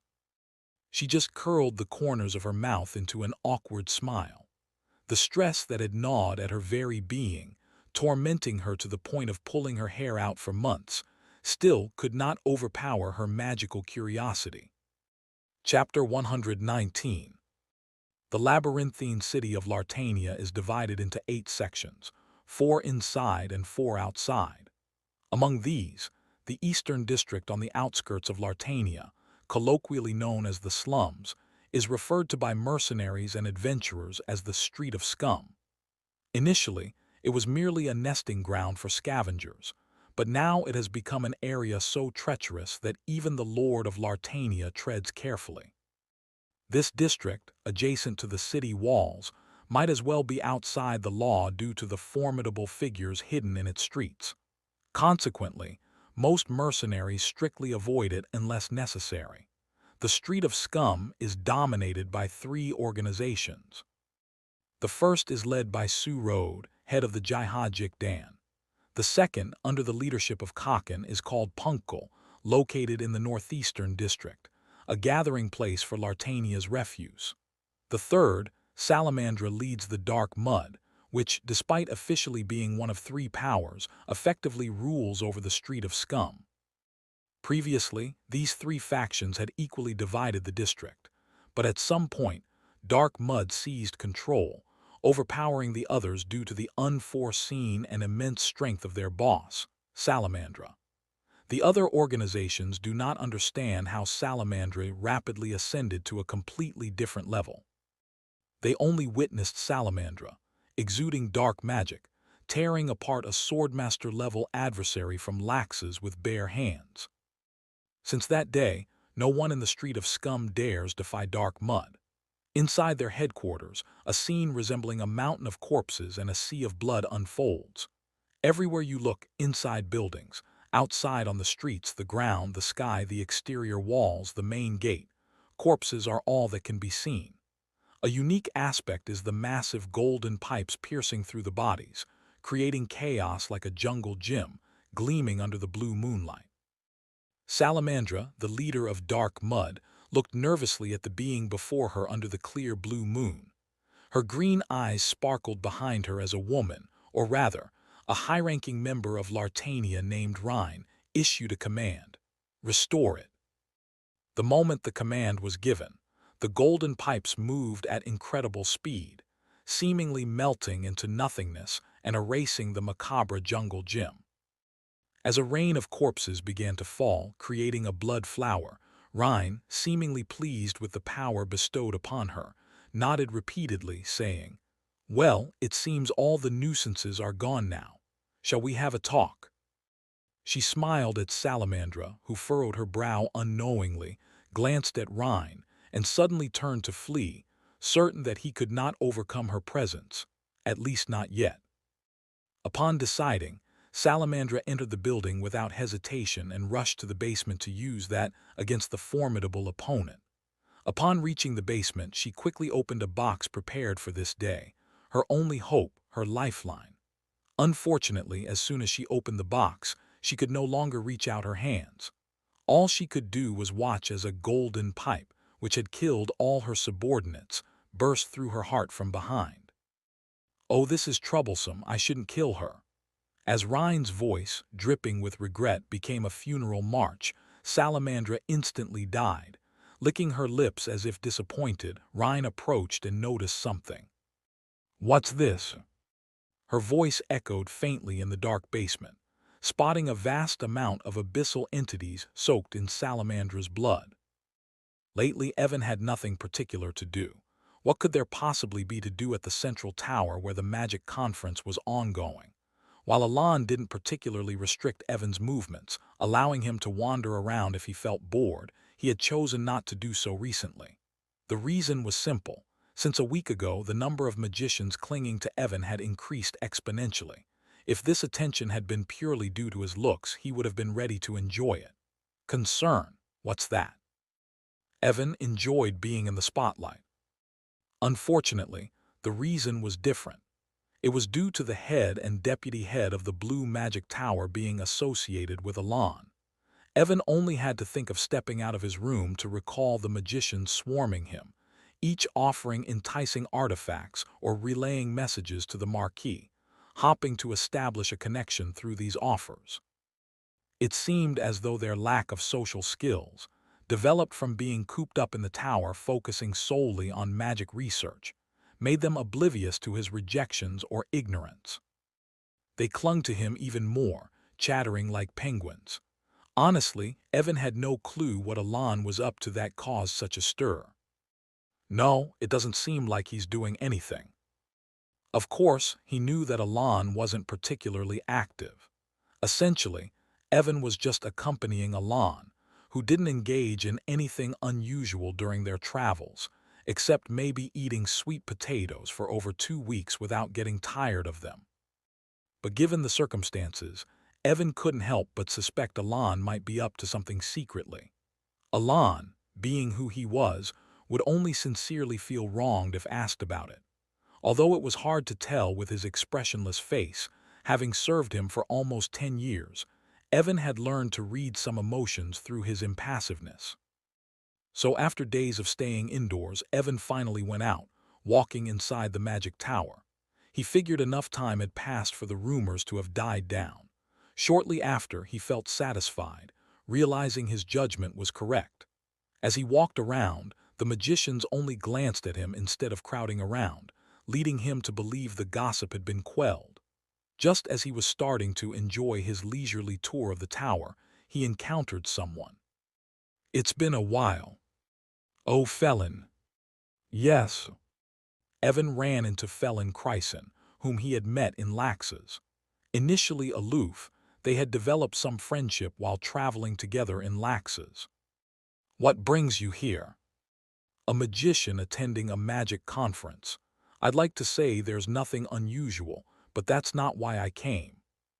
"Then?" "I was dragged here." "Dragged by whom?" "By my sister, because of the rumors." "Ah." Evan immediately understood Felon's words. "Is she very upset?" Evan had heard from Alon that Peenia Chryson had spoken harshly about Alon. Felon paused for a moment, then spoke. "I asked her just in case." "And?" "I got slapped." "Hemley." "Oh dear." "It's a bit harsh to say, but she's become quite violent," said Felon, his voice tinged with fear. Evan noticed that the respect Felon once had for his sister during their time in Lax's had significantly faded.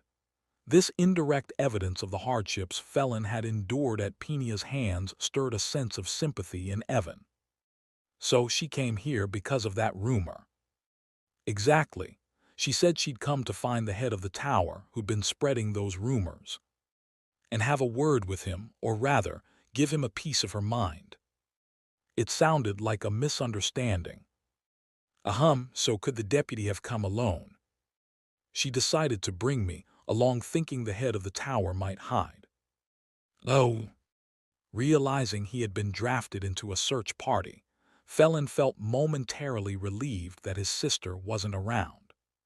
"So have you just arrived?" "No, we got here late yesterday. My sister went a look for the head of the tower and I started from the first floor with others today. She should be arriving soon. By the way, where's the Marquis?" "He's probably somewhere in the tower attending a lecture. But considering how angry she got over a mere rumor, she must really dislike him, huh?" Suddenly, they heard murmurs among the magicians and saw Alon in the distance, reading a book he hadn't seen before. Behind him was Peenia Chryson, watching him with a serious expression. "Peenia, over here," Felon called just as he spotted her. "Marquis." "Ah, hello." Evan and Felon saw Peenia, who had just been looking serious, approaching Alon with a bright smile and a nasal voice. At that sight, Evan doubted his own eyes. "Deputy." Don't call me that, just Peenia, Marquis." Peenia's sudden shift to coquettishness baffled all the magicians present. "What?"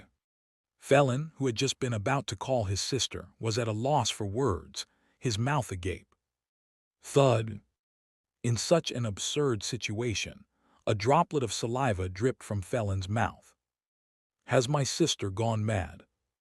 he muttered, unable to comprehend the situation. Peenia does not like Alon. It was a well-known fact. From the beginning, there was no reason for her to like Alon, and she was stressed out whenever rumors related to him spread. Wasn't the very reason she came to the tower to find and deal with the Blue Tower Master who had spread those rumors?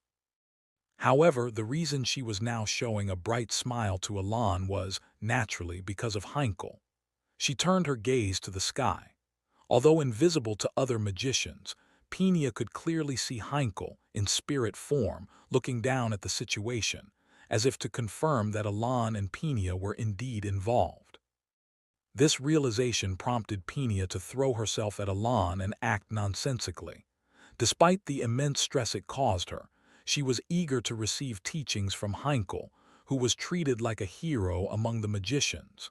Therefore, she asked Alon with a desperate smile, "Why are you looking at me like that, Marquis?"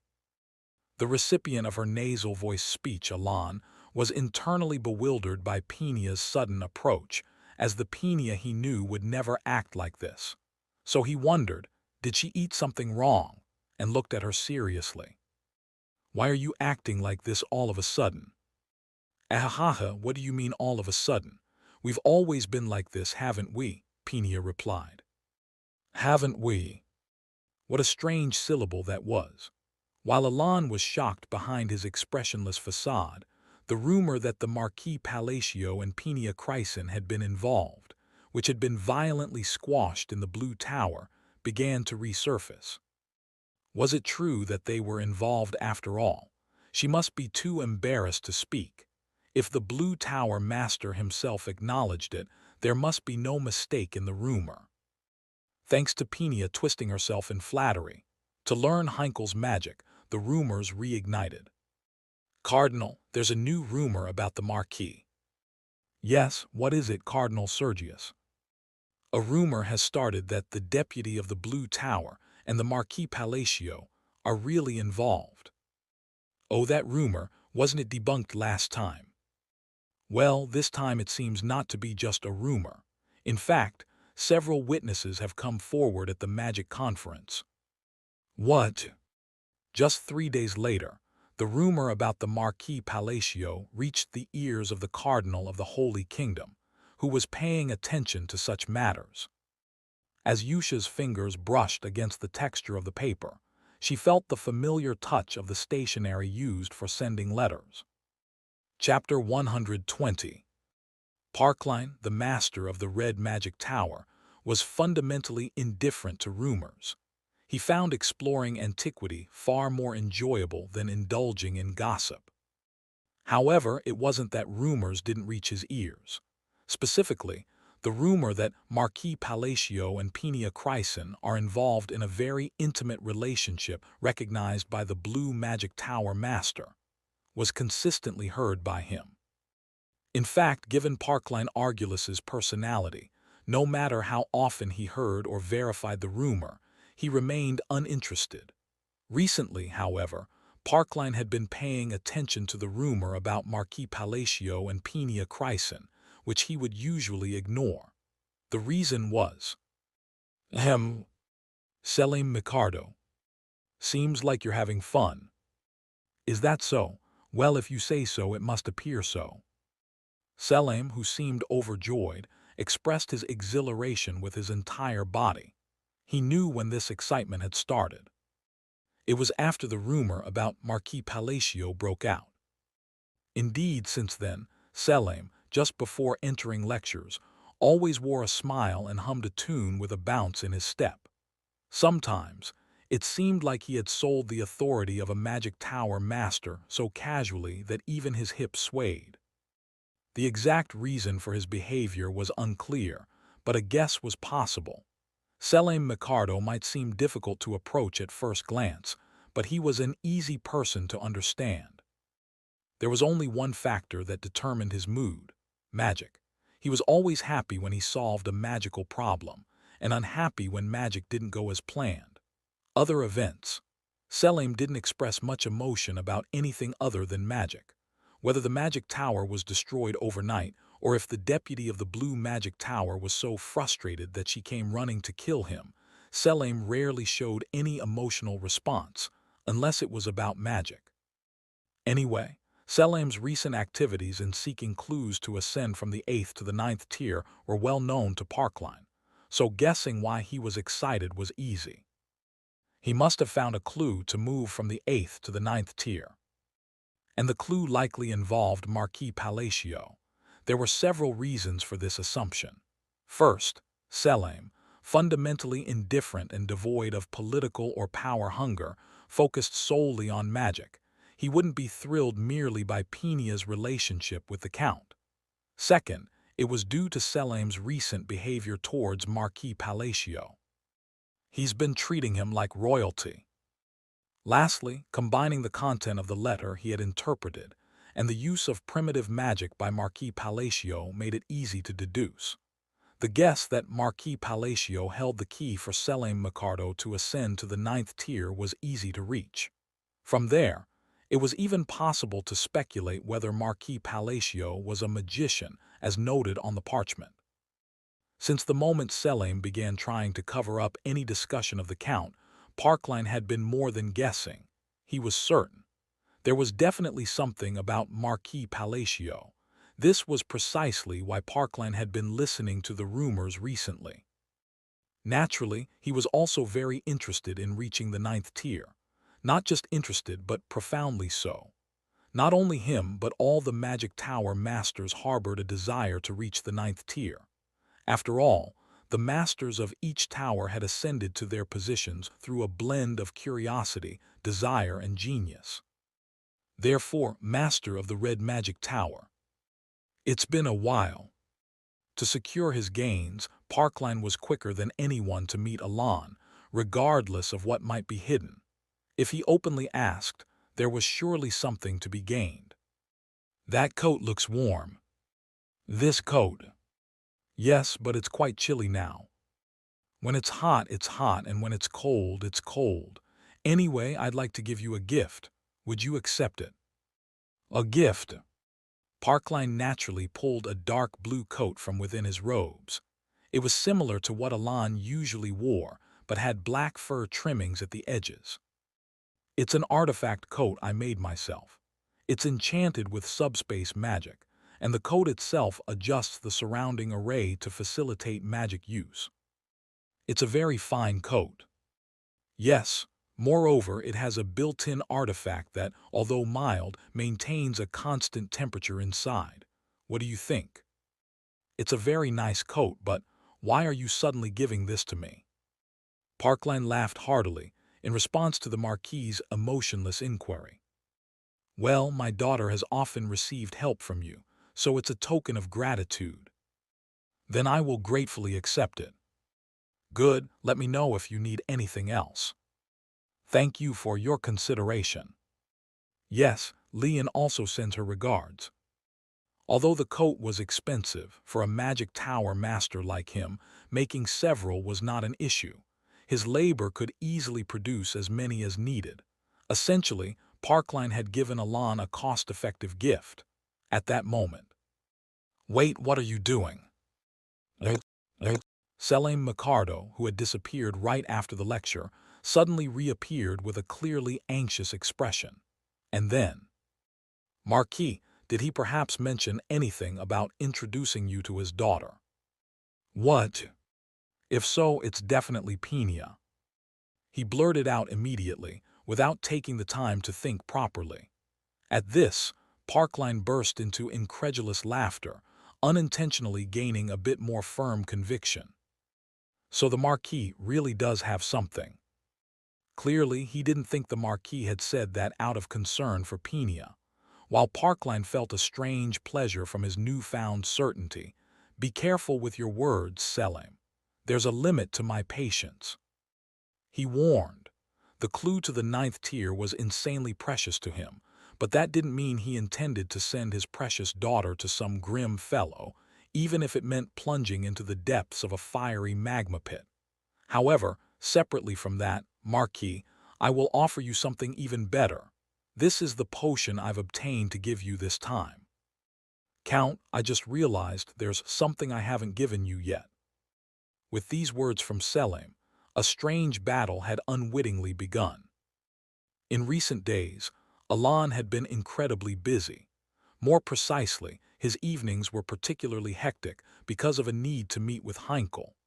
The reason was an event near the central tower that could uniquely enhance one's magical powers. In the game, it involved solving simple magical diagrams, where intelligence above a certain level allowed one to click a mouse to gain magic power. Alon, who went to the lake's labyrinth for this task, was taken aback by the unexpectedly challenging magic difficulties. To be more precise, the magic was basic, and it was more accurate to say he was solving puzzles within the labyrinth itself. As a result, for over 4 days, Alon neglected searching for Heinkel and instead went to the labyrinth every night to solve puzzles. During the day, he wandered around the magic tower, pondering puzzle solutions in his notebook. Ideally, he would have preferred to address the rumor that had spread a few days earlier due to Penia's audacity, but regrettably, that too was impossible. Ironically, the reason was Penia herself. Clinging to him as if she had eaten something wrong, she recently had not been in Alon's sight. Moreover, the last time he saw Penia from a distance, he witnessed her making a bizarre scream, "Wooga," and then jumping out of a window from the 18th floor. Alon decided to focus on solving the puzzle until the end of the conference. That was, until this situation arose. Alon looked ahead. In front of him, two masters of the magic tower were stacking gifts on top of a book as if performing some sort of feat. Now, he couldn't even see ahead. It's not that I dislike gifts. Absent-mindedly lifting his gaze, he saw a mountain of gifts that had grown as tall as him. All of them were fine things. Even the coat Parkline first gave was a very attractive artifact for him. Surely it should be, Marquis. Look at this is exactly. Marquis, this artifact you see. Alon suddenly craved sweet potatoes. Many nobles gathered at the ball hosted by the Comelin ducal house. They were mingling in the lavishly decorated hall. Among them was Duke Edgar, arguably the most powerful noble within the current Ashtalon kingdom. Duke Comelin, it's been a while. It has been a while, Duke Edgar. He greeted the host of the ball, Duke Comelin. I always feel like you really haven't aged, exactly like the old days. That's a nice compliment. Compliment, I really mean it. As the head of a faction, he often spoke in ambiguous terms, but this time, he was genuinely sincere. The face of a young man untouched by time. At least to Duke Edgar, Duke Comelin didn't seem to have changed much from 10 years ago, still maintaining the youth of his mid-20s unlike Edgar, who had gained more wrinkles. What trickery could possibly? Just as Duke Edgar was pondering this question. Duke Edgar. Yes. First of all, let me say thank you for gathering here. Duke Comelin suddenly greeted him. Well, is there really something to thank? No, I really appreciate it. Why? Duke Edgar answered perplexedly. Usually, for nobles, how many people attended their hosted balls was practically a show of their authority, so it wasn't strange to express gratitude. In other words, the greeting in itself wasn't odd. However, it's only not strange when it's a one-time courtesy. Repeatedly expressing thanks like this was odd. As suspicion arose, Duke Edgar saw it. Duke Comelin's hand gesture. Seeing him form a seal with his index and middle fingers, Duke Edgar cocked his head. It's because you all gathered like this that I have less trouble. What? His expression darkened unwittingly, and the next moment. Vexation. As Duke Comelin's voice uttered. Pop. Edgar Duke's head burst open. Not only his.